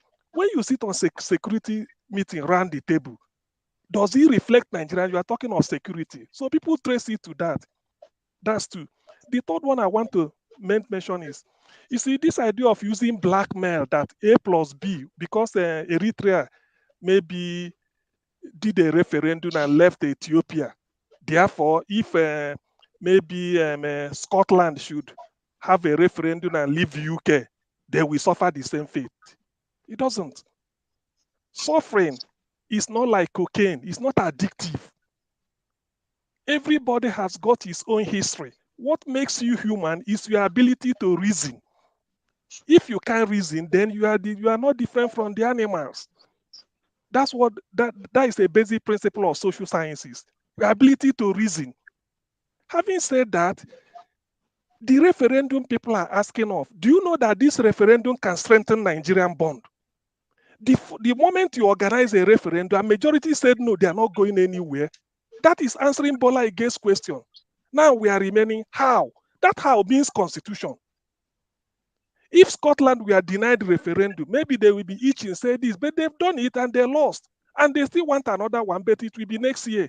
So that Quebec in Canada has been asking for it. There was referendum that made the Midwest to leave Western region. Edwin Clark said in those days that Awolowo was building Cocoa House, doing a Liberty Stadium, so many things in the West, in Ibadan. Ikeja Industrial Estate, all those Bodija housing estate. He said, look at we in Sapelen, we are not getting anything. Awolowo said, oh, what do we get? The cocoa comes from the main area. So that's why it's concentrating. Clap, and then they went with Enahoro, they pushed for a referendum to get Midwest, and they got it. Did anybody die because of that? So we are different people. When people are asking for something, it's not because of they are being selfish, and you cannot just because of blackmail, you start to tell them that if you do it this until this person says yes, it doesn't work. This is a people, you allow them what they want. If they fail, they fail. If they succeed, they succeed. It's as simple as that. So nobody should use blackmail to tell anybody off or to make you lose focus. When people say they want referendum, they want it. If they do it and fail, so be it. Then we stay together. If we succeed, we go and suffer. As simple as that. Then you enjoy where you want to be. I don't see why people should be saying, for you to even be telling people not to do it, it means you are even afraid of yourself. Why not organize it for them? If they fail, they fail. This is not the difference of whoever may not be the first people to fail referendum. Scotland failed, Quebec failed, even Catalonia they failed. They are still there. In Nigeria, it's not novel. The place they call Nigeria, Southern Cameroon, they were part of Southwest Cameroon, were part of Nigeria until 1960. Even Bakassi, as at 1999, Okay. Bakassi was part of Nigeria, but now they are no longer Nigeria. So Yeah. what are we talking about? There are landmarks somebody can tell you. Nigeria's unity is not sacrosanct. There's nothing sacrosanct about it. Thank you. Thank you very much. Wow. You see, we have a lot of time and people are smiling and things people are calm. This is good. There's something this is what I call structure, is okay. So Doctor, I find it wrong. yeah, I found it and so all right. So now I'm also out of ideas. Can I say something though? You can give us a Yeah. minute. There are other topics that a lot of us Everybody has said gone round. You can give us 1 minute to go round. Let's Yeah, go yeah. round again. Yeah, There are we're going topics to that go we round. want to talk about. Yeah. This is a new thing I Jude want. did not say Okay. anything. No. This is a new thing I want to Jude did not say anything. Can you give Jude time? Jude also? did. Jude definitely did. If Jude Jude definitely did. Let's start again with Paul. No, I think we were going like that. wait. We're If going Jude down. did No, not say I think anything, it's forefather's turn. I think it's if forefather's Oh, turn. yeah. if Jude did not say anything, you will know. Jude said the marriage Yeah, no mute. more Jude, you are divorce. mute. Jude said the marriage no more divorce. So he said something. Exactly. All right. So what I was thinking about is, the way at the end we talk about what keeps you up at night. I also think that maybe what will help in sticking to the conversation, the topics, is to make room for people to rant. Whatever is making you crazy, you just have maybe a minute or two and let it out. 1 minute rant. So that wouldn't be that. So that when we are talking about Toby, you talk about Toby. When we're talking about the Senate, you talk about the Senate. But we give you room for you to rant sometime somewhere. So maybe we can try it now. Whatever is making you mad about the country, but just 1 minute rant. Yeah, 1 minute rant. 1 minute. Let it out. Alexis, start. 1 minute. You're on mute. You have to unmute yourself. 1 minute. Always okay. Yeah. Ovi, I didn't come here to give you a complete lecture about what happened in 1800, but the name is Africanus. I happen to know their descendants today. I have visited the family of that slave. I didn't tell you that he wrote the queen directly, because we had the Royal Niger Company was on then. There was no Nigeria at that time. But prior to Nigeria, that was when that request was made. And I refer to that just to tell you that there was an attempt, not because of Nigeria, because there was no Nigeria then. There was an attempt for this area where you have Biafra to begin a nation state the way we now want it to be, or that we are asking for. So if you go to Wikipedia, just type in Africanus and see if you can find anything concerning this particular thing that I said. So I didn't exhaust all the points, but you can research it, okay? Yeah, right. I wasn't disagreeing with you, actually. I agree with you. I'm just saying that it doesn't, I mean, from that time onward, you cannot go and fight for your independence by yourself. You need to take permission, and now you won't fight. I don't get it. That's why I changed the word independence at the time I was saying it. So I didn't mean to put across. I see your point. Information. Yeah. All right. So is that your rant, Alexis? Well, it is, but there are more. You just can't continue. You have to you're not happy matter. Yes. all right. Unfortunately, his rant was to reply someone. Yeah. I thought he was going to utilize it. It's not fire. I was voting for fire. All right. Forefathers, you're next. 1 minute. Unmute yourself, forefathers. My problem with all these things that they say about, referendum, it's like anything that happens, referendum. Let's secure our country, referendum. Anambra is looking to your house, referendum. That is not going to solve your problem. That is the problem with the way they talk about it. Leave me with my They use it to block. So let me finish. They use it as an excuse for inaction. That is a deadly sin, because you have problems, but you keep bringing one issue up constantly. Somebody breaks into your house, referendum, please. Bandits is kidnapping your referendum. That is not going to solve the problem. What you learned the wrong lesson from Israel. What the Jews learned from history was that they can have all the wealth that they want, but if you cannot prevent people to do their will with you, they will do their will with you. And 6 million of them paid with their lives last century, and they said never again. And that's why they created Israel, and Israel is one of the strongest countries today. Why do we always learn the wrong lessons? It's like I always say, the Southeast, they tend to be like Abel. They go around, we are so perfect, we know everything. But what you forget is that Abel was murdered. You think everything is based on merit? You have to learn how to be a statesman. You have to rein your feelings in and understand the environment you are in. We are in a state where our country is like a house in a storm with hyenas circling, and our forefathers have just managed to hold the roof up, that we have not lost everything yet. And we want to spend our time fighting each other. When we start that fight, the roof will collapse, and guess what? You are not going to have anything yourself, because other people will just come and inherit everything that you claim that you want to inherit. You are not going to. You don't even control anything right now. So what are you fighting for? Fighting for something you don't control. If you were doing all these things and strengthening Biafra, like, Biafrans have very, very strong military, and they're very, very tough people, and they are going to help make Nigeria stronger, I would say, fine, go ahead.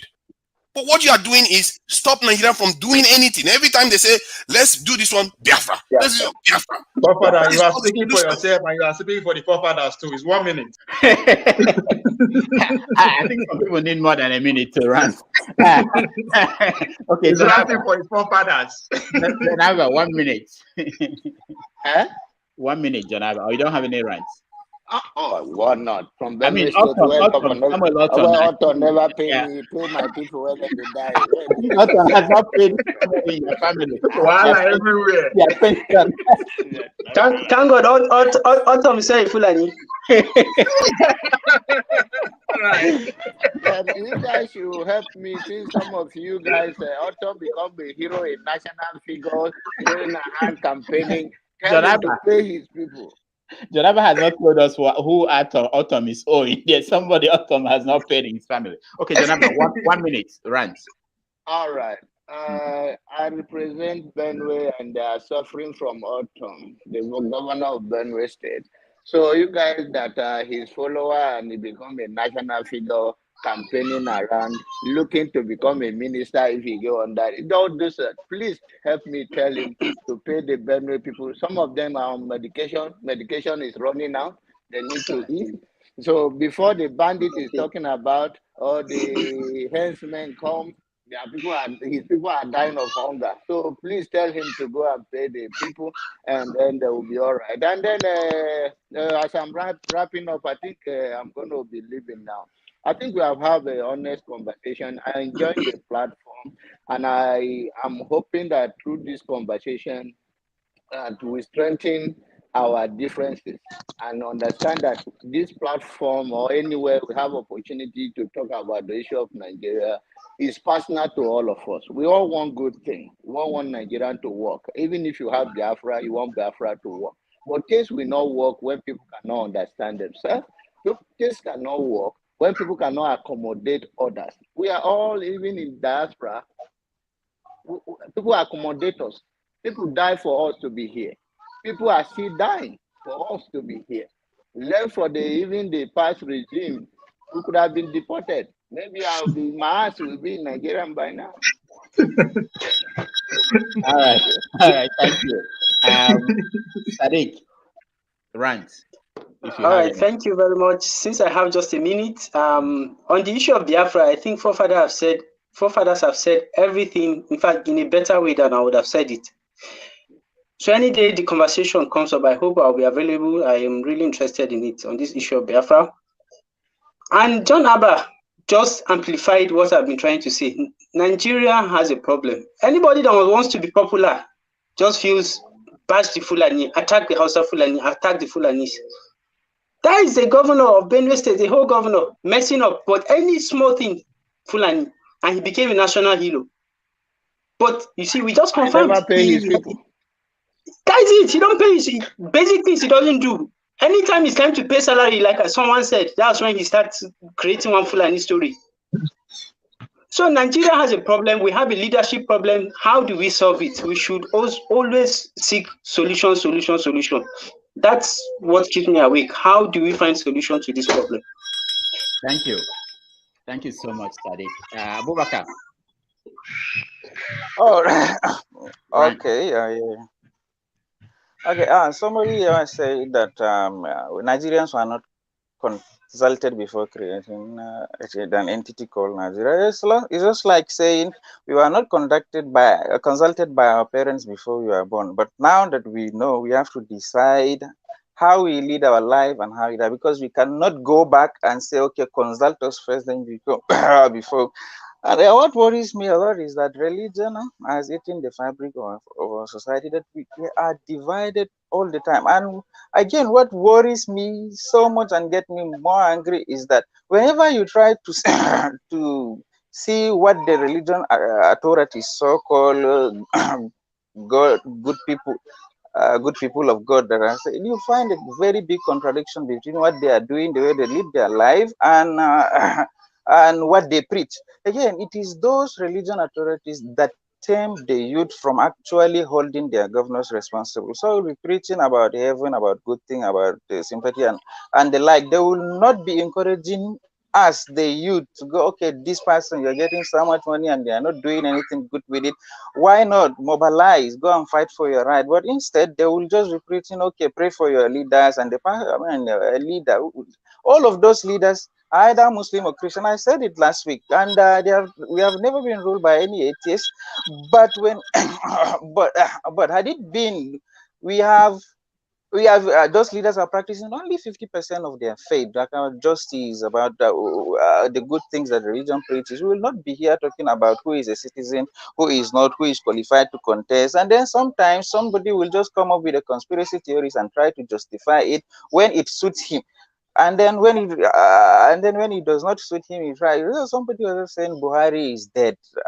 Why are we not made to believe that this is not the Buhari that we know? This kind of conspiracy theories, like now that we have foreign media that is controlling the information. Yes, we have foreign media, BBC, Al Jazeera, CNN. They are molding our beliefs, and to some extent, the choices we make comes from what we hear from them. Yeah, and then somebody also say, yeah, if we look at the bigger picture, yes, it is like that. But that time somebody was trying to say, oh no, it is not like that. The Hausas are only listening to BBC, therefore it is BBC that is manipulating the Hausa, and he is afraid of it, and he sees it as a national threat. Why will the foreign body trying to manipulate and control the large percentage of the country, not knowing that he is also listening to the foreign media that is controlling his thoughts and actions too. All right, thank you.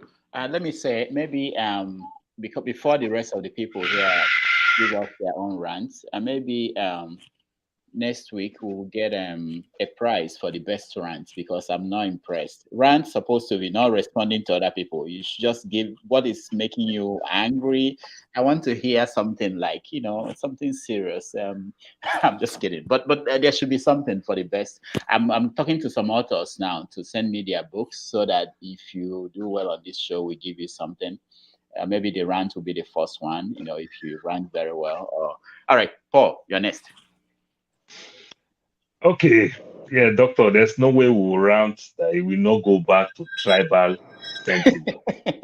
Doctor, I just said the bell now. I just said the bell now. No, it was a mistake. I disagree. It was a mistake. Go ahead. There's no way we will not rant, it will not become. For example, I said something some weeks back.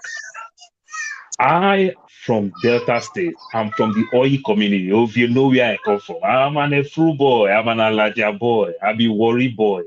I just turn around this place. But doctor, sometimes when you see these things, that's why I said there's no way. For example, everybody know PTI, Petroleum Training Institute. At a time before they say they are moving PTI to Kaduna, where all the oil thing is centered in the Niger Delta. And when you look any ministry and parastatals, they carve the board members based on state lines and everything. And these things affect us. We that come from there, they makes us go do what we call community work. Like what Awolowo did for us, what CM is trying to talk. I just want to throw one light. Awolowo trying to extend the Oduduwa is a minority, like the Fulani with Hausa, a minority called Shekiri. They made the Shekiri become the Olu of Warri. I believe everybody see when they are swearing in the new Olu of Warri last year. Was it late last year or early this year? If I could remember. Did you see any Ijaw man there? Did you see any Urobo people there? You understand? So as an Urobo man, that happened to be the majority on that place, we call that Olu, the Olu of Shekiri, not the Olu of Warri. It doesn't work that way. So these are all the little things, you understand? And they've gone far. They've eaten the fabric of people. They've taken people's destiny, people's birthright. You understand? And when you talk anything, they say it's the law. That's why some people will say, let us go back to our constitution. The government the Senate did something last week or early this week. They talk about electricity, that states now cannot generate their own electricity. So it's not under the government any longer, which is also good. I am expecting it. Throw this thing open, like we practice here in America. Open the market for everybody to go and manage your state and pay to the center. And let's see the way our country will run. Doctor, one of the reasons that states started having flag precisely in America was from California, when California was fighting for many years to become country of their own. That was how they started flying flags and things like that. So this thing has been there. But guess what? California developed themselves so well that they happen to be the richest state in America and the richest state in the whole world today. So our Southeast people, go and develop your place very well, you'll be forced to reckon with. Like the Israelites that we're talking about. Or not the Israelites, the Jewish people that we're talking about. Develop yourself very well so that you'll be forced to reckon.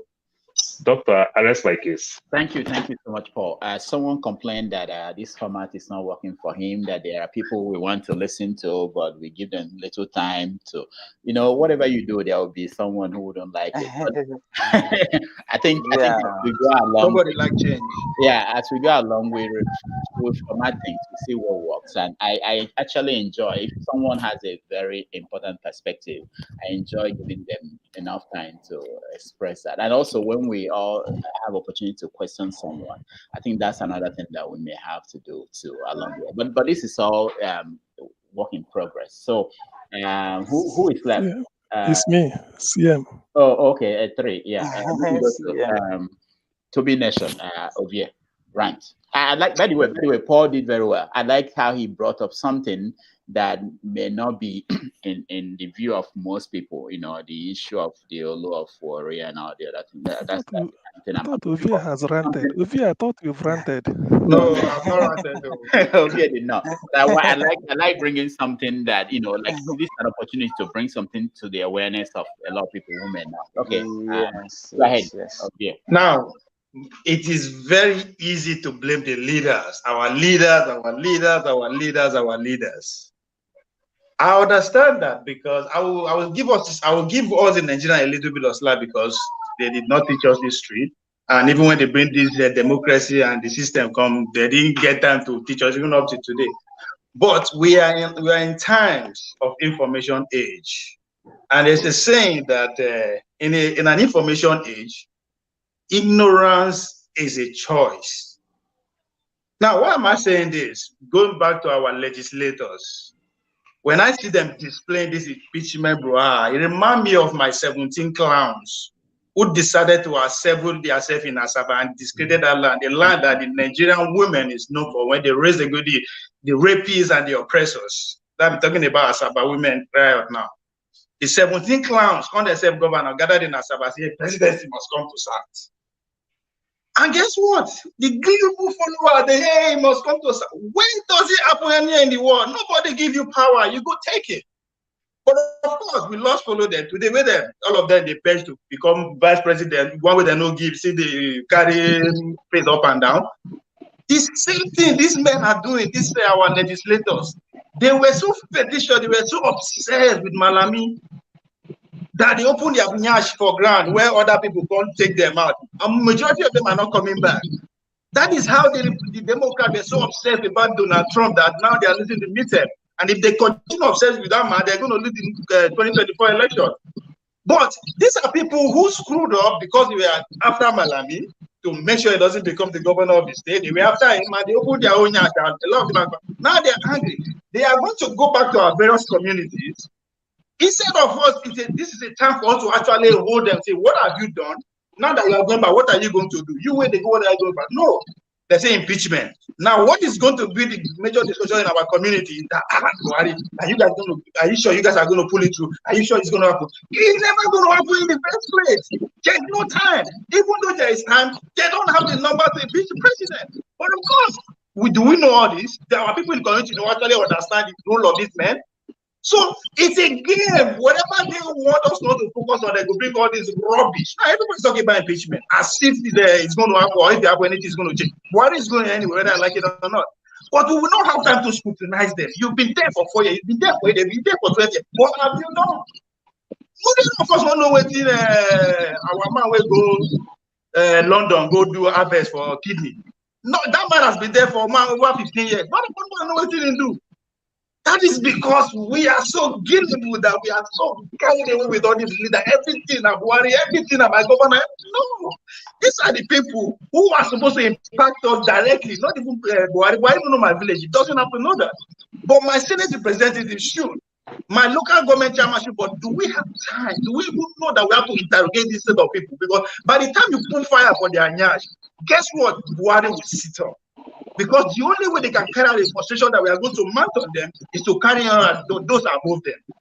So we need to focus. It's like if you have a phone, you don't even need to understand. You just need your time to read about what is my constituency representative so to do for me. If this fighting of Biafra for no even happen, if they are representative actually key into that ideology and they keep raising the issue at National Assembly every now and then, nobody would have been died or been slaughtered because of that. Of course, what do we know? And we are not ready to know because we are so carried away with our fourth line that these people who are used to deceive us, we are not divided. I said this before. We are not divided. We are just poorer. Poorer in everything. Most importantly about everything is miseducation. We are not educated. I start to be carried by anyone. We are not. Because even this issue of 1800 that Mr. Alex break up, how many people actually understand what he's talking about? But if we don't know who we are, where we come from, definitely we don't know where we are going. That's my rant. Sorry, I think we are the problem. We're the people. Yeah, thank you, Ovie. Very good, very good. Jude, you're next. 1 minute. Okay, I will start by saying what keeps me up at night on my issue is, thinking about living in a society where some people are constantly being suppressed by those who are supposed to provide, to protect them, who are supposed to provide safety and security for them. Where we see injustice being done everywhere by the leadership of the country. It makes me wonder, how long shall we continue to endure this? Me as an IPOB, who Buhari terrorist administration have proscribed as a terrorist. I have never killed anybody before. I've never even handled a gun before. But Buhari proscribed me as a terrorist. And then the same Buhari went to Kenya and kidnapped Nnamdi and put him in jail. And he refused to try him. He refused to, allow him go, even when he has not committed any offense. Even UN Security Council have even indicted Nigeria for that, and require that Nigeria should pay him, compensate him adequately for their evil towards that man. We all come here and we talk and talk because it doesn't happen to us. You live in a country where people, when something has not happened to them, they don't care. They talk at it and laugh at it. By the grace of God, none of my family member has been kidnapped, but I don't wait until Buhari kills any of them before I will speak out. And the people that are supporting him and supporting this evil administration, I hope one day, what has been happening to all these people that have been dying, this blood that have been spilling by the president and his cohorts that are supposed to provide for his own citizens, will happen to you. Until that day, maybe you will wake up. I can't see a country like that this injustice will continue to be perpetrated. Thank you. All right, CM, you are the last. Yeah. Okay, thank you. Let me start by saying that there is no better case for the restoration of the sovereign state of Biafra than when somebody said the Jews with all their riches, they were killed, 6 million of them, gassed.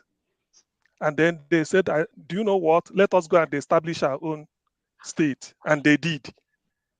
If my people, the second genocide in the history of humanity, because the first is the Holocaust, the second ever recorded genocide is the Biafran genocide. In the what history about of the humanity. slavery? We are talking of genocide, not slavery. We are talking of genocide. Genocide is different. Genocide is to wipe out a race. Slavery is just to carry you to go and do labor work or something like that. It's that simple, huh? No. Please, this is my 1 minute. Later we can discuss about genocide and slavery. The first genocide in human civilization is the Holocaust. 6 million Jews dead. They established the state of Israel, and today they are a power to reckon with. You dare not kill a Jew by the anywhere. way.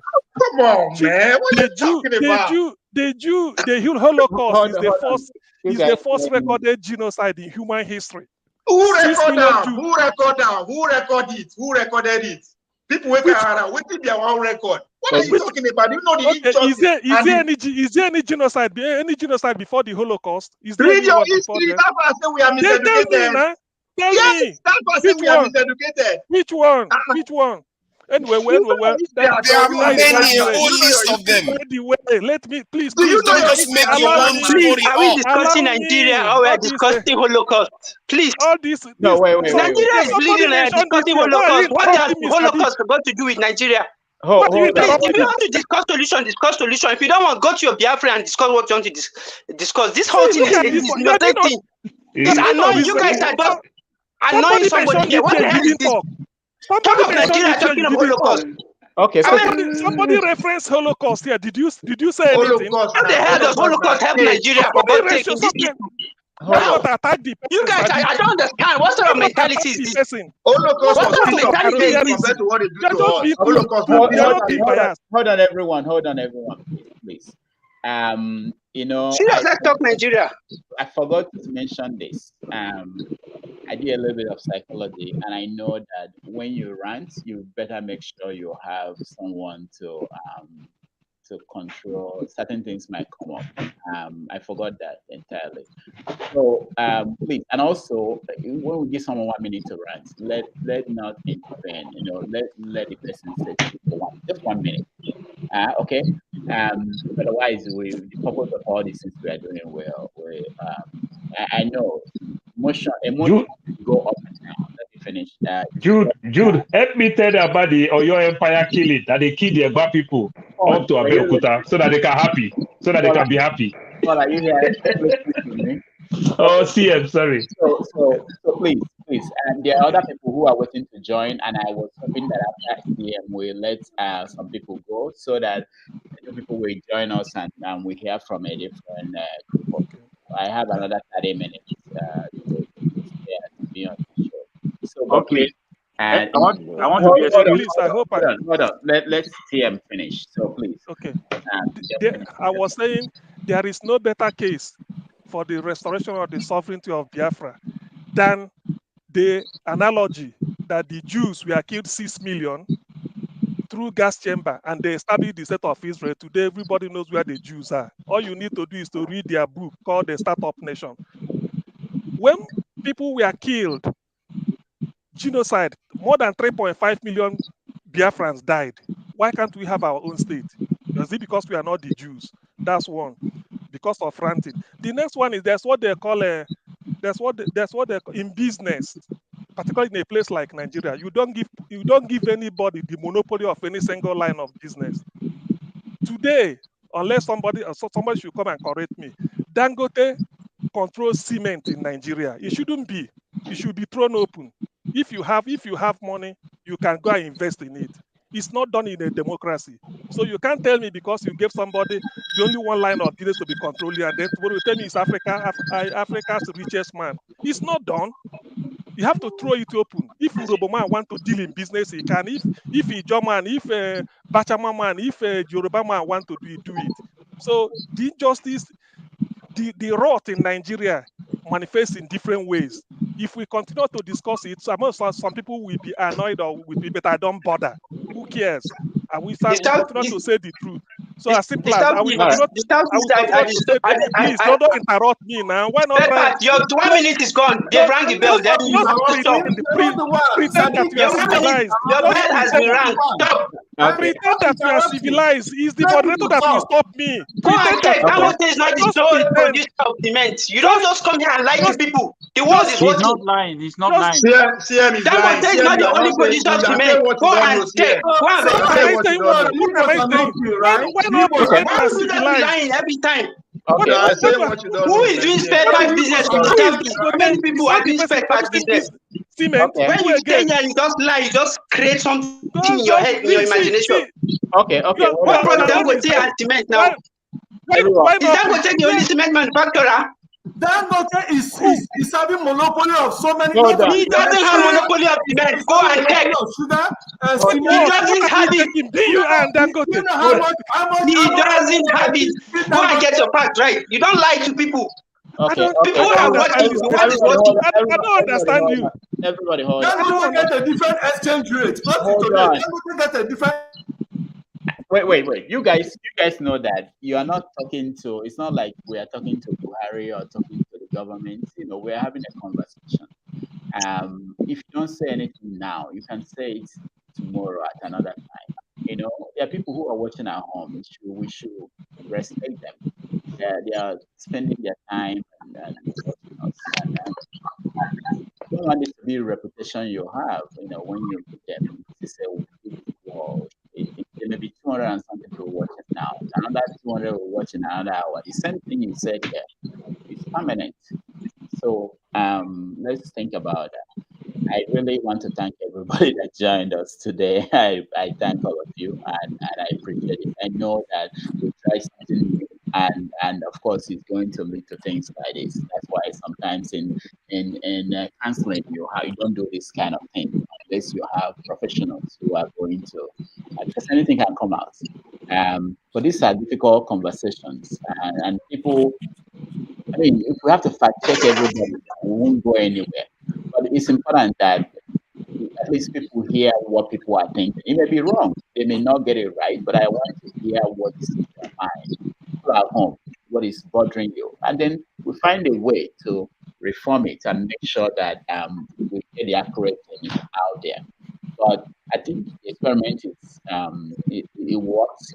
We'll find how to make it better. But I thank all of you. I appreciate the time. I know that you are good people. I know that emotions go up and down, and I see that. Doctor, please, can you borrow me 30 seconds? You notice that he's not angry that YouTube is monopolizing video. He's not angry that Google is monopolizing search engines. He's angry about Dangote. You see our thinking. Doctor, can you borrow me 30 seconds? And what you forget about the Jews, the Jews compared to the Biafrans, that the Jews won the war, while the Biafrans lost the war. You can't win a war and expect to get your way. Don't worry. I don't understand. Only God will make us lose. Israel was not established because the Jews won a war. Look for the word antitrust. The state of Israel was not established. 1948 because the Jews won a war. They were on the side that won the war. Hold on, how can the loser decide what happens? Hold on. Please borrow me 30 seconds. I will have to. Somebody beg for 30 seconds. Let me give him Paul 30 seconds. So I'm watching the Doctor, time. 30 seconds. Okay, so let me just clear one part. Before Dangote came, there has always been flour mills of Nigerian PLC. And flour mills of Nigerian PLC still sell more cement than Dangote. And Thank you. There is Ibeto cement, there is Dangote cement, the what is it called? The Bois cement. There are so many people. If you want now. But hold on, there used to be Ibeto cement. So, but if you want to talk about that, if you want to talk about monopoly more, it should be sugar, not even cement. Even the sugar, Dangote is not alone in sugar. Even in sugar, and Dangote is not alone in sugar because it's not even Dangote that supplies companies like Pepsi, Coca-Cola, sugars. There are other companies that also do that too. Thank you. Please let's get our facts right. So, yeah. Doctor, you really need to do a lot because any information put out here, Nigeria, you could be held responsible. You don't just come and just go out like outright like. That was what I was trying to correct. Before, I'm sorry for whatever I've done. What we are saying is before there was flour mill, cement, everything. Flour mill still there. Still makes today they are still there. Go and check. Don't just lie, please. For God's sake, just behave yourself. Try and pretend that you are civilized. Hold on, everyone. So that people should talk. You don't challenge people anyhow. So you challenge people when people are lying. I don't challenge when people are making reasonable comments. Nobody talk. You are lying. I say you are outrightly lying. It's not as if there's no way. I don't have any way to sugarcoat it. You are lying. And I'm telling you to your face. There's a statement. Don't lie just to make people look bad. It's very wrong. This was how Rwanda started. It's a lie. You don't lie. Come say your facts. That are even causing it. Lie what? Say your facts. You don't lie. I'm not lying about a dog a bad name in order to hang it. Say what is it? Fulani have their issues, but you don't need to lie. Is that a lie? It's okay. Yes, I see how Nigeria was El Dorado when the people were ruling. Please. Sadiq, it's okay. Some of us feel bad when we hear that Dangote bought BCC, Benue Cement Company. You understand? And we don't really see the money. These are part of the things that makes us feel bad that if Dangote can be able to acquire PCC owned by I the said government. whatever you You say, understand? say it, but don't add lies to it. That is it. Dangote is not the sole monopoly of cement, sugar, flour. Not at all. Not at all. Your people are more in poverty. You should be happy that. Okay. Even if you grind all Fulanis to dust today, will all your problem go away? Yeah, no, it won't. You are honest. You see, when you are saying why all this? Why the attack on me? I can't understand. Why the attack? Okay. Because you're lying. Ring bell, 30 seconds. Because you're lying. You said I'm lying. Oh God. You're lying. If you said the truth, other people spoke. Other people spoke. Nobody attacked them. Speak the truth. It's okay. Okay, the option is to remove people, and I don't want to go to that point. Okay, I don't want to go. If we continue at this juncture, seriously, we are not going to make progress. Cannot be defending. I respect people who come and say their mind, but speak the truth. You people speak the truth. And I'm not Fulani. Introduce our audience. What are you saying now? The word, a compound word, antitrust, is a law term. Let everybody go and check it. Okay. We have to have control. So the other option is really to be removing people. If people can unmute themselves, when I unmute them, when I mute you, it's a stream. I don't like it. It takes every fiber of myself to mute somebody. I don't believe in stopping people from talking. But if I do that, it's a stream thing. If you unmute yourself, I may have to just remove you because at that point, I have no control. Please.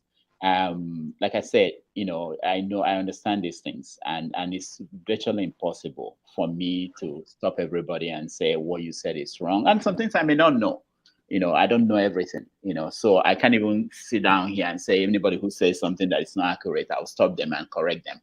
So what we have to do is that we have to find a very formal way where we can give people a chance to weigh in, because at this way it's okay. We in the studio, okay, this is something you don't know. In the studio, we can basically take it, but if you're watching it at home, it's difficult to take. And I've been on other programs where people are yelling at each other. It's difficult to take, and some people are listening with their kids. There are so many things we are not thinking about. There are important people all over the world who are seeing this. And it doesn't go well for you are all of you are celebrities now. You are famous, So you have to know that. No, I'm just kidding. You may be seeing people at the airport stopping you and say, "Paul, I saw you on," So you have to your personalities. This is what they will remember. They don't know you are home. They just Doctor, no go let them call me Femi Adesina. So please. We all understand, and I've made mistakes. I think people, it's in the industry. Like Ovia just corrected me on Dr. Dami's show. There was something I said that was wrong. I mean, it could happen, but it's not something to yell and scream at each other and make it uncomfortable for people at home. Nika, welcome to the show. Thank you so much. Good afternoon, everyone. Yeah. I've been listening, even though I didn't come into the studio, but I've been listening. So I have so many things that I just want to highlight. Nika, we have a bell now. Well, if you have a bell, then I won't be able, because I'm not at this point, I'm not really ranking. I'm just joking. I'm just joking. And I know that you announced that when people rant, they should leave, but people are still here even after they have finished. Yeah, that's a good point. That's a good point. Nika, before you damages. You have said so much, and you have really done your best to control this. What I wanted everybody here to understand is that we all claim we have PhDs here. We are in America, and the ones that are in Nigeria probably are nobody, but look at our behavior. And ever since I've been coming to this show, one thing that I've always said, among every other thing, is you really need to have your mindset right. You need to have your mindset right, okay? I am an Igbo woman. I was born in the North, but if an Igbo person does something wrong, I'm going to highlight it. This thing that you did is wrong. So if a Fulani does something wrong, I will equally say that this thing is wrong. We cannot say because my father did something. So because he's my father or because you're my mother, I'm going to allow you to do something wrong, to affect another human being. That's not right. And so let's look at what we are saying here in this platform and our behavior. I'm going to tell you something. When they announced about the impeachment, the first person that I heard it from, it's an Igbo man that came to the news arise to say, oh, we gave him 7 weeks. Are you out of your raccoon mind? Why are you giving him 7 weeks? Oh, we have to go on 6 weeks. 6 weeks. Okay, we have to go on vacation. How dare you? Your house is on fire and you're going on vacation. Is that not an Igbo man that said that? Why will you give him 6 weeks? Why? And you're telling me because you're going on vacation. How many of us are here in the United States? Whenever there's a problem, do people go on vacation? They will come back and deal with it. So that's one thing. So let's not, I keep saying, we should stop bringing our emotions. I'm an Igbo, I'm this, I'm Fulani, or I'm Hausa, so I should get this, I should get this. If we continue like this, you are repeating what these people that you are accusing, you're repeating what they're doing. So be straightforward. In terms of Biafra, please, let's cancel that nonsense. Why am I saying this? Yes, there was war and then these people won or these people didn't won. You know why I'm asking us to cancel that nonsense? The person who started it, what is it that he did? He came in and people started genuflecting to him, kissing his feet. And then he said, on Mondays, people should not go to work. Are you kidding me? So if somebody is sick, if somebody's wife is in labor, if a grandmother needs a medication for diabetes, for hypertension, you can't come out to go and get it. And then if you come out and people will kill you. Is that how to rule somebody? Is that how to carve out Biafra and start with that? Meanwhile, your family are in Europe. And then the people in Nigeria, they can't come out on Mondays to go to work. Are we kidding ourselves? I don't mind even if we want to divide. But then we must have people who are mentally ready and have humanistic principle in them. It doesn't matter whether you are Hausa, whether you are Yoruba, whether you're Igbo, whether you're from Zamfara. It doesn't matter whether you're a Muslim or pastor. Forget these damn pastors. They are hopeless. They are raping children in Nigeria, all over the places. And then they claim to be pastors. They are using people's wives, and then they claim to be pastors. They are nothing but hooligans, all of them. Period. I haven't seen anyone that made any difference for me. So please, we must be realistic in what we are asking for. It has really nothing to do with only Buhari. Buhari has nothing to do with this. That sometimes he behaves like somebody who is in a demented state. But he's not the only one. The Senate people should be able, I don't even agree they are going to impeach him. Why are you impeaching him? How many more months does he have to be in that position? So when we are here, we claim that we are all educated, we are all over the world, we are no more in Nigeria, and look at the way we are behaving, attacking each other. Forefathers, please withdraw that, oh, because you won, so then therefore you should bully everybody because you won. Let's remove that. Whether you won or you lost, we need to come together as human beings, regardless of where that person came from. We must behave like human beings, and it takes a lot for us to behave like a human being. It has nothing to do with the PhD you have. It has all to do with wisdom and humanistic principle. And I think that's the way we're going to look at it. We need to make sure that there's safety in Nigeria. We can come to the United States and we're locked up here. We can travel. We can go home. If I lost somebody in Nigeria, I can't go home because I'm afraid of being kidnapped. Let's be realistic with ourselves. Every time we come on this platform, all we keep on talking about, oh, Fulani, Zamfara, Igbos, Biafra, but then we don't have any solution to it. Breaking up a marriage is not what is going to make the other person happy. You marry the first one, it didn't work. If you do not do your human revolution, you marry the second one, you're going to make the same mistake.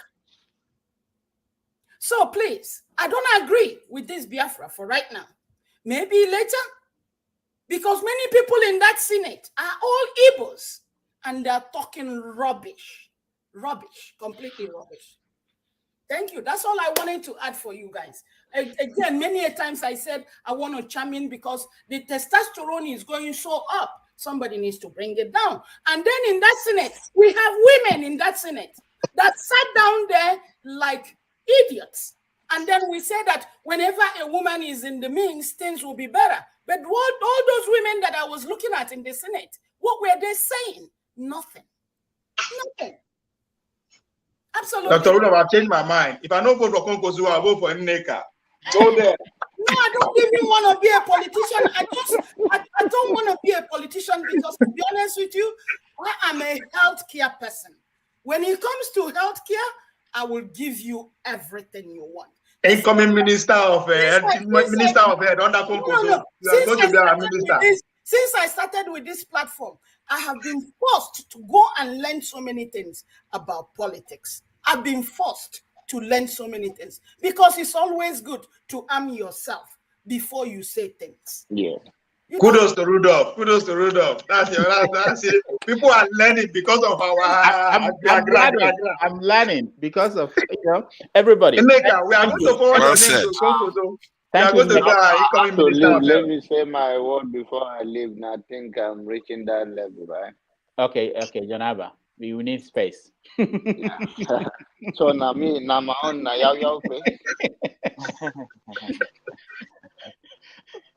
Okay, go ahead. Sorry, John Abba. You said autumn is not Fulani. In Kanuri, that me and you come from, they say, "Iya degedegede amaka kande chilo." So our parents might be different, but our grandparents are one. So don't say it's not the Fulani man. It's all of us. Okay. Okay, I didn't say that. Okay, Janaba, 1 minute. Thank you, Sister Nneka. Sometimes we are friends and sometimes we are not. Life is about getting along. And CM, CM, oh, he's catching fly, or what is that? It's in Biafra land. Jonaba, take a easy now. Yeah, okay. Jonaba, have 1 minute. Okay, 1 minute. We are all learning on this platform. When Godfather talk, you don't say that. Now when Jonaba is wrapping up, I know Pastor, they come your show again. They're all collecting tithe. Now maybe they come be nice to me. So thank all of you for all the sharing of wisdom and knowledge. And this is the place sometimes we vent out our feelings and we go and get some healing. Nneka came and I think the first was too much and Jude ran away. I don't know why. I'll see him in the next program. So we are all one brother. We are just talking about what concerns us and how Nigeria will get better. And we hope we get better in times to come. And then let us learn that be patient when the other person finish, and then we can take you from there. And I think the bell, Dr. Damages, in a serious way, let the bell be a little bigger and hold it up. So that when you do it like this, when we used to go to CAC, that's how they stop us from prayer. So thank you. CM Paul from Arizona. Me and my wife are still having problem because I told her that he said Jesus have 2 girlfriends. So he said, where is my own? Arizona. Just come. All right. Ask of you. All right. So yeah, thank you everybody. TJ, welcome to the show. Hello. Yeah. Good afternoon. Good morning. Actually, this is my first time of joining this live. I've been watching you guys for so long. So I just want to share my opinion about what is happening in Nigeria. Yeah, TJ, hold on. You know, can you tell us, TJ? Can you tell us where you're joining us from? I'm from Maryland. Oh, okay, all right, okay. I thought you were from an important place in the world, but okay. So go ahead. So I just wanna, because since I was born, actually since I left Nigeria, I knew. TJ, let me stop you again. TJ, let me stop you. The reason why I actually thought you were from somewhere far away is the quality of your audio. It didn't sound good. And I thought I was going to give you a pass because you are from somewhere. But if you're from Maryland here, I don't know why your audio is this way. But can you restart and join us again? I will let you in. Let's hear from somebody that okay. Yeah. All right. TJ is in Nobi. Zaki, welcome to the show. Now, Mary Lance from Ikorodu. Zaki, welcome to the show. Unmute yourself. Okay, yeah, thank you very much, Dr. Damage. Thanks for having me. You know, actually, I've been waiting for more than 2 hours by the sideline, but today seems to be a little bit, you know, anyway, but that's by the way. Thank you, guys. I'm listening now. Yeah. So what do you have to contribute? Have you been, what do you think about our conversations? Oh, do I have to jump in immediately? I thought you were going on, you know, congratulating the new enter. All right, hold on. Okay, stand by. Don't worry about it. Joseph, welcome to the show. Because I'm ready anyway. Joseph, can you hear me? Okay, TJ, welcome back. Joseph is muted. Yeah. Joseph is the line is not stable. TJ, welcome back. Try again. Let's hear you. So can you hear me better now? Okay, good. Good. Go ahead, right? TJ. Okay. Mm-hmm. So I'm using Wi-Fi, so I'm thinking maybe, but you can hear me better now. Yeah. Okay. So I just wanted to, actually I'm trying to share my opinion. You know, I noticed that we lack of history in Nigeria because we don't really know how Nigeria was founded, because Nigeria founded with fraud from British. So I believe, because there is no one Nigeria, because the reason why I say that is that I was brought up in Lagos, Southwest, until when I went to the North, that I noticed that there's no one Nigeria, because the way how they are treated there, because British hand over the government to them, and then since then they've been ruling, no matter how Easterner or whatever are ruling, but those people are still in power because they have it. Because I know, because from the history I heard that when they first of all do the first election in Nigeria, British helped them for frauding, because I heard that it was Eastern region that have the most population then. So I'm not sure Nigeria can work, because British, because when I got to the North, because my mind wasn't there when I was serving, because I didn't know that, because the way how they are treating others, it is. All right, TJ. Number one. TJ, people are wondering whether you are analog for internet, in South. Just switch, CK, switch to your phone network. It looks like your Wi-Fi is so low. Maybe you have like 40 TV at home. Switch to your phone network first. Yeah, TJ, you have to call back. Come back in again and change something. JJ, welcome to the show. JJ, welcome to the show. Unmute yourself. Good evening, Dr. Damages. Can you hear me? Yeah, we can hear you. I can hear you. I can hear you guys. No, TJ, we moved on. Just hold on, okay? We'll come back to you. JJ, where are you joining us from? Yeah, good evening, Dr. Damages. I've been watching you guys online. This is my first time of joining. Yeah. So I'm calling from Belarus. Oh, okay. Okay. How is it Yeah, over I'm there? from Belarus. We are fine. It's just that you guys are choking us with all the sanctions, because Belarus is with Russia. It's a Yeah. good ally of Russia, so we are feeling the heat here. But I heard that the Russian. So that being said, I heard that the Russian currency is the strongest currency in the world today. Yes, he's doing very well actually, but then the whole lot of transactions that are supposed to be taking place that the masses can no longer do the way we do it before, like all the money transaction, like Western Union, MoneyGram, and all that. They are not working. So the SWIFT transaction is not working for us. It's very difficult. So if you want to send money to, so that is it. If you want to send money, hold on, JJ. If you want to send money to Kwankwaso now for the campaign, what are you going to do? Do you have a way of doing that?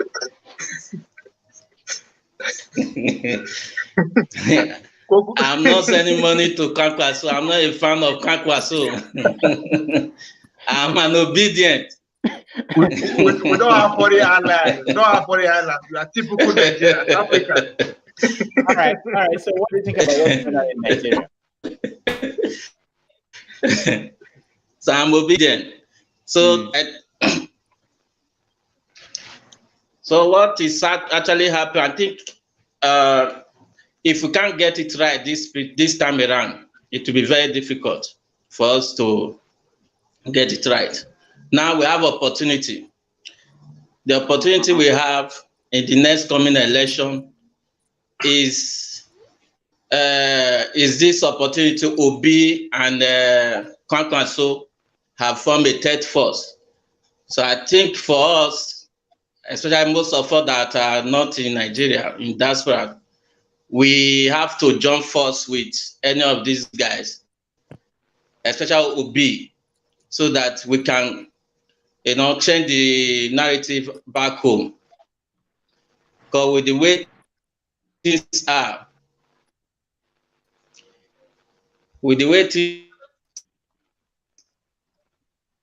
Okay, JJ, we're having problems with you too. All right, TJ, try again. Let's see if your line is better.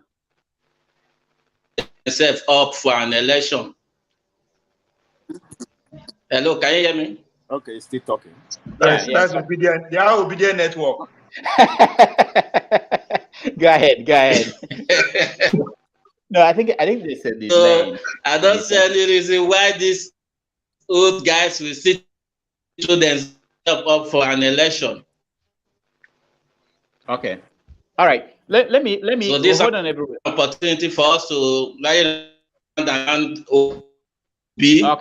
Okay. Hold on. Let me play a video. JJ, hold on. Let me play a video now, because in the course of the week, with the insecurity and everything going on, we forgot that there's a campaign. If we can actually implement all the preaching that he's preaching.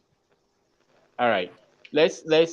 Hello, play something from Obi.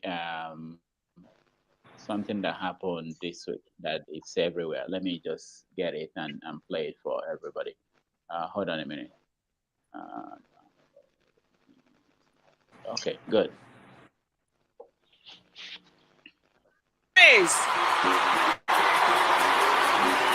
And we also have with us tonight Mr. Peter Obi, who has joined us in for the service this evening. Hallelujah.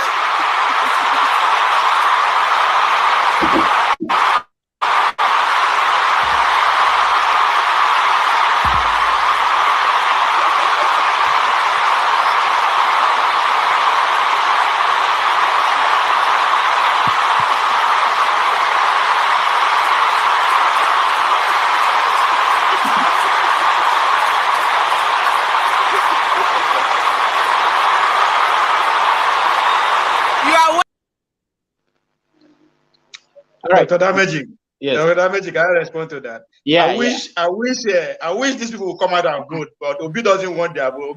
Obi said they are Christians. They should sit at home and pray. So they will pray. They will pray for him that day. Yeah, I want comments. Anybody who has anything to say about that? What does that say? Yeah, that's he's an hypocrite. He said the church leaders doesn't, the religious leader doesn't have any business partaking in politics. They should sit down and pray and guide. I mean, then there was this. You know, if you are criticizing the people that can actually help you, I mean, Obi today is still being talked about because of the platform, and we know how the platform started from the church. But still, you look directly into their face. God, we don't need to now. You guys should sit at home and pray. I mean, that's very. I don't know how to connect these things that is going on. Okay. I think you're just picking on him now because you are MPV or this thing. So on this No, one, we have a bishop. We have a real bishop as our running mate. So I'm not scared of the church. The church is on our side. I'm surprised they are picking up on that tiny detail. See, the thing is about this thing. That's the converted, isn't it? I would be more impressed if he did this in a mosque. And that's what he wants to go and do. He needs to go to the north. I think Abubakar wants to say something. He really needs to go there if he really wants to win this thing, cleanly, so that he can say he's a Nigerian president that all parts of Nigeria voted for. He really needs to go to the north. But I think he's already got that soul. To refer to him, 700 Konkosai, he come to obedience. Oh yeah, I didn't want to say that. I wanted it to come from you, Ovie. I know.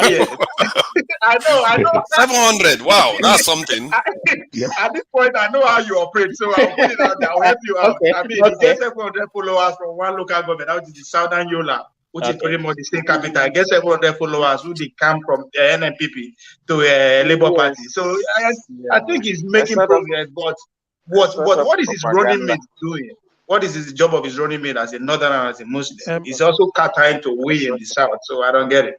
Okay, Doctor, if you remember what I told you 4 weeks ago. Okay, go ahead. The video you just played is a classic example of what I ranted about a few minutes ago. Just look at him. These are the kind of people that ruin the country. And if you pick Buhari now and if he goes to the mosque, he will receive the same welcome, as if he is not the one that is putting us in this problem.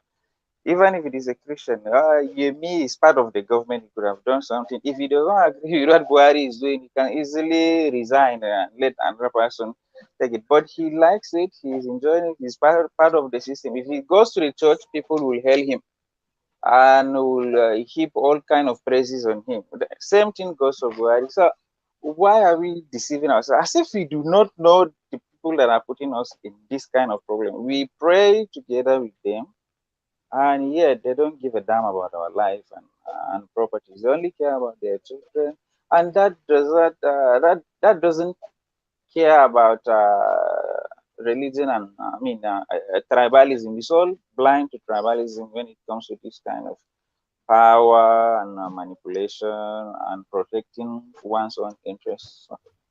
That's what I just. Okay. Thank you, Abubakar. Paul, go ahead. Yeah, doctor, if you remember. Go ahead. Paul, give me 1 second. Abubakar and Ovie, due to this video that Damages just played, I just want to add something to what Ovie said.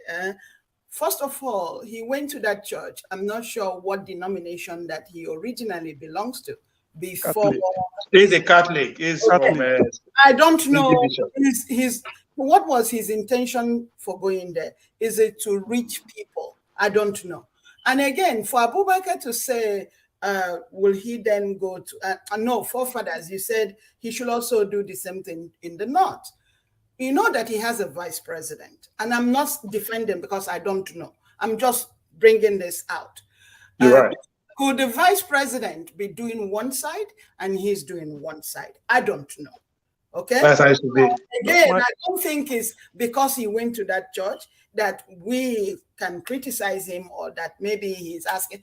But I think as somebody who is campaigning for any political post or even any leadership, when I ran for leadership when I was in the university here, I did go to all the classes to meet people.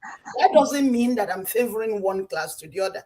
Again, my prayers for anybody who is trying to lead Nigeria is please let them have a mindset and have a humanistic principle. regardless, I will not allow anybody to kill somebody because they are Fulanis.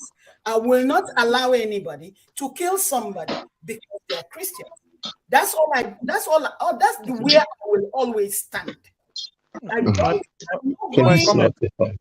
comment, please. Yet from one side to the other, because everybody in this world is a human being. Human being. That's all I'm praying for. Okay, all right. Doctor. Hold on. Let me go here, Paul, first, and come to you. Okay, so Doctor, what Obi did there, if you could remember very well, 4 weeks ago, I said something like this. I think it was on the Wednesday program. I said something like this.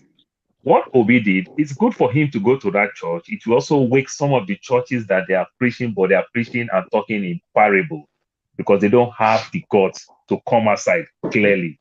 So he's trying to wake them up that you can do these things and nothing will happen. Oyedepo has been condemning Buhari for the longest time now. Nothing happened to him. They never arrested him, nothing. So don't just chicken out. That is one aspect of it. But you see, let me go forward a little bit to where America operates their politics. You don't see a Democrat like Biden now go campaign in California, go campaign in New York. Those are their strong zones. They'll definitely win those states. They don't campaign. They campaign on swing states or they campaign on the red states. You understand? Because that's where you want to look for votes. You already know your strong zone that you're going to take this place. So that's how things work. So I'm expecting Obi to start wearing those jalamia. I'm expecting to see Obi in Mecca.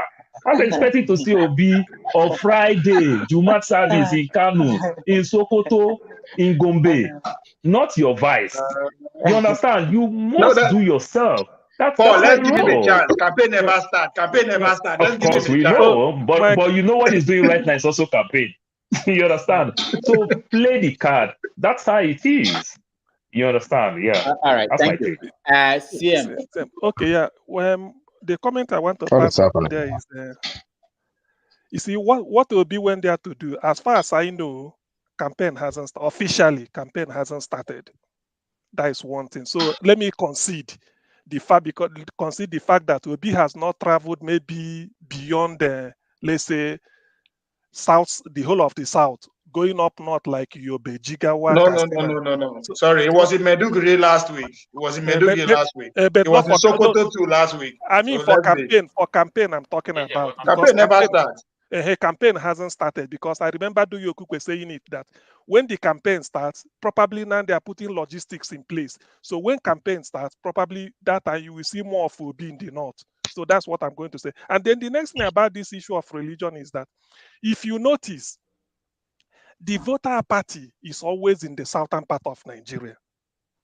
From time immemorial, the voter apathy, because people feel that their vote won't count. So what people are now trying to do is to tell them, this time you must come out and vote. And they are telling the churches, because before the churches are preaching tight. If you notice now, the churches are now using coded message that we know who to vote for, or somebody will say, this time we have to vote, your faith matters, all those type of things. So probably that is why this type of thing are taking place. But I'm not ruling out the fact that I'm not ruling out the chance of Obi going in the north, or maybe Kwankwaso even coming down south, because I'm expecting to see Kwankwaso in the south and even Atiku, see them around the southeast. They have to come out and Sorry, but Obi doesn't believe in what you just said. Obi doesn't believe religiously that should come out and participate. He said they should stay back and pray. No, it's I mean the church people. That's what I'm saying. I said we are saying the same thing. Don't take Obi out of it. You brought church because of Obi. No. Ovie, did you watch the video where Obi said we've prayed enough? We have to act now. Did you watch something like that? Was an we are saying the same thing now. I don't know why they disagree with me. Obi doesn't believe in what you just saying. Okay, hold on. Obi doesn't believe in that. Hold on, guys. Adewale, welcome to the show. Thank you, Dr. Damages. Nice to see you. Thank you very much. This is my first time, everybody, and I hope I win it today. Oh, Yeah. this is the first time. Oh, there's another. I need my gigs. After all, you guys didn't keep to the time. I've been watching every one of you. I like that. I like that. It is my turn now. All right. This is back. I've been watching. You think that my brain is working like that of Tinubu? I forgot the name of. Look, I have to claim. I have to claim it. I have to claim it. Since everybody is always against the time. Right. So it's nice to join you guys. Nice to see you. So have you been Yes, watching? sir. What are you thinking about? What's going on in your country? Everybody is just making noise in this show, especially CM and the what you call it, the other guys that left. I forgot his name now. Jude and Alex. Yeah, everybody's just making noise. Hey, I got Jude need to be back. It's always him and CM always in the same corner. Anyway, they are soldiers. We understand. They are all soldiers. They are veterans. We understand. I think of you two, you are moving closer to obedient too now. It seems there's no path forward for your candidate. Anyway, they never pay me. I'm broke. You know. I never it looks like you're going to get them eventually. Anyway, I never see money smoking good, and they never want to pay. I'm broke. You are moving closer. You are moving closer. Anyway, is a Mileko paying? If he's paying, I'll be there too. Don't worry. I hope they win you over. That would be great. By the way, Dr. Damage, I learned that the legislature are trying to impeach Buhari last week. It is very funny that how politicians play on intelligence of Nigerians. Everybody knows that it's just a gimmick or political gimmick so that they can give them upper hand. Because why would they even think about it at this time of the year? Less than 8 months ago, and you are thinking impeachment process takes forever, and that is if you have majority in the House.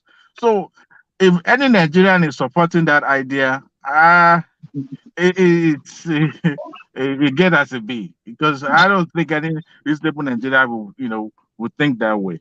Buhari himself, somebody said the other time on the show that it seems I think it's Ms. Nneka that Buhari appears to be, I don't know, some kind of, she used the word then. The man live in the bubble. It's obvious. Sorry? Alzheimer's. Exactly. He might be having some medical stuff there. But because the man appears a little bit, out of touch. I know sometimes they could be wrapped in a bubble whereby they protect them from what's happening, especially those psychopaths in the corridor of power. But that shouldn't stop him from at least listening to news, reading newspaper, and see that things are happening. I still don't believe that the man is not aware what is going on in the part of the of the country. But it's just that sometimes they play, I won't call it politics, it's just that the way of controlling that narratives of what is out there. But we live in the age of technology. Everything's going on.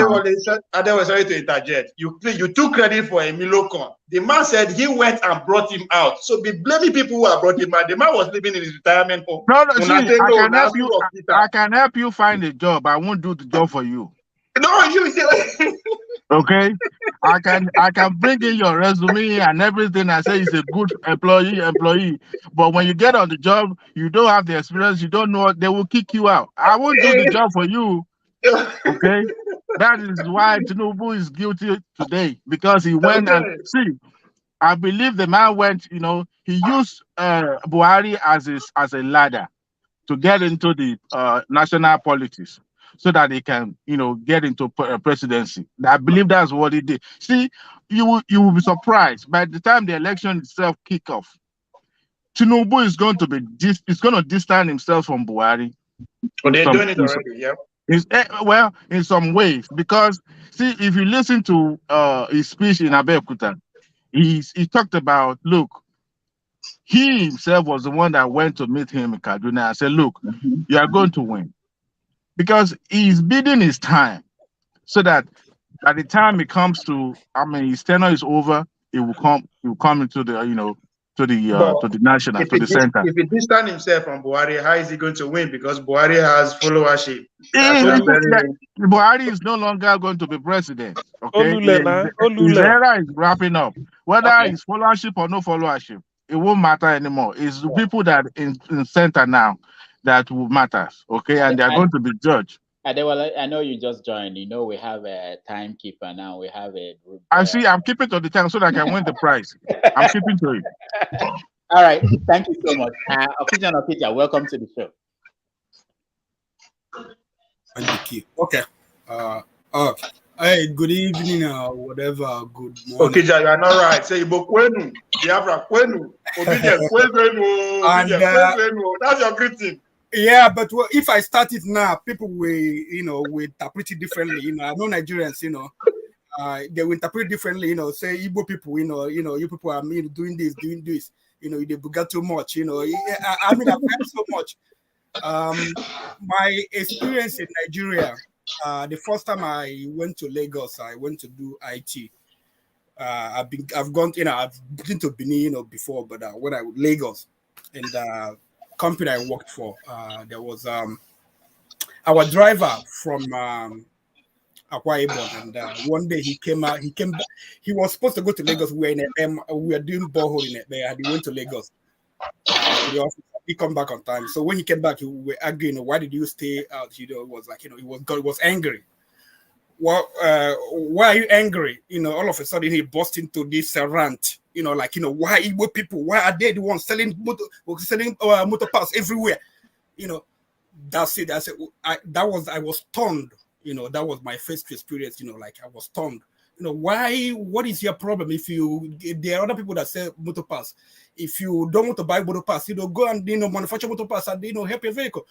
So, but anyway, I don't want to get into that. Nigeria has Igbo problem, and I've heard about people we'll be discussing here. Nigeria has an Igbo problem. Until it addresses it, Nigeria will still be a place of injustice. No matter my sentiment, even though I believe in Nigeria, I completely believe in Nigeria is much better, but Nigeria has an Igbo problem, so Nigeria has to go and address it. For rant, like Rudolph, probably next time I'm gonna be a co-host. If anybody's ranting, every other person should just shut the F up and leave the person alone to rant. That's it. Don't interfere with somebody's rant. That's it. And on Toby, and I want to say something about Toby. When I was in America, one person was like, this guy, I work with, we're always talking about American dream, I was like, one day I was like, tell me about American dream. He was talking about, go to work, be safe, go to work, a peaceful environment, raise your kids and stuff like that, and bequeath something to your kids, whatever business or whatever money, wealth. So because I was getting angry, I was like, what do you think? What do you want to know about Nigerian, dream? I said Nigerian dream, want to have kids and they want to cut them up, fry them and eat them, So he was just looking at me like, what? I said, American dream is every man's dream. So I'm just saying this because of Toby. Like some people said, oh no, Toby, Nigeria, whatever.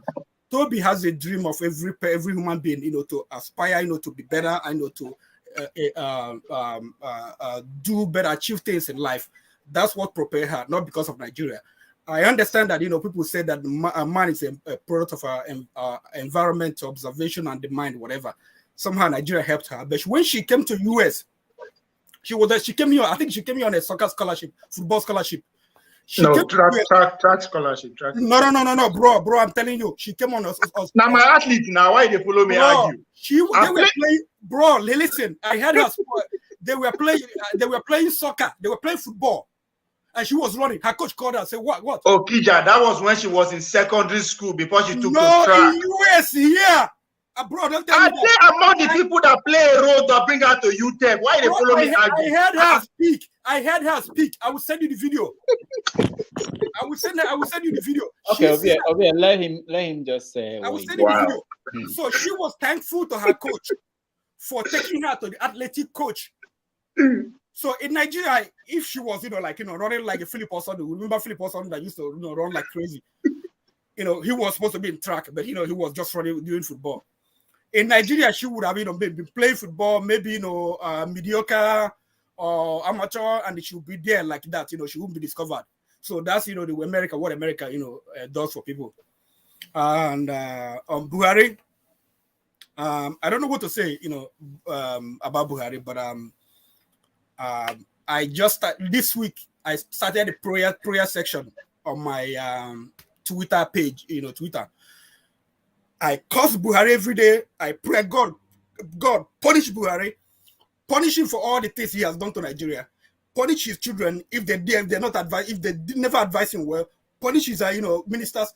That's the prayer Nigeria. I mean, why we fight for to have voters card? I mean, we don't have 3 hands because I was like, how are we gonna avoid a voters card? PVC, you are weapon because they are, war is probably coming. We were weapon, and then maybe kneel down and pray. So go punish Buhari and punish all his minister people that advising him that that's the reason why Nigeria is where because of people like Buhari.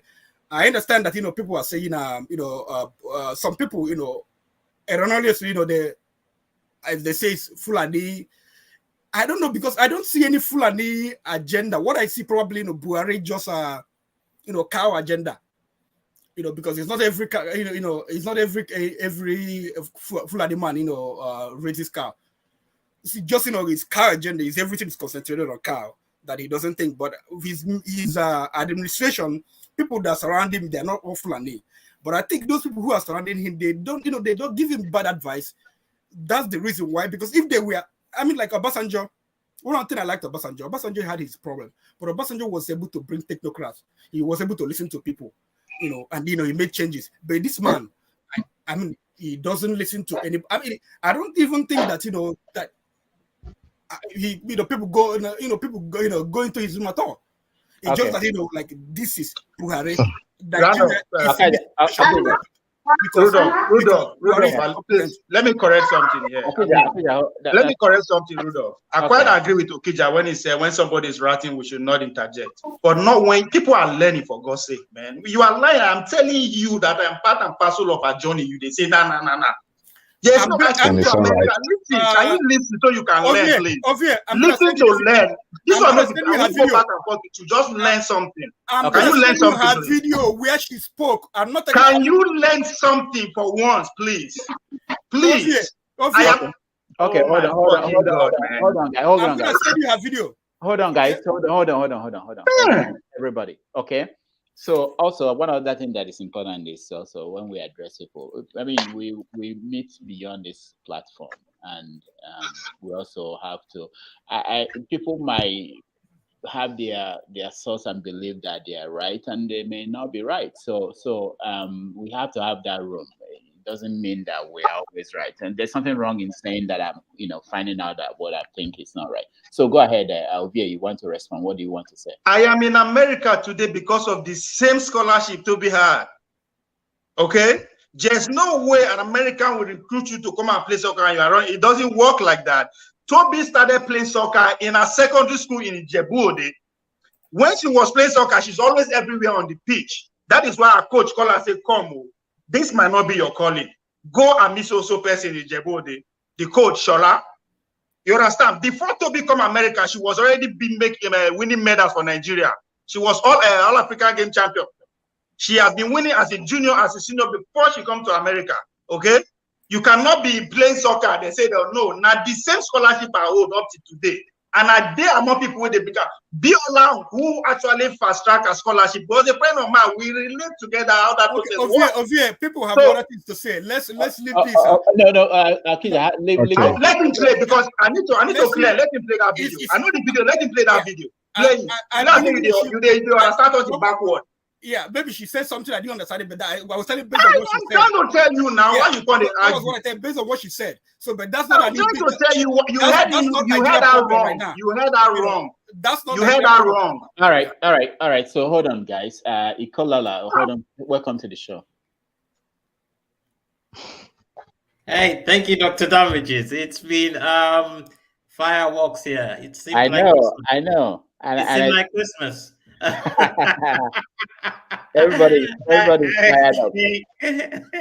Right. It's just 3 things I want to talk about. I'm not talking about it actually. It's more like a question and a statement at the same time.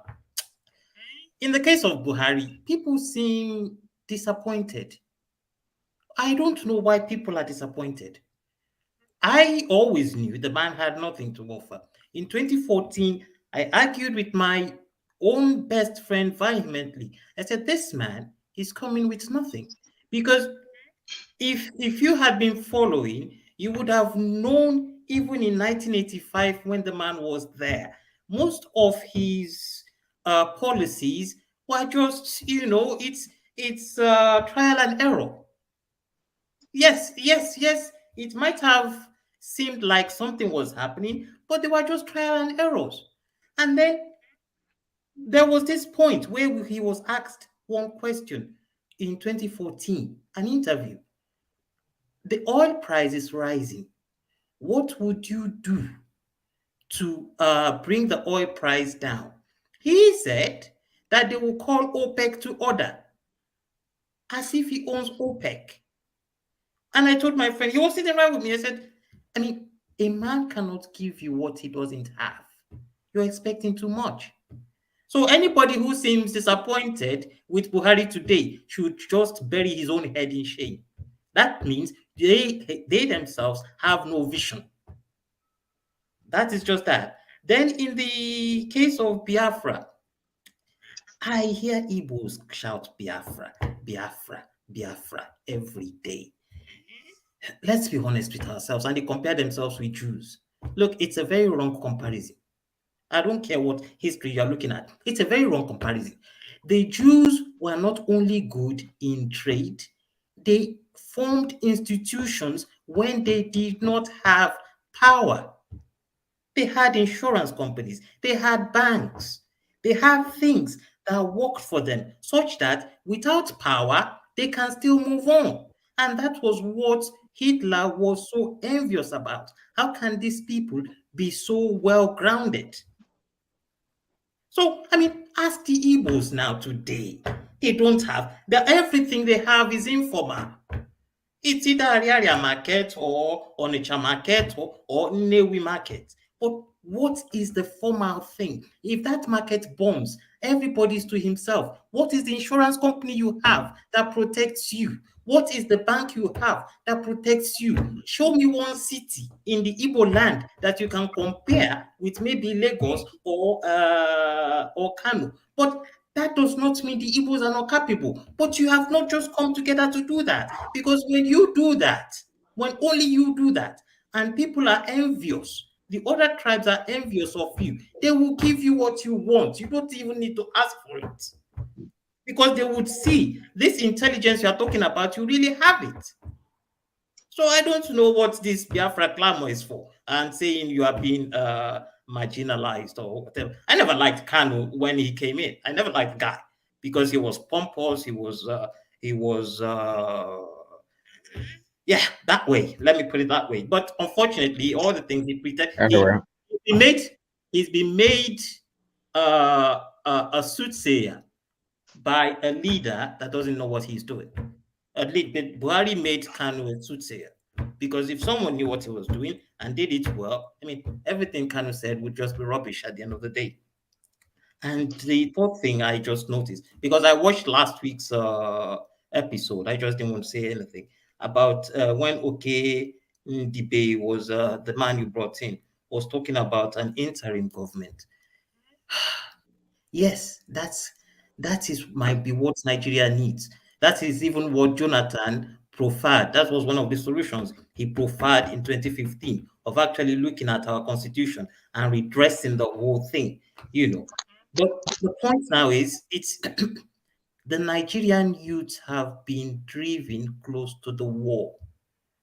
And if you see the Labour Party now, it's not the Nigerian youth only found in Obi a caretaker. It's not as if it's not Obi. If you look at it properly, they are not seeing Obi as the person who is going to make things happen in 8 years. They are just they just found in Obi a caretaker whom they can hand over things to, that would give them room to actually actualize the things they want.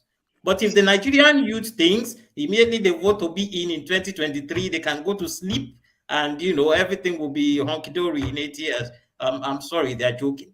But it's a continuous process whereby they get this money, he does the things they want, and they keep agitating because he would need their help. He cannot.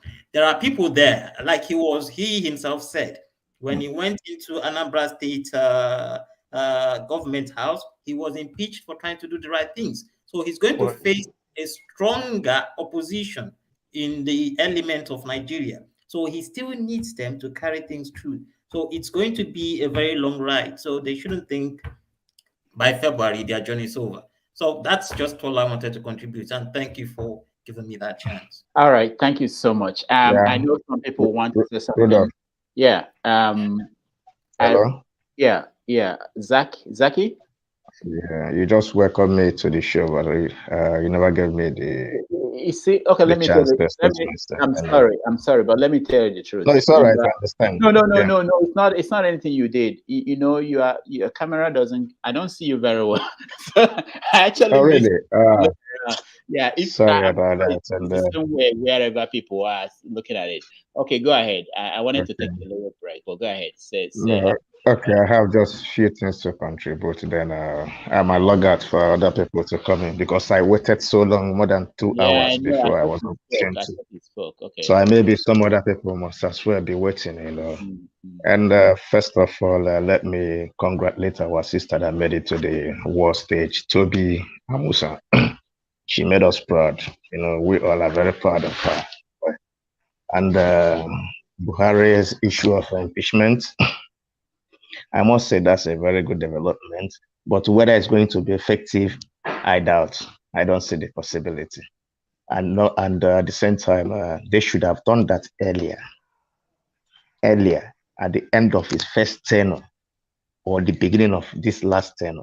So doing it this time around, that's a different thing altogether. Then back to what has been transpiring today.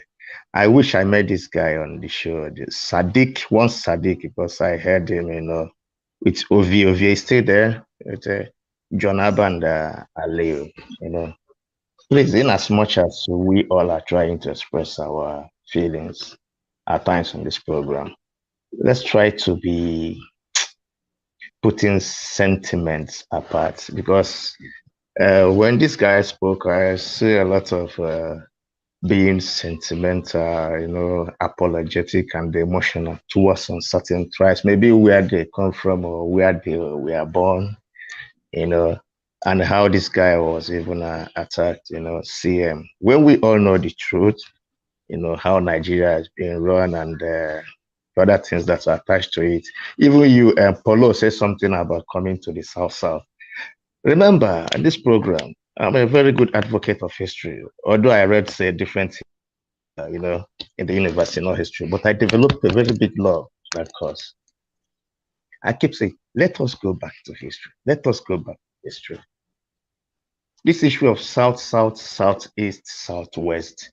Okay, originally, remember, what we had was West, East, and North. This issue of South, this, South, okay, maybe from the geographical, these dimensions or whatever. Yeah, we understand much better now. But when this Biafran war was fought, remember, there was nothing like South-South. For the white men that integrated Nigeria and the ones that divided Nigeria, they called the whole Southeast South Igbos. The whole West, they don't care whether you are in the majority of Ijebu or the majority of Yoruba land. They call them Yorubas. Then the issue of Hausas in the North, nobody wants to know about Fulani. They call them Hausas. Even I grew up to know all the Northerners to be Hausas. Though we used to see some part of a couple of elements and non Fulani, but I never knew they were this mighty till now, you know. And back to the history. Remember, these Fulani people, they were first known as the Fulbe tribe people, you know. That's a primarily Muslim people that scattered throughout many parts of West Africa, Lake Chad and the Atlantic, you know. So, and as a percentage of population, the Fulanis, you know, represent about 38% of the population in Guinea. I'm putting down this figure because CM made one point, said, yeah, if you want to talk with facts, okay, in as much as we are talking with, remember the facts we are being presented were the facts that we were taught and what we learned. So I can't just say whatever I wasn't taught because somebody was telling you which of the Holocaust, which one was recorded, which one. But the guy was telling you what happened, and that's a plain fact. Even the BBC documentary, CNN documentary, the white men that covered the war were there. I even have heard it from their mouth. They said that after the World War, after this Holocaust, Biafra, that is the forgotten war. They use the word forgotten war. They try to suppress as if it never happened. It's a plain truth. Why are we trying to, I saw the way you guys were attacking him, when I was still on the sideline, but I just said, okay, anyway, this is Nigeria. We are trying to build up. Okay, back to the issue of percentage, I've said that, but then 30% of the Fulanis are in the Mauritania, 70% in Guinea-Bissau. If I will think right, then about 12% in the Cameroon and about 9% in Nigeria. When these people before all this time, they have built a lot of empires. They've built empire in Nigeria known as what is it called again? Sokoto Caliphate and Futajalon and Guinea and what is it called again? And the Masina Mali, Fulani Empire, Masina Mali. Upon all this empire, they never owned any states because they were nomadics. We all know that. So the only place they've got the opportunity now is in this country called Nigeria, where the white men joined us together. That someone was saying that Buhari was being sentimental, with his post and appointments and about some people there. Was maybe that Sadiq was saying, no, what do you mean? What do you mean? It is obvious, my friend. Defense this, defense that, minister for this, minister for that, blah, blah, blah, blah, blah. It is obvious. They are looking at us face to face, eyeball to eyeball. Can we even deny that? We can't just deny the fact. And remember, remember it. Ovi, I'm still coming back to you because I don't even know, because we, in as much as we are trying to patch, that's what we call patch. When I was in primary school in Nigeria, you know what is patch? Hello? Have you don't you even know what is patch now? Who's patching who? Oh, my time is up. School uniform. Your school uniform. Patch. Yeah, but who is patching who? Oh, sorry. Sorry, my time is up because Zaki, no, your time is still on. Who is patching who? No, listen, nobody. So I say we all. But what I meant by patching is this: when we are trying to carry one another along, because one guy said something. Why are we even afraid of division and referendum? We are not necessarily talking about dividing Nigeria or breaking Nigeria, but the white people. Remember what I said here in this last program. They never joined us together because of. Yeah, exactly. Round up. Your time is up. That's why. I have a lot of points to make. Okay, please let us seek for a better solution for a better Nigeria, security, putting our all right. Back to school, and we in the diaspora, let us have a very good representative as well, because most of us here, in as much as we are very much relaxed, enjoying, we still want to go back home and retire there. Only very few we still want to be here, retire. As for me, I'm having a very good life, but I can't just leave that. I can't stop thinking about home anyway. If I have any opportunity to speak again, please let me know. Let me continue from where I stopped. Thank you very much, guys. All right, thank you. I like that. Hold on. If you allow me, I just say something 1 minute. I want to go and buy something before the shop closes. Yeah, I myself, I want to go, doctor. That's why I want to say my state and go. Okay. Paul. Okay. Yeah. Well, doctor, I feel the pain, the passion with the Igbos, the Biafran people. I feel their pain. I know they take opportunity of these things to add a few, which is good, because these are the type of thing they did to take Boris Johnson out. You understand? They keep saying it even when he pays fine to the cops. They keep saying it, and eventually he resigned. So it's one of the ways you have to achieve. Then also another way you have to achieve. Great men and great teams always come with pride.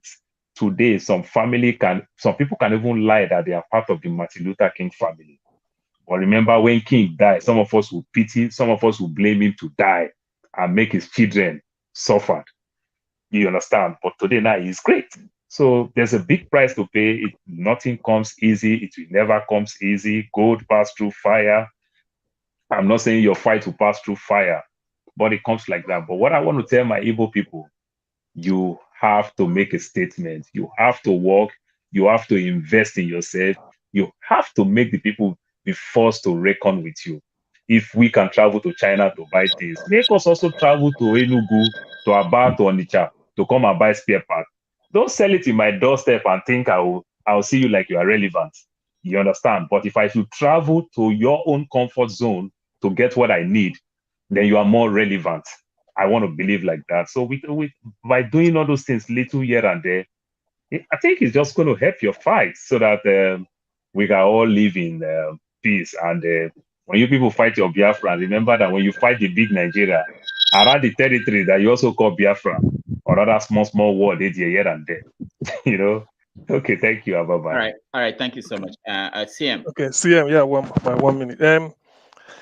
Thank you very much for the opportunity. Then what I want to say is that every nation in Nigeria has a different experience of the country called Nigeria. When Yoruba want to talk about the experience in Nigeria, it must be different from that of the Ogoni. The Ogoni is different from the Igbo. The Igbo man's experience is different from that of maybe the Igede or whatever. So let us always remember this. And people act according to the experience they have. But one thing I want to let this direct to you, Ikolaba. Igbos are Jews, not because we claim it. Former president of Ohaneze Ndi Igbo, Lieutenant Dr. Dozie Ikedife from Nnewi, a foremost gynecologist, he invited the Jews. There was a DNA done at the height of IPOB agitation. That was either 2016 or 2015. It was proven. And then there's a place called Eri and the Bugad. They are one of the lost tribes of Israel. It has been proven. Igbos are Jews by DNA. Thank you. All right. Thank you so much. I'm sorry. I'm sorry. I'm not Jew. I'm Igbo. I'm not Jew. Igbos are not Jews. Yeah, but there was no DNA. DNA. I've seen another DNA done. It's a lie. Igbos are not Jew. I've been comfortable in my Igbo-ness. I'm comfortable with being an Igbo. Can I come in so that I can intro and I come back? No, I didn't. I have to call you before you come in. Who is talking? Is it Ikolala? Is that you? You want to speak?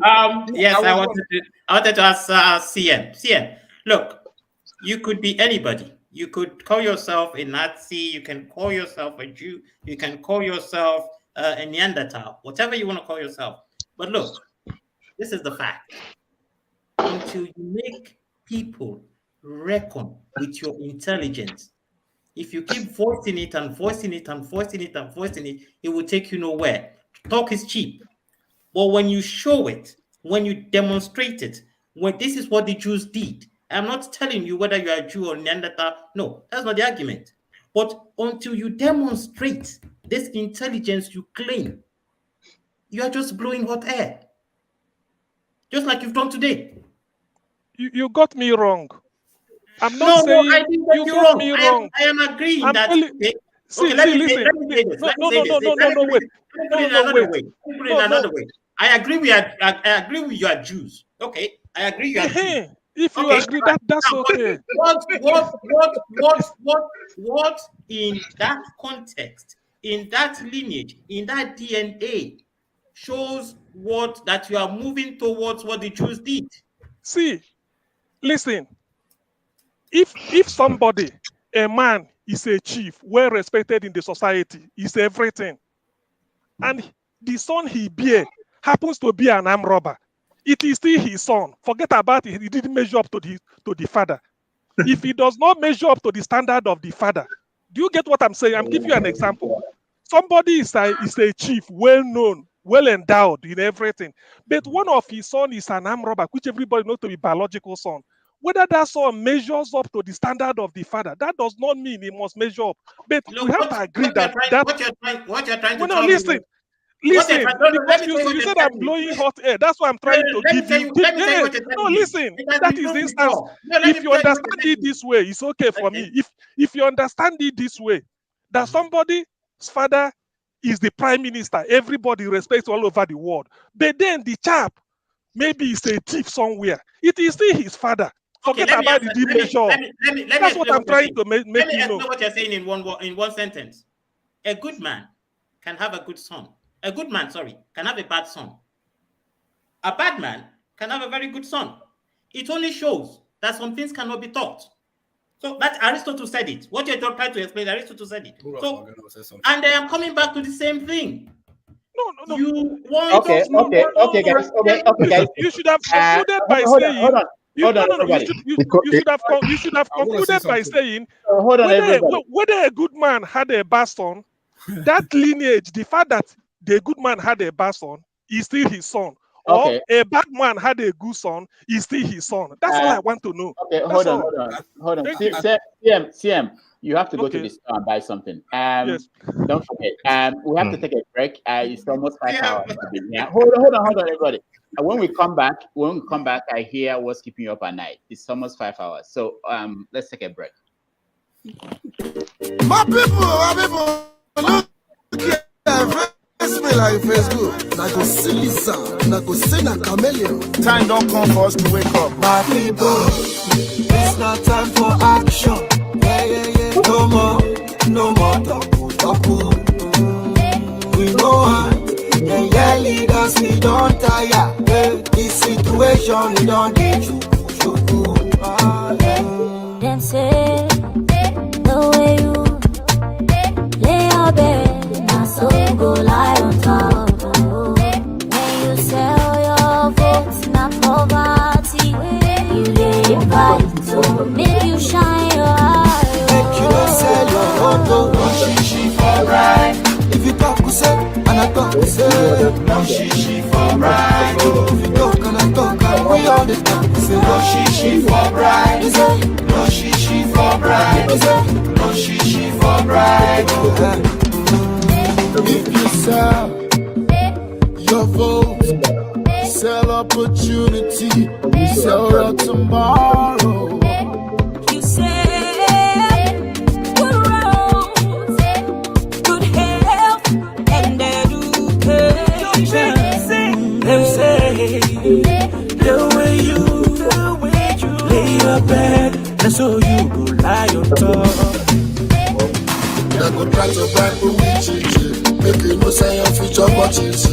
Them go surely take a back with profit, now you go suffer, Naija. Monkey go the walk, bamboo go the shop. Say that's how we go there. Make you not sell your photo, no shishi for bride. If I do my part and you do your part, no shishi for bride. And we build this land. No shishi for bride. You say no shishi for bride. You say no shishi for bride. Nigeria go better. Corruption kill us, bribery finish us. Last, you could still got us. Who want change Nigeria but us? Let's make it work again. Everybody rise again. Tire for the talk. Nobody want do the work. Nobody want die there. I speak with no fear. My name is Abubakar Musa. I'm a pharmacist and a Nigerian with a passion for a better Nigeria. And I'm directing my question to Aleja Atiku Abubakar. And it's regarding employment and job creation, because that's what you keep mentioning. And as a successful businessman, I'll put it this way. I'm an applicant applying to work in your successful company. And after passing through some processes, your HR department, that's the human resource department, asked me to provide a referee from my previous place of work to enable me secure the job. And I have something to say. This is the response of my employer, whom I've worked with for the past 8 years.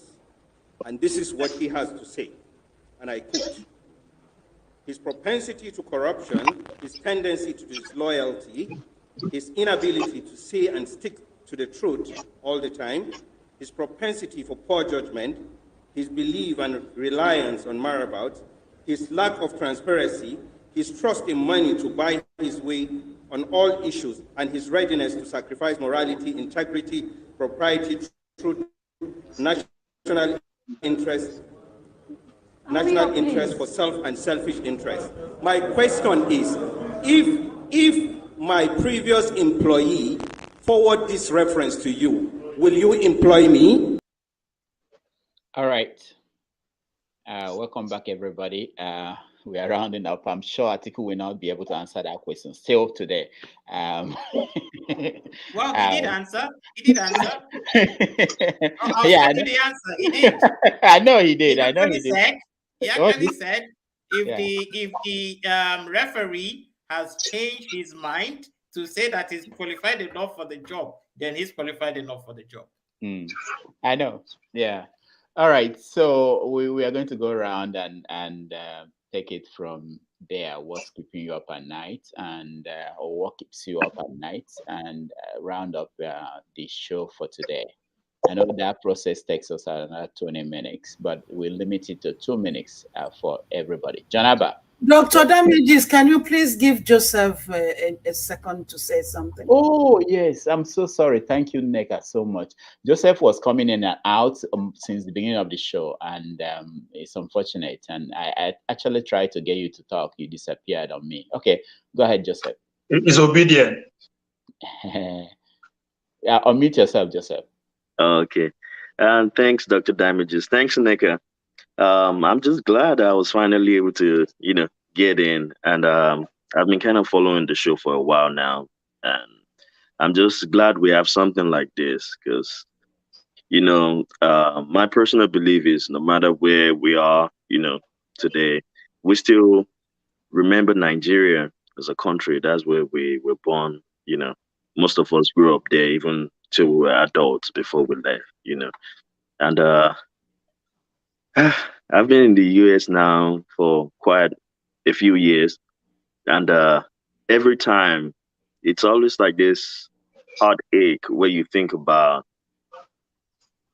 the things that could have been possible in Nigeria, like the opportunities that could have been, the dreams that are being quenched on a daily basis. Because I had a rough time, in Nigeria, really did. And then it's like I moved to the shores, outside the shores of the country, and then some things that, I probably started doubting myself, like, yeah, could I even achieve this? Then they all started coming to play. And I can imagine that for several, youths out there. And it's just disheartening. But I guess you can overbeat a dead horse. We all know that it's true to each and every one of us. We all understand that. I guess it gets to the point where we have to start looking inward and like, how do we make a change? How do we make things different? I've been on the show, just listening all day. And, one, would I say, constant theme that has been reiterated by multiple speakers has been, we know these things happen, right? We know this is the situation of the country. And part of the stuff, because I questioned myself. I mean, I talked to a lot of my friends back in 2015. I was like, you can't elect the same people who were, say they were in PDP 2 years ago. Now they're in APC. We know their track record. We've seen what they've done in time past. This is their propensity. This is what they tend to do. And then you expect that because they just change parties overnight, then their ideologies have changed or their character have changed. A wise man once says, we are what we repeatedly do. If you repeatedly steal, then you're a thief. Stealing is what you do. That's your character. If you repeatedly tell lies, then you're a liar. That's just what it is. So I think we just have to start paying attention and then trying to find a way where we can, make Nigeria a better place, not just for us, because some of us have been fortunate enough to exit the country. I saw one meme on social media not too long ago. Someone was like, the goal is to live outside the country and pray for the betterment of Nigeria. That's the goal. No, you don't want. You can do all the praying while you're there, and you're like, yeah, it's not making any difference. But when you're outside and you're praying for Nigeria, there's a difference to it. There's a different feel to it. And just one more thing before I let someone else speak. I think really, if we want to start making the difference in Nigeria, we have to get to that place of resolution. And what I mean by that is, no matter how we slice and dice it, right? History plays a part. All of us are who we are today. And it's a combination of where we've come from, like who we've been, things we've gone through. So you can't just displace the suffering of people and expect that, you just get over it. I mean, I understand that you can't change the past. We have to look forward, but then you have to understand that you have to come to a place where you can make peace with that past to be able to go forward. And doctor, you can correct me. I know you said you had some experience with psychology too. That's usually one of the things that are preached. That you have to make resolution with that past. Until you do that and really take care of it, there's really no moving forward, because you're going to be stuck in that past and what has happened. So I think that's one thing for the greater Nigeria, what we all have to do, and not just the people from the east, the people from the north, the people from the west, the people from the south. We have to understand that a group of people have, suffered so much. We have to first at least acknowledge that suffering. Then we have to make peace with it to where we can start healing from that suffering. Because until we actually take time to acknowledge that suffering and then make peace with it, really, we're not going to get anywhere, at least not together anyways. Yeah, and so that's just my little submission. Thank you so much. So let's go around 1 minute. What keeps you up at night? John Abasta. Can you hear me? Yeah, go ahead. Oh, okay. Good evening once again, Dr. Damages. I wish we all can turn the mirror on ourselves, and then we all looking what none of us is perfect. We are looking for better Nigerians, but better Nigerians are all of us, and the country as a Nigeria, to be a great country, we all have to turn the mirror on ourselves and to see what we have done right and what we have done wrong, and how we can collectively change the narrative of what is going on in our beloved country. Okay, thank you so much.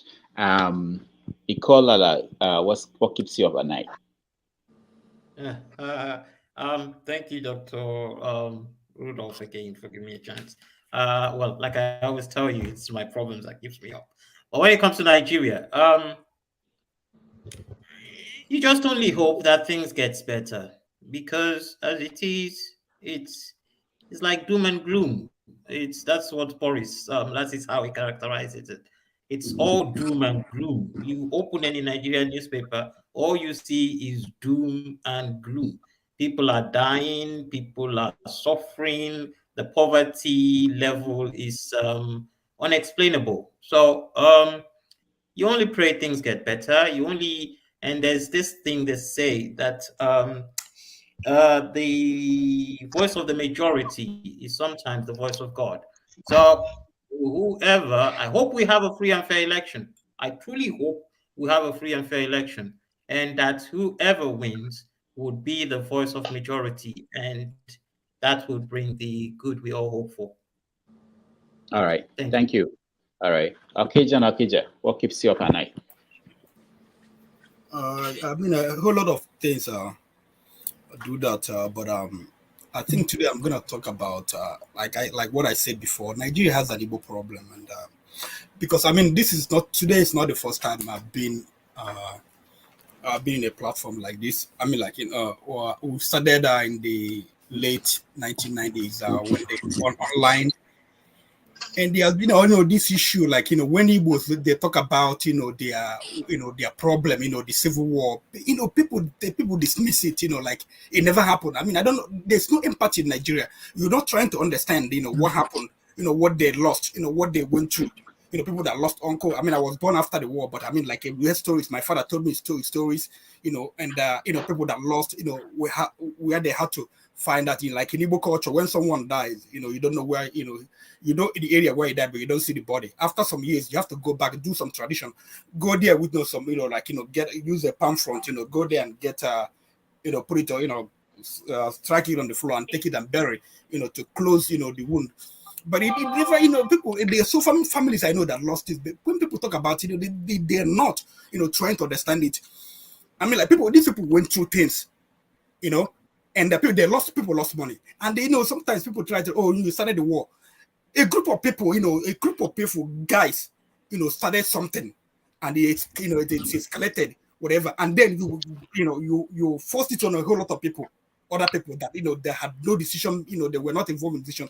My father lost a cousin was airlifted to Gabon during the war, and when they after the war, they tried looking for her. They were looking for her up to, I think, 1979 or 1980, and then someone had to die before they stopped looking for her, because in the process of going to try to see her, they had an accident, someone died. But there are stories like that. People we are told stories like that. When people try to, Nigerians, like, you dismiss it. Nigeria, you have to acknowledge that things happen, that the wrong, some wrong were done to Igbo people. Not, to the elite or whatever that whatever you and them had some issues. To the people, and that's when we talk about Biafra. The thing comes out again. Like some people, they talk, Kolola, whatever, he was saying something about show us what you have. Yes, he was, during the war, they would sue Nigeria for 3 years. They manufactured a lot of things. They manufactured Obuniwe. They did oil, they refined crude oil. There was no fuel shortage during Biafra. So they did a lot of things, converted cars into weapons. They did that. Like Professor Samoji, I think, what's his name? I don't know if Bat was involved. The scientists, Samoji led them, and some other scientists, Samoji, the one that they claimed that built the bomb that killed Delegiwa. Okay, so there were things, they did things, So, but the thing is that Nigeria has retarded the progress of Igbo man. That's the truth. That is the truth, and people don't acknowledge that. Nigeria also has retarded the growth of every other Nigerian. But when Igbos trying to complain their issues, people don't listen. People don't. Okay, right now there are terrorists in northeast, northwest, whatever, and some in middle belt. But where did they send the plane? In Igbo land. Okay, 14 boys were killed. No one talks about it. The media, they don't talk about it. So how do you want these people to feel? Like people like me who believe in Nigeria, what do you want them to feel? Empathy is important. We have to, empathize with people. Try to understand what they're going through. You don't have to feel it. You don't have to, fully understand it. But try to, when you listen instead of just trying to shut them down. Nigeria has a problem. Thank you. Ikola, I'm sorry, I can't come back to you. We'll be going back and forth. We want to 1 minute. Okay. I won't do this again. It's not anybody's name is mentioned, they will come back. Okay, go ahead. All right. Okija, please let me clarify one thing. My uncle, whom, if I give you his number right now, was a soldier in the Biafran army. So when I say things, it's not because I'm outside, I am not Igbo, or because I'm outside of the thing. But let me tell you one thing. Clinton well stated it. It's economy. Everything is economy. That's why he said his economy is stupid. What he means is, before you can make people listen to you, you must hold something very concrete that will make them listen to you. Go to the UN. When America speaks, people sit there to listen because they own the economy. When China speaks, people listen. But when people, countries like Gabon come in, everybody walks away. That is why you are not being listened to. Get the economy, get your own economy right. Be strong in your economy. Be strong in your own circle. They will listen to you. That's what I'm trying to make you understand. I'm not shutting you down. I'm not holding no empathy, but I'm just making you realize if the shoe hurts, it hurts me as well. All right, thank you. Zaki, what keeps you up at night? Is it my turn again? Thank you very much, Dr. And if you want me to move, I may forget that you had. Guys, no, I said if you want me to go to someone else, I may forget that you haven't had. Okay. Yeah. And anyway, I would have left for a very long time because I didn't contribute much this time around. But it's okay. It's okay. Thanks for the opportunity. Had Okija, Ikola, and other guys in the house as well. It's quite unfortunate I couldn't even finish what I was saying before, but let that be some other time. And one thing I like about this your program with the other lady that two of you used to work with Sahara before, they all See what you cost? See what you cost? He doesn't know there are some names you don't mention here. Pantami, if you mention Pantami, you are off. If you mention Adiola, you're off.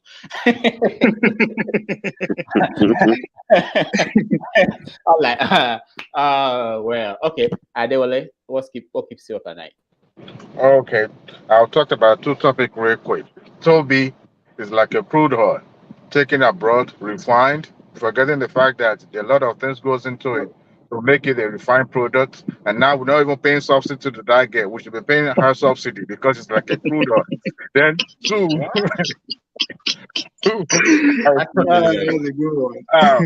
I forgot about the second topic. Anyway, real quick. The first one is so good. Okay, now what keeping me awake is the fact that we may not even have election coming next year. The reason why I said this is because I said it last week.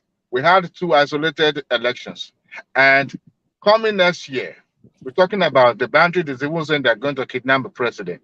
Now we can get all the PVC that we can print or whatever, but if people are scared to come out to vote, there might be no election, and we will keep shifting the goalpost. And that's my fear, that the country will be plunged into a more chaos. That's what is keeping me awake. I got to go. Bye-bye. Thank you so much. I like that. I should write it down. That Toby is like a crude oil, and most of the people here they're that way too. All right, where do we go? Let's go. Welcome to the show. Thank you. I guess you've been watching something. I just let you in. We are rounding up. So, what keeps you up at night? You can just make a comment while you're doing that. Okay. So, what I want to contribute, I've been listening, through the YouTube, and it is amazing for different contribution. And I will listen to what Okija said.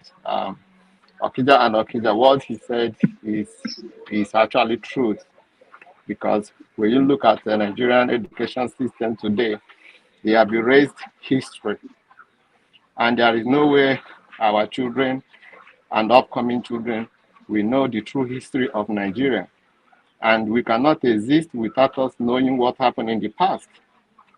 So I think there is something wrong there.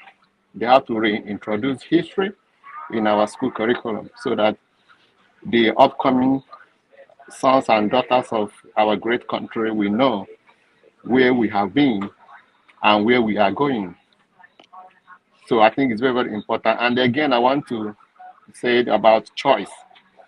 The choice we made today will be the benefit of tomorrow. You have made a choice, Dr. Damage, to have a platform whereby Nigerians will come and voice their concern.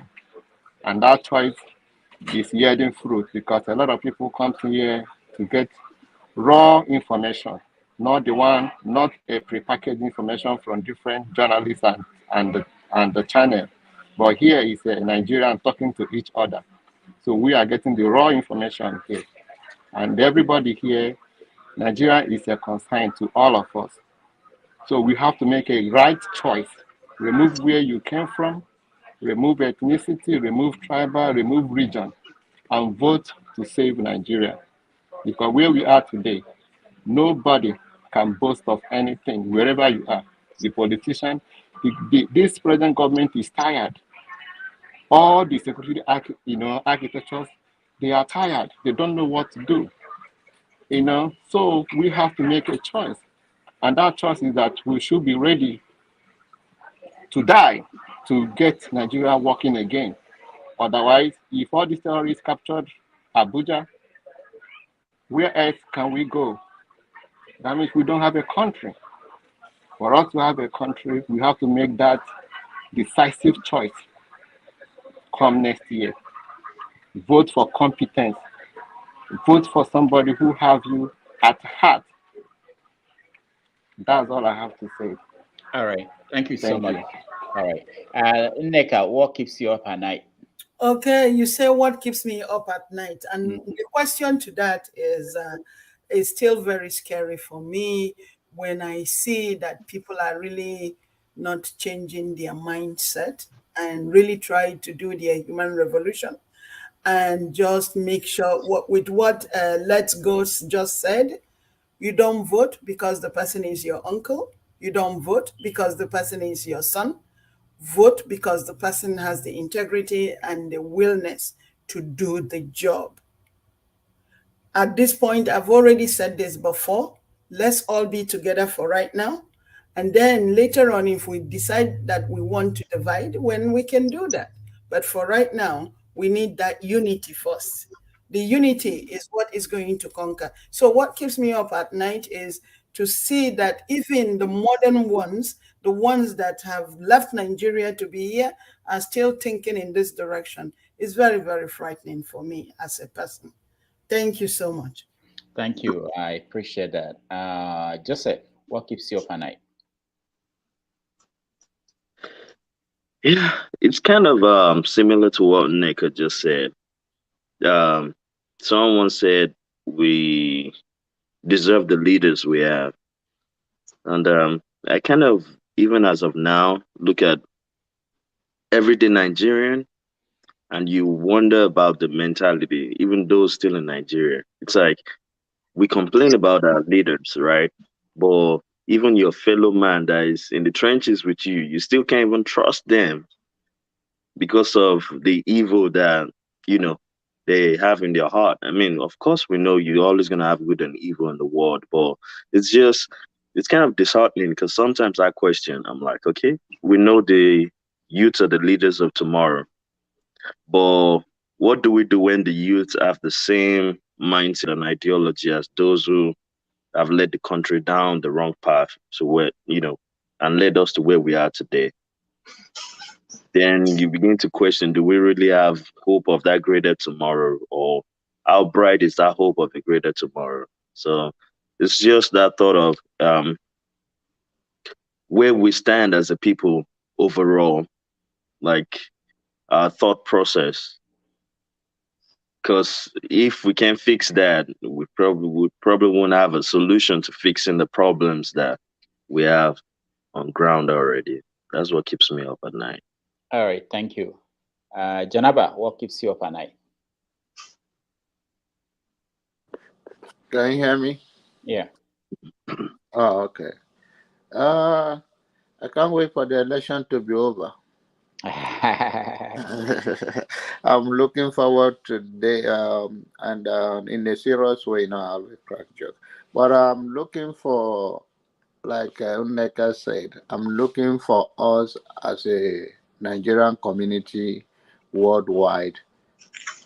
These people back home are going through a lot.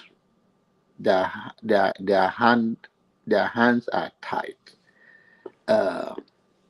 The last time that they organized NSAC's protest, so many of them died. Our people are still very backward in thinking. I hope that whosoever win and become a president of our country will unify the country and give the youth the tools to move their nation to the next generation. So that the notion that if you have a good phone in Nigeria or have a laptop, you are a suspect. That can come to an end. Okay, thank you so much. Where am I? Forefathers, what keeps you up at night? All right. I guess I wouldn't want. There are quite a lot of things. Our weakness is just my simple number one, but I really think that there are some things that from what we've just discussed earlier on. CM seems to be coming up with a lot of inaccuracies and it's spread like that, and you see it in the discourse in our people, and I feel that is quite something we need to get rid of. We need to have a logical way of discounting inferior ideas for quality and better ones, so that our people can absorb better and more accurate information that leads to better outcomes. Because we have to start asking ourselves critical questions. I'm not welded to any idea. If you give me something that I feel is better, you give me clear information, I'll ask myself serious questions.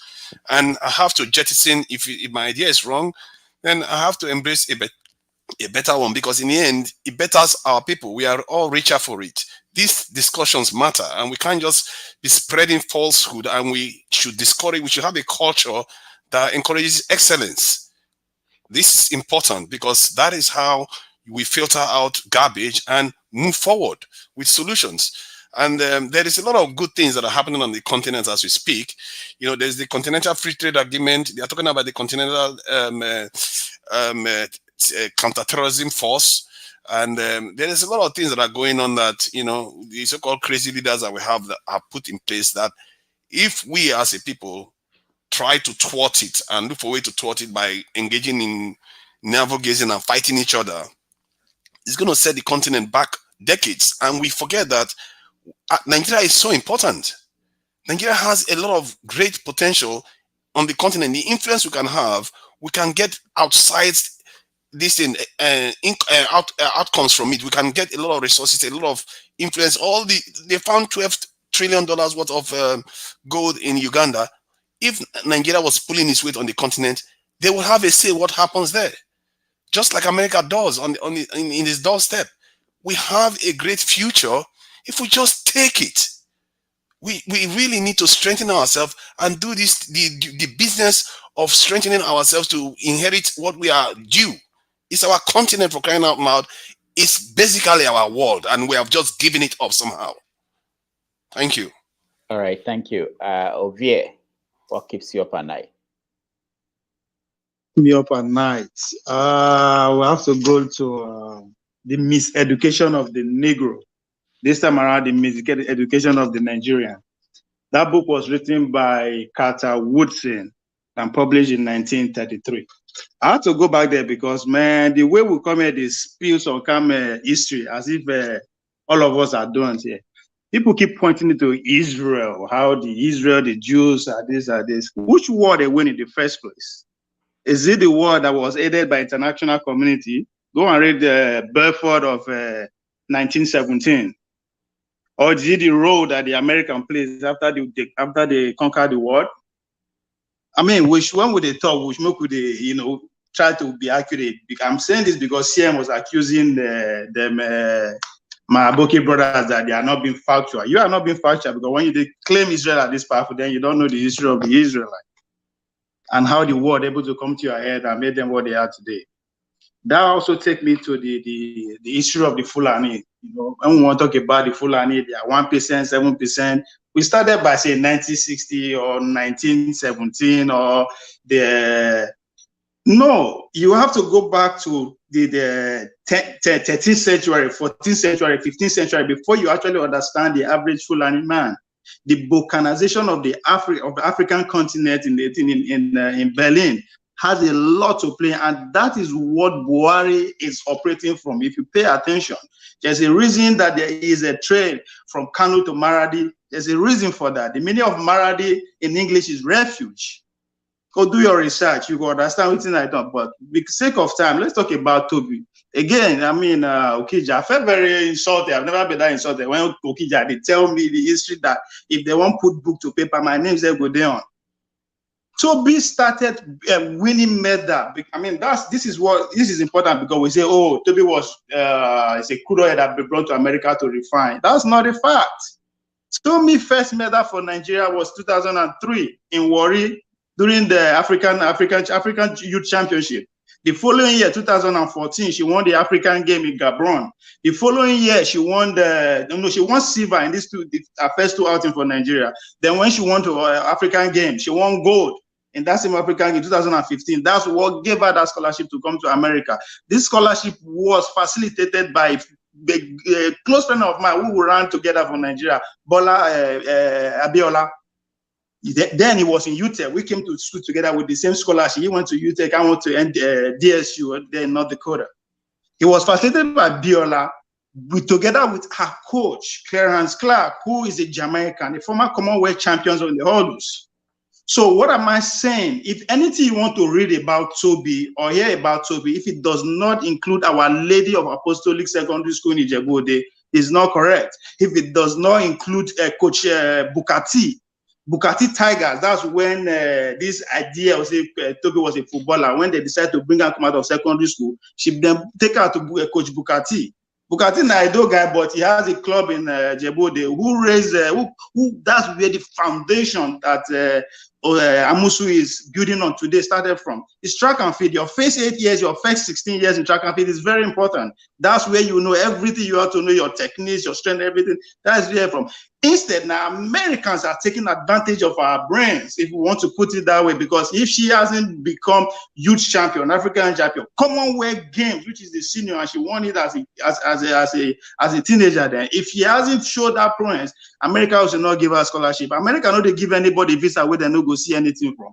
I don't care if you're a sportsman, if you're a doctor, whatever. There's something in you that they can activate or take advantage of before they will give you that scholarship. I'm a product of that. Yes, I know become world champion. I'm also do pretty much everything Toby did, I did. So when that guy, they come here, they tell me, I was like, I felt very insulted because people are listening. They want to learn. Yes, we are clamoring for this today too. We are accusing government why they take history out of our schools. They are also deliberating taking sport out of our. If we follow fraud diplomacy that we are putting together that actually brought Toby to what he is today, 40% of the Nigerian kids that were out of school today will be in school. Because not be everybody likes school to go study or to go read, or some they go there because of the extra credit. And we are taking them out. Then somebody will come and tell me, say, no, it's not American bread. If I say American bread, I know there are a lot of Nigerians today who are in the NCAA system in America. Some are in Harvard. Almost all the big universities that you can talk of today, they are there. The last of hopefully who are so the LSU, the Alabama State University. Just mention them. Most of these kids has their foundation already solid in Nigeria before the education system in America is absorbing them. So there's nothing you want them to say them contribute. No, I mean Toby is already known now because you don't pay attention to. If you are paying attention to, we are paying attention to football. You go know say no be Chelsea make Obi Michael. Obi Michael on the day club for Nigeria has been doing well before Chelsea see him. That's exactly the process of Toby. So Toby is a product of Nigeria, and yes, for her. If you follow her background, no, we are all for the division of the Nigerian state, but we cannot underestimate that platform the Nigerian nation is giving to people who are taking advantage of it. If you cannot take advantage of the platform that is afford you, they are going. All of us here in America today because we want to carry Nigerian passport. We keep fighting that. So on that, I say, please, let's go back and read our history. We are more than 1960. We are more than. We go back to 1300. You understand how the British, the Balkanization affect every tribe, not just the Fulanis, not just the Igbos. Every tribe was affected with that by that Balkanization of Africa. So what keeps me up is the miseducation of the Nigerian man, not the Negro anymore. Thank you. Okay. Ikolala, what you want to say something? Yeah, I just wanted to answer Toby Nation. I think I'll still blame you because what you have just done now is folktale. We've had that before when stories were told to us by mouth. You can't blame Okija. If you had done your job and written a book so that Okija would be the one reading it, then this would have been solved. So it's still your fault. I agree. We are doing our best. Watch out for there's a talk of village athletics. And we are on platform. We're doing PG now, and what have you. You know, you hear more about that. But right. I'll take your correction, and yes, I agree with you 100%. All Need right, to do more. Thank you. I want to thank everybody for joining us today. Ovie, thank you so much for being here. Forefathers, thank you so much for being here. Let's go. Thank you so much for being here. It's been more than 5 hours. Jonaba, thank you so much for being here. Thank you so much for being here. I know a lot of people who were here, they are gone now. We appreciate everybody. And the people watching at home, we thank you and we appreciate their time. We see you again next week. We will have a conference that is very important. You get more information on that. And then tomorrow on 90 Minutes Africa, we're going to talk about the election in Nigeria, of course, and in Kenya. So join us tomorrow at 11:30. And again, on Wednesday, we will talk about issues that are of importance to those of us abroad. Until next week, I'm Rudolph Okonkwo signing up. Thank you so much and see you guys.